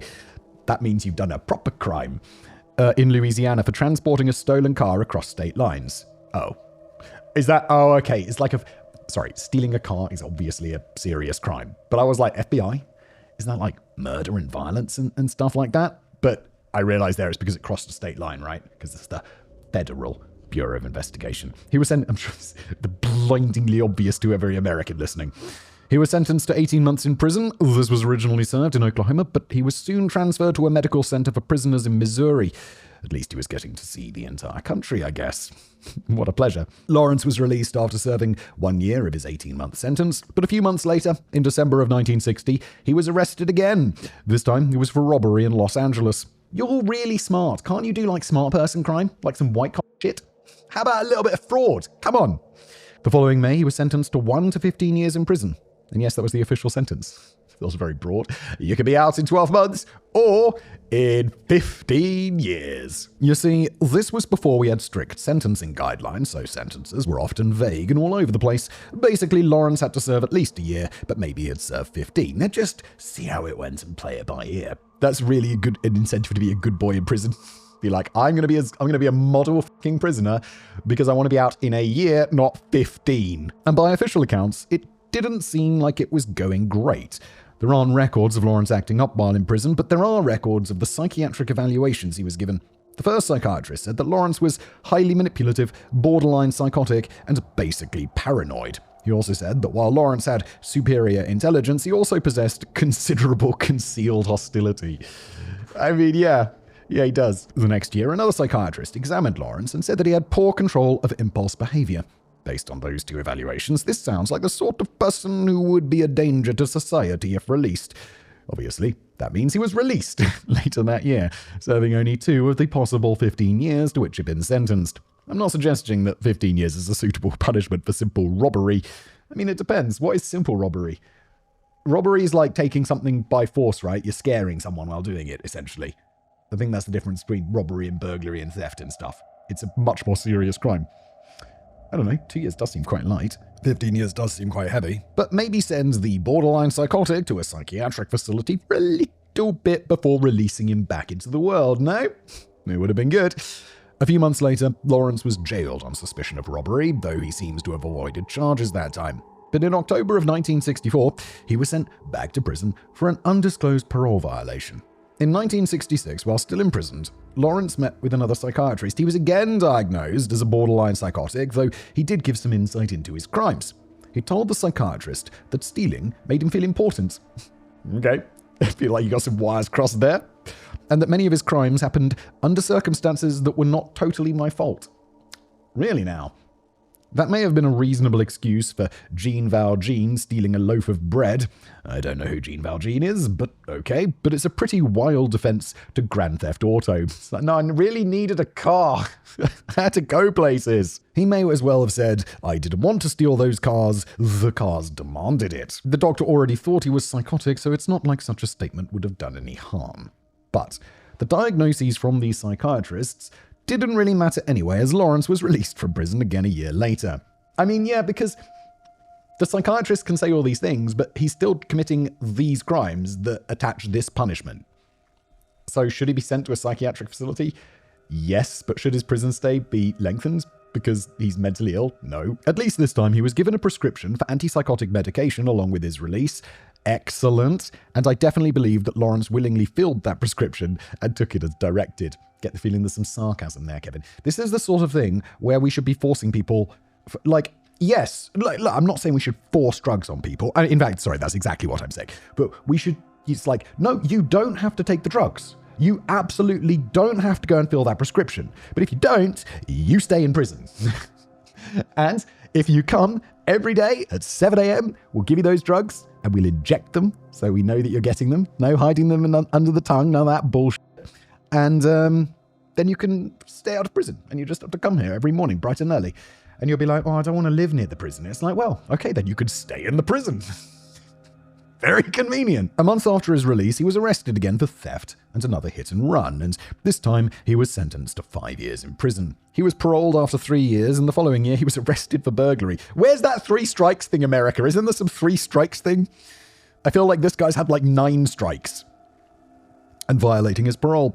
He was convicted in October 1971, and because he was a repeat offender, he was sentenced to 6 months to 15 years. Come on, we need those sentencing guidelines. By this point, Lawrence was 31. Oh my God, dude. How many times have you been in and out of prison before you're 31? And he'd spent almost half his life behind bars. Prison clearly wasn't working as either a deterrent or a means of reform, so they probably should have tried making him serve the full 15 years as a punitive measure. Yes, maybe they should have. If nothing else, it would have kept him off the streets for longer. Instead, he was paroled after 3 years. Shortly after his release in 1974, Lawrence went to a grocery store and shoved a steak down his pants in full view of a supermarket employee. Okay then.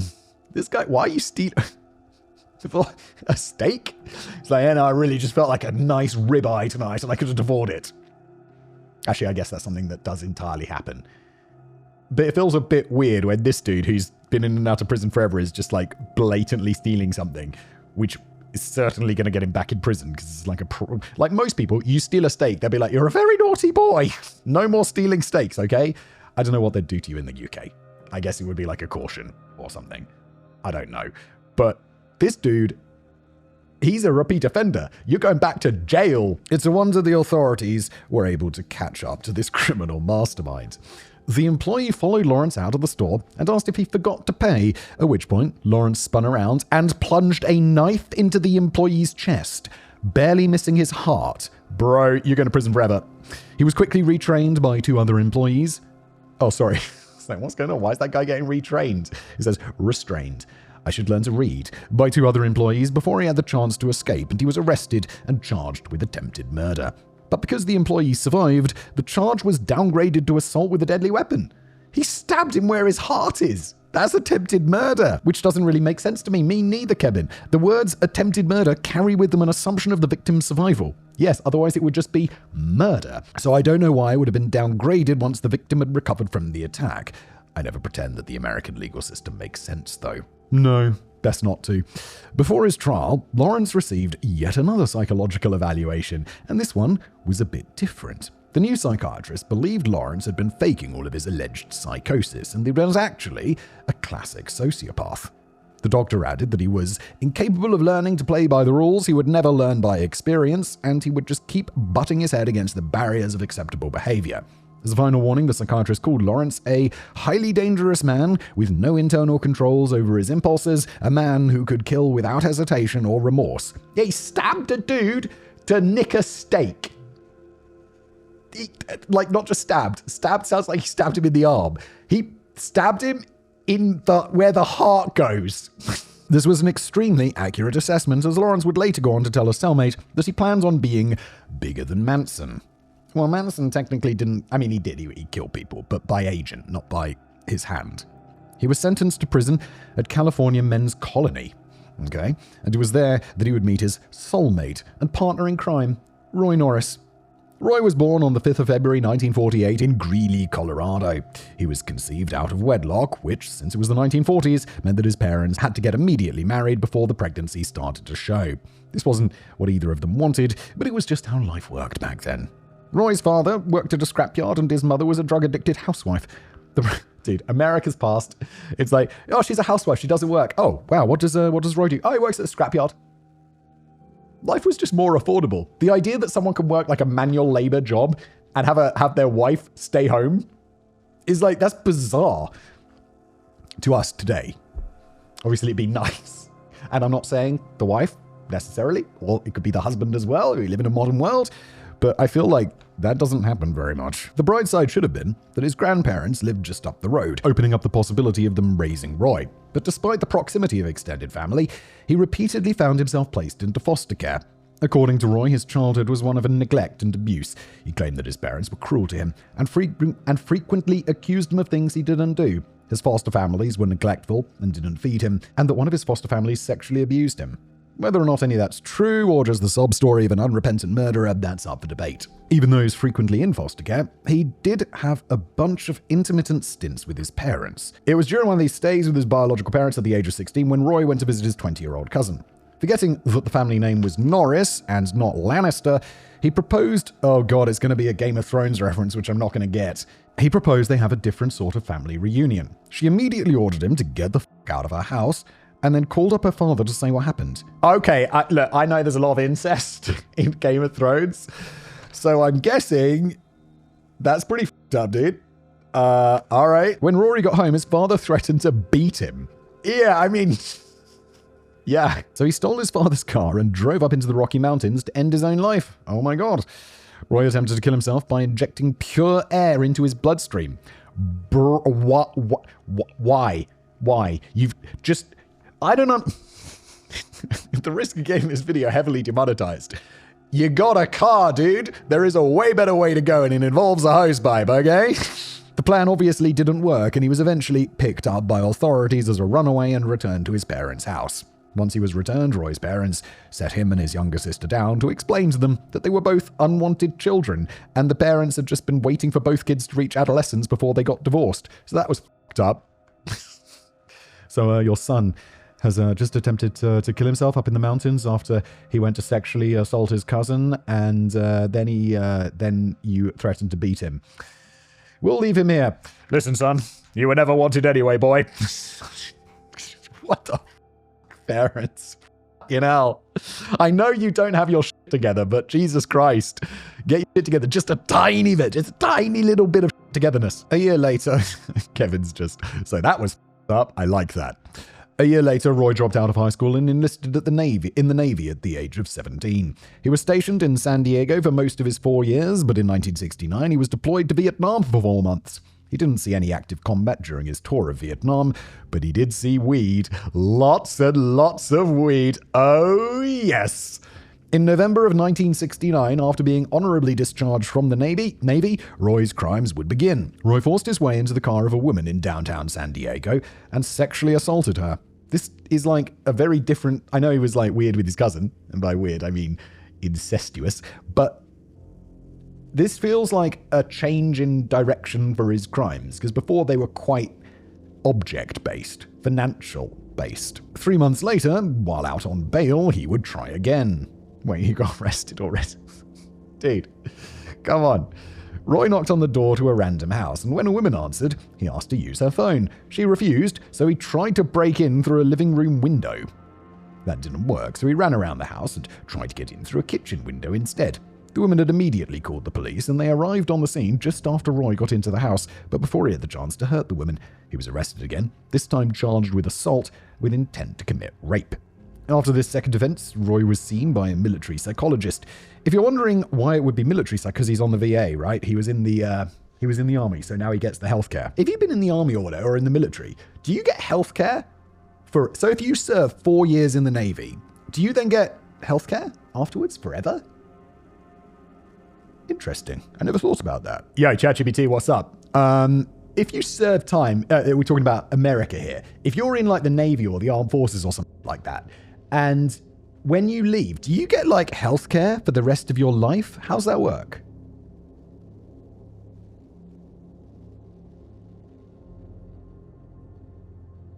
Hello? ChatGPT?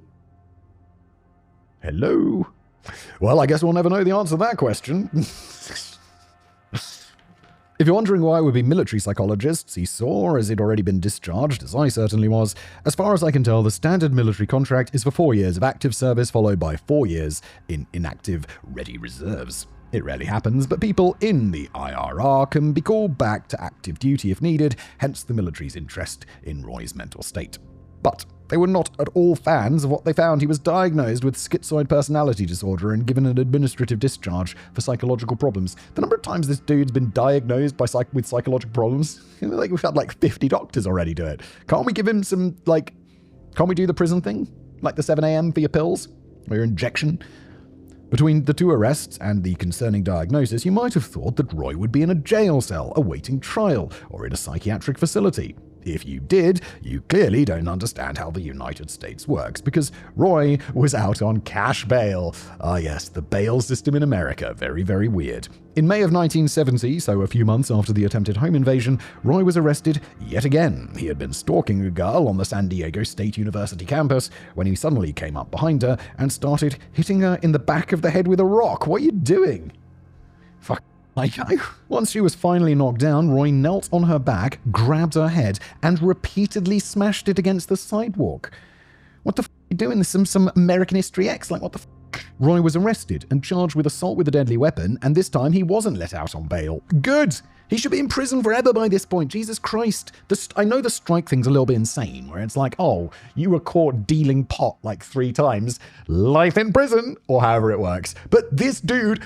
this is what that made for. He was convicted and sentenced to Atascadero State Hospital and was labeled as a sex offender. Well, as he deserves, because he was a sex offender. I guess his time in the hospital/prison must have gone pretty well, because after 5 years, he was declared to be no further danger to others and released on parole. This was because they'd finally got the right mix of medication sorted for him, and he led a productive life and was a joy for society to have. Thank you for being... No, I just made that bit up. Obviously, that's not what happened. It took all of 3 months for the doctors to be proven wrong. Roy was riding his motorcycle along Redondo Beach one day when he saw a woman get into a fight with her boyfriend and start walking home after the two had left a restaurant. Roy pulled over and offered her a ride on his motorcycle, which she declined, like a sensible person. Not wanting to take no for an answer, he jumped off his bike, grabbed the woman's scarf, and tightened it around her neck so she couldn't breathe. He then told her that he was going to sexually assault her before dragging her into some nearby bushes to do just that. The woman chose not to fight back out of fear for her life, but she did immediately go to the police to report the assault. Unfortunately, she only had a vague description of Roy. It wasn't nearly enough to identify someone by, so the police weren't out looking for Roy at all. But by sheer coincidence, she happened to see Roy's motorcycle again a month later. She wrote down the license plate number and gave it to the police, who promptly arrested Roy. He was convicted of sexual assault and sent to California Men's Colony, where he met Lawrence. As a side note, I have no idea why either of these arseholes was at the colony. That name makes it sound like Club Fed, and it partly was. Wait, a colony makes it sound like they've been sent onto some island to mine coal or something. But Club Fed is that's like Bernie Madoff prison, right? Where it's a bit more gentle. Where they're like, what did you do? See, this is the thing. This is a really smart dude. Just do fraud or something. Why are you doing violent crimes? Oh, well, now because he's a bit weird. Now because he's a weirdo. But before, when he was just stealing shit, it's like, why not do something that clever people do? Because then you're probably going to make more money. You're less likely to get caught. And if you do get caught, you don't go to rapey prison. The prison was a combination of minimum and medium security wings, which does not seem like an appropriate place to send violent offenders. No, it does not. Lawrence and Roy first met in 1977. They were mere acquaintances at first, but they became friends when Roy began teaching Lawrence how to make jewelry. According to Roy, Lawrence saved his life at least twice while they were in prison. By this time, they were becoming very close friends, particularly because they discovered they had a shared interest. Even though Lawrence's crimes had all stemmed from theft, with the attempted murder being a simple shoplifting, it turned out that both men had nearly identical fantasies about dominating, sexually assaulting, and torturing women. I wonder how that comes up in conversation. And be like, no, I like a little beating of a woman. Yes! And the other guy's like, oh, I don't like just beating. I like to pull her fingernails out. I was like, what the fuck, prison? What the fuck, you fucking weirdos? Specifically, young women. Roy confessed that the biggest turn of him was seeing the look of terror in a girl's eyes while he assaulted her. Lawrence isn't known to have sexually assaulted anyone before that, but he told Roy that if he ever did, he would be sure to murder the girl afterward, so there'd be no witnesses. Brilliant. It began as discussions of their sick shared fantasies, but then it's turned into an actual plan. The two vowed to reunite once they were both released from prison, after which they intended to go on a murder spree together targeting teenage girls. They were going to find one girl from every teenage year, 13 through 19, take turns, Jesus Christ, sexually assaulting and torturing them and then murdering them. What the f***, guys? In October of 1978, Lawrence was released from prison and got a job in Los Angeles as a machinist. And this really should have been the end of the story for him. Aside from the one stabbing, his crimes were all non-violent theft. He'd been in and out of prison since he was a teenager, but now he was 38 and making $1,000 a week at a stable job. That's $5,000 in today's money, or $260,000 a year. Isn't a machinist the dude who makes like little metal parts? What's that movie with Christian Bale? That movie's called The Machinist. Was he rich in that? I don't think so. Wasn't he? Okay, America, $250,000 a year for making parts. Dude could have just taken the W, especially as an ex-con, and lived a quiet, comfortable life with that kind of salary. Any reasonable person would have been thrilled to have such a successful second lease on life. Hell, if he was so desperate to keep breaking the law and ignore society's rules, he could have used some of his ample extra income to get into investing in the world of non-violent financial crimes. Okay. Unfortunately, Lawrence was not a reasonable person. He was a violent sociopath. So, 2 months later, when Roy was released, Lawrence wrote him a letter inviting him to meet up at a cheap motel so they could plan how to make their murder fantasies a reality. Step 1 was to get a vehicle. For their purposes, they decided that getting the most stereotypical creepy van was the way to go. Then again, this case may be the exact reason why vans became synonymous with abductions. In February of 1979, they purchased a 1977 GMC Vandura. If you're familiar with the A-Team, I am as a concept, but I've never seen it, it was the same model of van as that, just an earlier year. If you're like Simon and don't know anything about pop culture, it was just a typical cargo van with no windows on the sides and a sliding door. Alright, so it was a van. Not struggling to picture like a creepy old van. Lawrence thought this design was great, not only because of the windowless nature of the back, but because the sliding door meant they could pull right up next to a girl, a stature off the sidewalk, without having to open the door all the way. He also named their car the Murder Mac, because why the f*** not? Ooh, dude, he's so excited about it. Dude, it's a van. This is a regular-ass van. Sounds like a Ford Transit, I think. A Citroen Jumper? VW Jumper? There's a jumper that you see everywhere. For the next 5 months, the pair began practicing. They drove around looking for female hitchhikers to pick up, as hitchhiking was still common back then. They'd drive along beaches, flirt with girls, and try a variety of methods to lure them into the van. Of all the methods they tried, they found that offering free drugs and alcohol was the best way to get teenage girls to accept a ride from a couple of creepy guys in their 30s. During this period, none of the girls were harmed. Lawrence did take hundreds of pictures of at least 20 girls they picked up during this period, but the girls were all smiling, clothed, and unharmed in the photos. The plan was going well so far, and the pair thought they'd pretty much nailed down how to get teenage girls into their van. Now all they needed was a place to dump the bodies once they were done with them. In late April, they found a location. In the San Gabriel Mountains, they found an isolated fire road, roads only used for emergency vehicles. It was a remote location, so barring some sort of wildfire, it was unlikely any vehicles would ever be down this road. There was a gate blocking the road, so Lawrence broke the lock to the gate and replaced it with his own. I like the fire roads. I have a little house in the countryside, and it's in the middle of nowhere. It's just in the middle of this forest. And rather than walking along these kind of tricky paths, with roots and stuff, I just like walking the fire roads, and you never see anyone. They're not just fire roads. They're for logging trucks and stuff. They're just these roads that go on forever, and no one is ever there. So you're just completely peaceful, just walking along the nice little fire roads, finding bodies. All that was left was to find their first victim, and on June the 24th, 1979, they found her. The day began for Lawrence and Roy at around 11 a.m. They drove around several beaches, drinking beer, smoking weed, and looking for their first victim. There wasn't any grand plan, and they were just playing things by ear. After a full day of f***ing around, they finally spotted the girl that would be their first victim. But she wasn't one of the beachgoers that they'd been cruising for all day. Instead, their victim was 16-year-old Lucinda Cindy Schaefer. She was walking back to her grandmother's house from a Christian youth meeting at her local church when Lawrence pulled up beside her and rolled down the window to offer her a ride. Cindy politely declined, so Lawrence followed behind her in the van, which isn't scary at all. A little ways later, the van sped forward and pulled into a driveway. Roy got out and pretended to be fiddling with the latch on the van's side door as if it was broken. When Cindy got close, Roy grabbed her and pulled her inside, leaving one of her shoes behind on the sidewalk. It was around 8 p.m. by this point, but it was still daylight out since it was late June. Despite the brazen snatch and grab, no witnesses noticed Cindy's abduction. The van's heavy frame muffled Cindy's screams, and Lawrence cranked up the volume of the radio to further drown out the sounds of screaming from anyone that might have heard. Roy struggled in the back of the van with Cindy until he was finally able to duct tape her mouth shut and tape her arms and legs together. While he was subduing Cindy, Lawrence was already driving the van to the fire road. Once they arrived, they removed the duct tape and started smoking weed while asking Cindy superficial questions about her family and stuff. Eventually, they got tired of talking, so they ordered her to strip. Roy then told Lawrence to take a walk for an hour so he could have some privacy while sexually assaulting Cindy. Lawrence obliged, then returned an hour later to take his turn. Afterwards, Roy sexually assaulted her a second time, before it finally came time to discuss what to do with her. And for Roy's part, he wanted to let Cindy go. He argued that if they bought her off with cash and drugs, they could convince her not to go to the police. I mean, I want that to be the case, but it's also f***ing delusional. But Lawrence wasn't having it.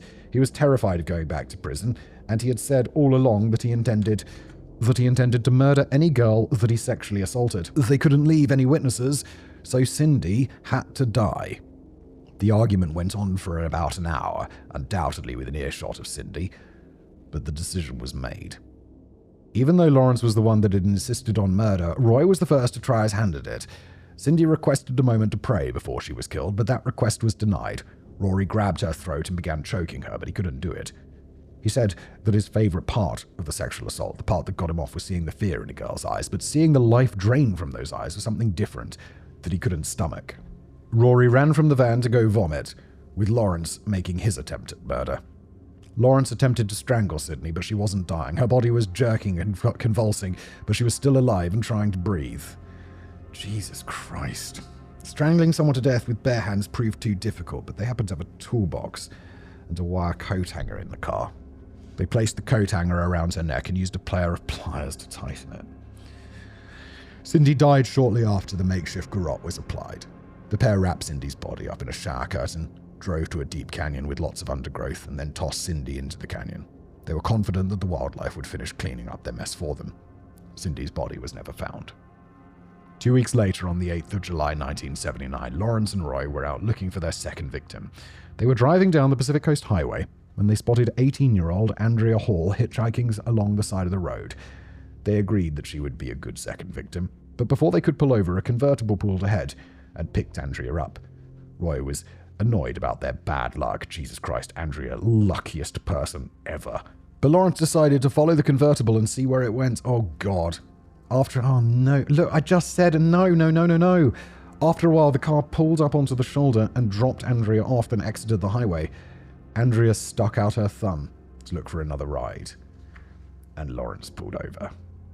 This time, their plan was a little different. Roy had constructed a raised bed in the back of the van for their sexual assaults, with enough room beneath it to store a cooler, toolbox, and a body. Deciding that 2 men in a van might be more intimidating than just one, Roy went to the back of the van and hid under the bed so Lawrence would appear to be alone when he offered Andrea a ride. She accepted the ride, and Lawrence invited her to grab a cold drink from the cooler in the back. Andrea went to the back of the van to grab a soda from the cooler. When she turned around to head back to the passenger seat, Roy slid out from beneath and swept her legs, sending her to the floor.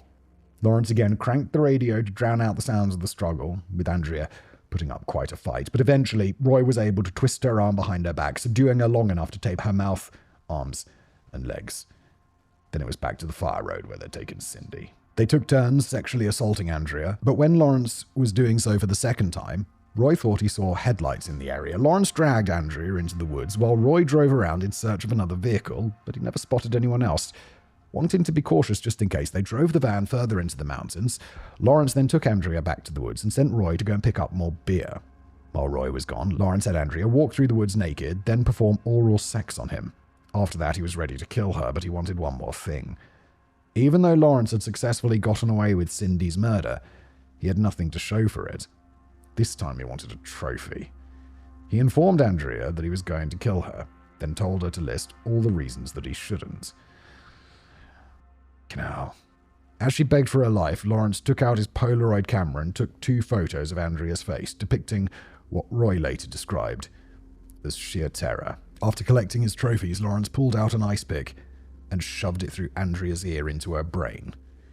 The attack sent her to the ground, but it didn't kill her, so Lawrence pulled out the ice pick, turned Andrea's body over, and shoved it in the other ear. He tried to stomp on the ice pick to drive it further into her brain and end her life, but instead, he broke the handle off. He strangled her to finish the job, threw her body over the cliff, and waited for Roy to return so he could show off the photos. Andrea's body was never found. It was another 2 months before Lawrence and Roy would strike again, but this time they targeted 2 victims at once. They spotted 15-year-old Jackie Gilliam and 13-year-old Leah Lamp sitting on a bus stop along the Pacific Coast Highway near Hermosa Beach.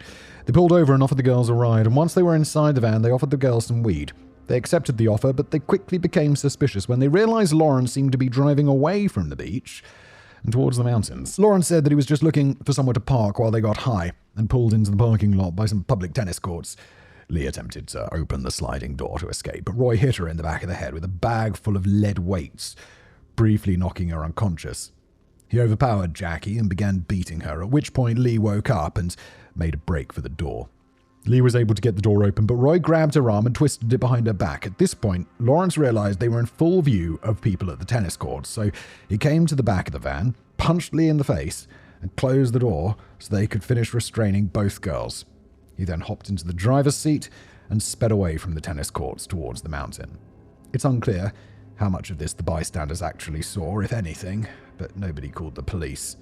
Well, I don't imagine they saw very much then, because that's the sort of you definitely call the police for. Again, said this a few times, if you see something, call the police. Even if you're like, it's probably nothing. I don't want to waste the police's time. Waste their time. It's okay. The worst thing you did is you wasted some police's time. The best thing you did is potentially save someone's life or save someone from a really dangerous situation. Jackie and Lee were held hostage in the van for the next 48 hours. Allegedly, neither man was sexually interested enough in Lee to take her by force, so she was held hostage without being sexually assaulted. She was instead given tranquilizers for most of the ordeal to keep her quiet and docile. Jackie was not so lucky. Both girls had mentioned being virgins while trying to protest the sexual assault, but this only excited Lawrence more. Wanting more than just pictures, he decided to make an audio recording of his first of many sexual assaults against Jackie. Not only did he want to hear her screams as he stole her virginity, he forced her to pretend to be his cousin while he assaulted her. For the sake of clarity, it was Roy, and not Lawrence, who had attempted to end his own life after hitting on his cousin, so incest was apparently another shared fantasy of these monsters. How does 2 people so depraved end up meeting? I mean, I know it's prison, but still. He also had Roy take photos of him and Jackie together, both nude and clothed. Even though the men claimed Lee wasn't sexually assaulted, Lawrence did take her out of the van and force her to pose for nude photos. When they got tired, Lawrence and Roy slept in shifts. One would keep a lookout while the other slept in the van's bed beside both the victims. Not only was this a much longer abduction than the previous murders, but each assault was becoming more violent. During one of Lawrence's assaults of Jackie, he stabbed her breasts with an ice pick before taking pliers and tearing off one of her nipples. Jesus. Kevin, why do we have to do this? After 2 days of torturing their victims, Lawrence realized he was in danger of being late for work. Roy wanted to give Jackie as quick and painless death as possible since she had been a cooperative victim, but Lawrence refused. He stabbed her in the ear with an ice pick, which again broke off in her skull, and then strangled her to death. Lee was then taken out of the van, with Lawrence telling her, "You wanted to stay a virgin. Now you can die a virgin." Roy then hit her in the head with a sledgehammer, knocking her to the ground. Lawrence strangled Lee until he thought she was dead, but when he let go of her throat, she opened her eyes. He began strangling her again, while Roy repeatedly bashed her head with the sledgehammer. Jackie and Lee's bodies. She's 13 years old, by the way, just remember that. Jackie and Lee's bodies were both tossed off the cliff, And then Lawrence headed to work. Jackie and Lee's remains were eventually found, though it wasn't until months after Lawrence and Roy's arrests. All that was found were the skeletal remains, which had to be identified using dental records and childhood x-rays.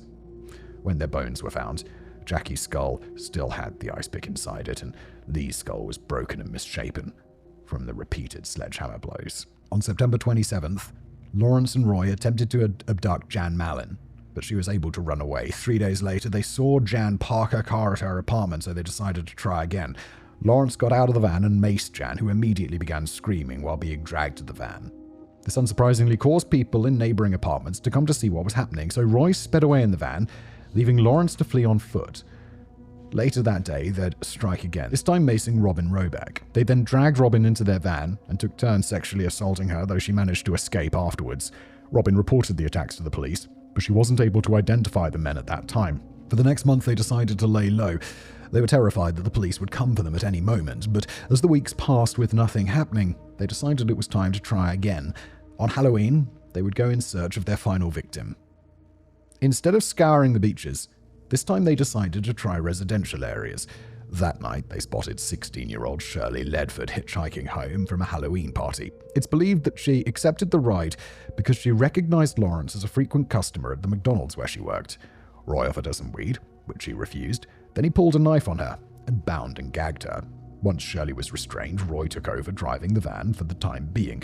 Lawrence decided there was no point driving all the way to the mountains to commit their sexual assault and murder, and they could do just as well driving aimlessly through the suburban streets. Lawrence turned on his tape recorder, and for the next hour he recorded his assault. A small amount of audio was picked up by reporters outside the courtroom, where the tape was played during the trial. But all that can be heard through the courthouse wall and over the sounds of people fleeing the courtroom were Shirley's tormented screams. Her screams were bad enough, but a partial transcript reveals some of the abject horror Shirley endured as Lawrence was narrating much of what happened. Most of the transcript is Shirley screaming while being slapped, hit, and sexually assaulted by Lawrence. In the beginning, Shirley was trying to fight back, demanding that Lawrence not touch her, but by the end, she'd been tortured so severely that she was begging him to finish, just so that the assault would finally stop. In the interim, she had endured horrific cruelty. While sexually assaulting and sodomizing Shirley, Lawrence used his pliers to clamp and twist her nipples and labia. Toward the end of the assault, he can be heard on the recording asking her, "I don't want to..." Look, he does some more other horrible shit to her. That's all we need. I'm sorry, it gets worse and you don't want to hear it. You don't. I didn't want to read it. After that, it was time for Lawrence and Roy to switch places. The mutilation had left Shirley bleeding, from where you might imagine. So, more horrible shit happens. And her last words are, "Do it, just kill me." That's enough. Once Shirley was dead, Lawrence had a new idea. They'd always disposed of bodies with the intent of leaving no evidence, but he thought it would be funny to leave Shirley's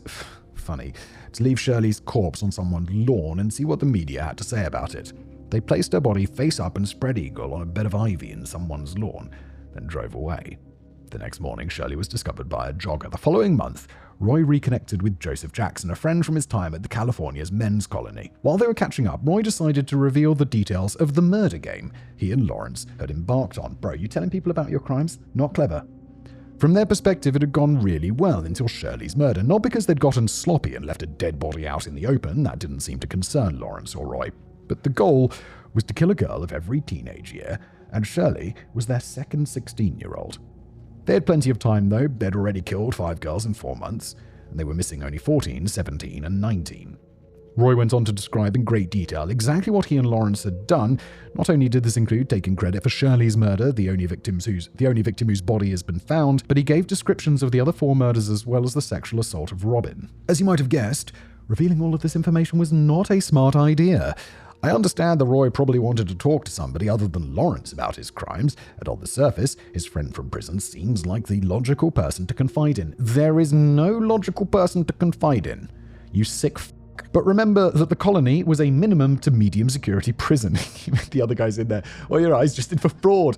Like, mail fraud, whatever that is. Roy absolutely had no business being sent there, and most people in prison there were not violent serial offenders. After their little conversation, Joseph immediately called his lawyer. His first instinct had been the police. He just wanted to double check and make sure this wouldn't somehow blow back on him. That is an incredibly smart move, and you should absolutely call your lawyer first in a situation like this. His attorney agreed that yes, call the police right now, so that's exactly what Joseph did. And he told them absolutely everything Roy had confessed to him. Good, this is the right way to have done this.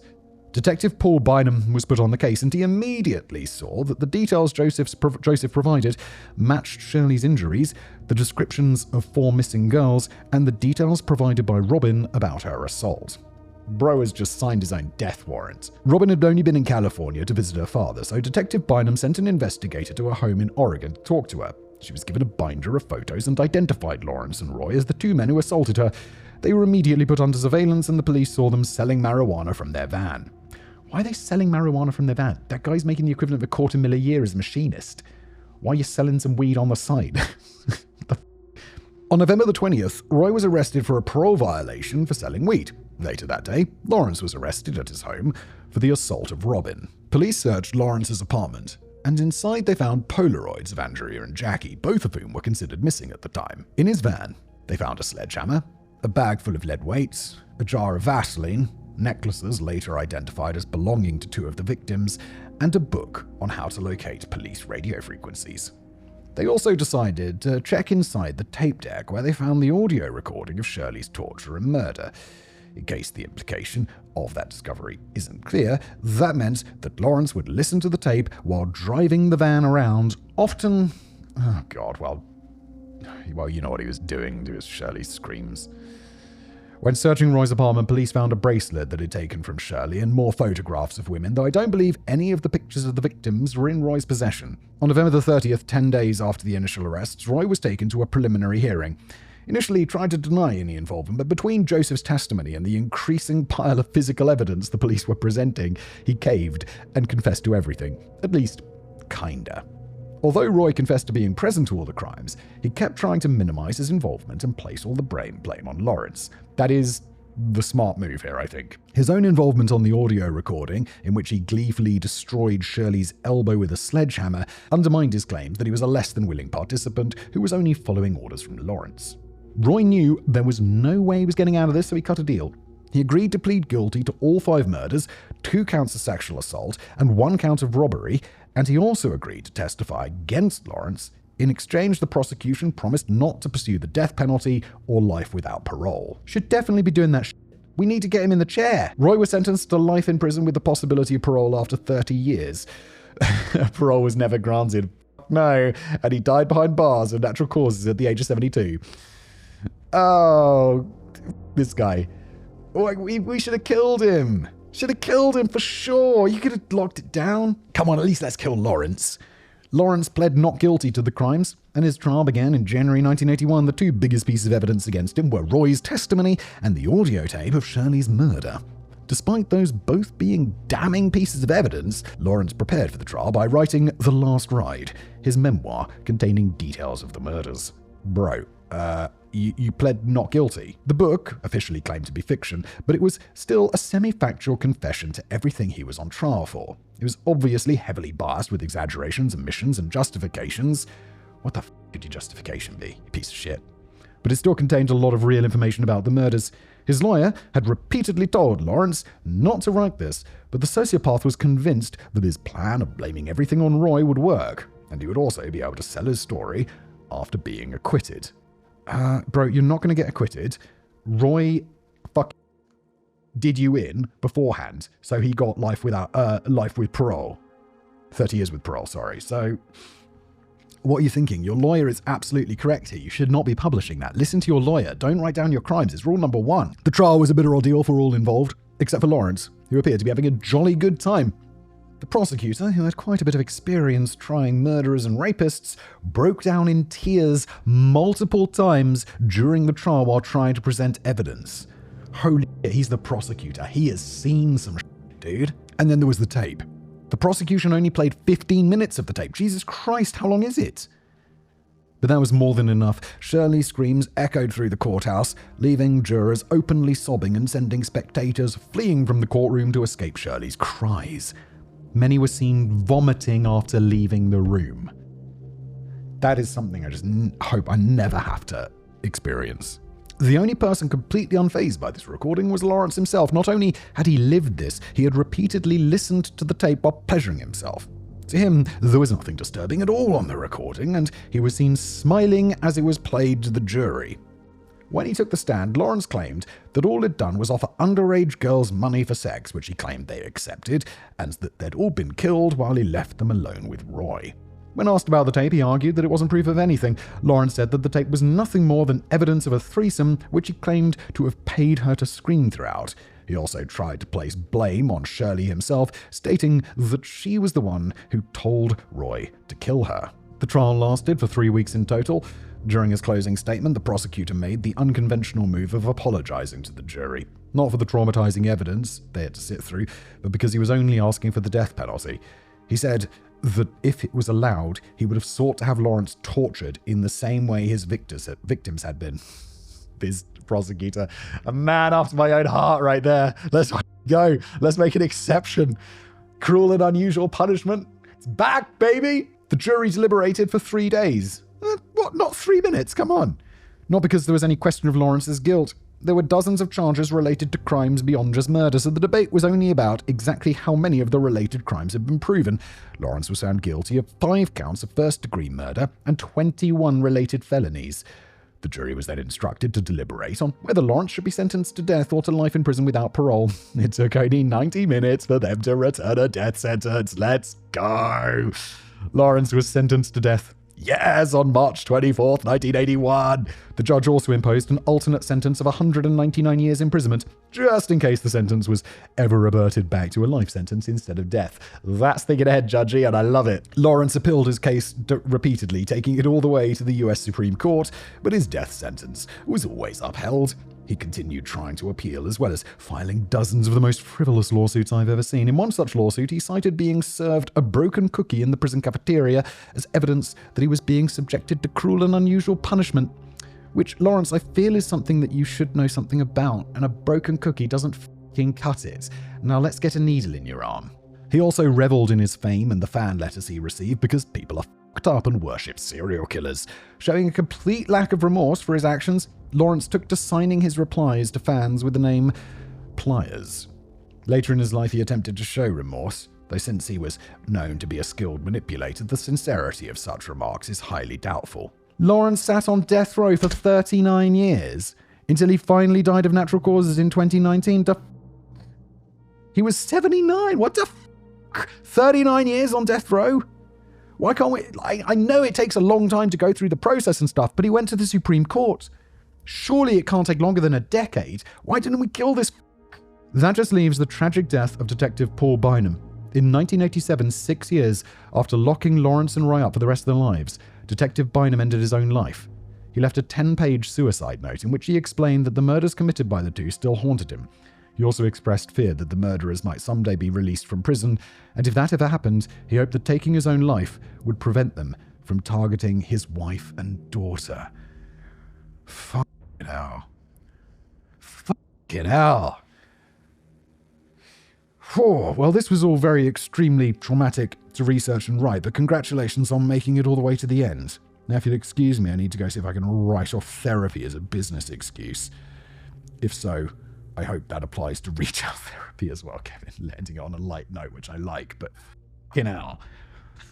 This was an episode. I'm done. I'm a drink or something. It's 9:30 in the morning.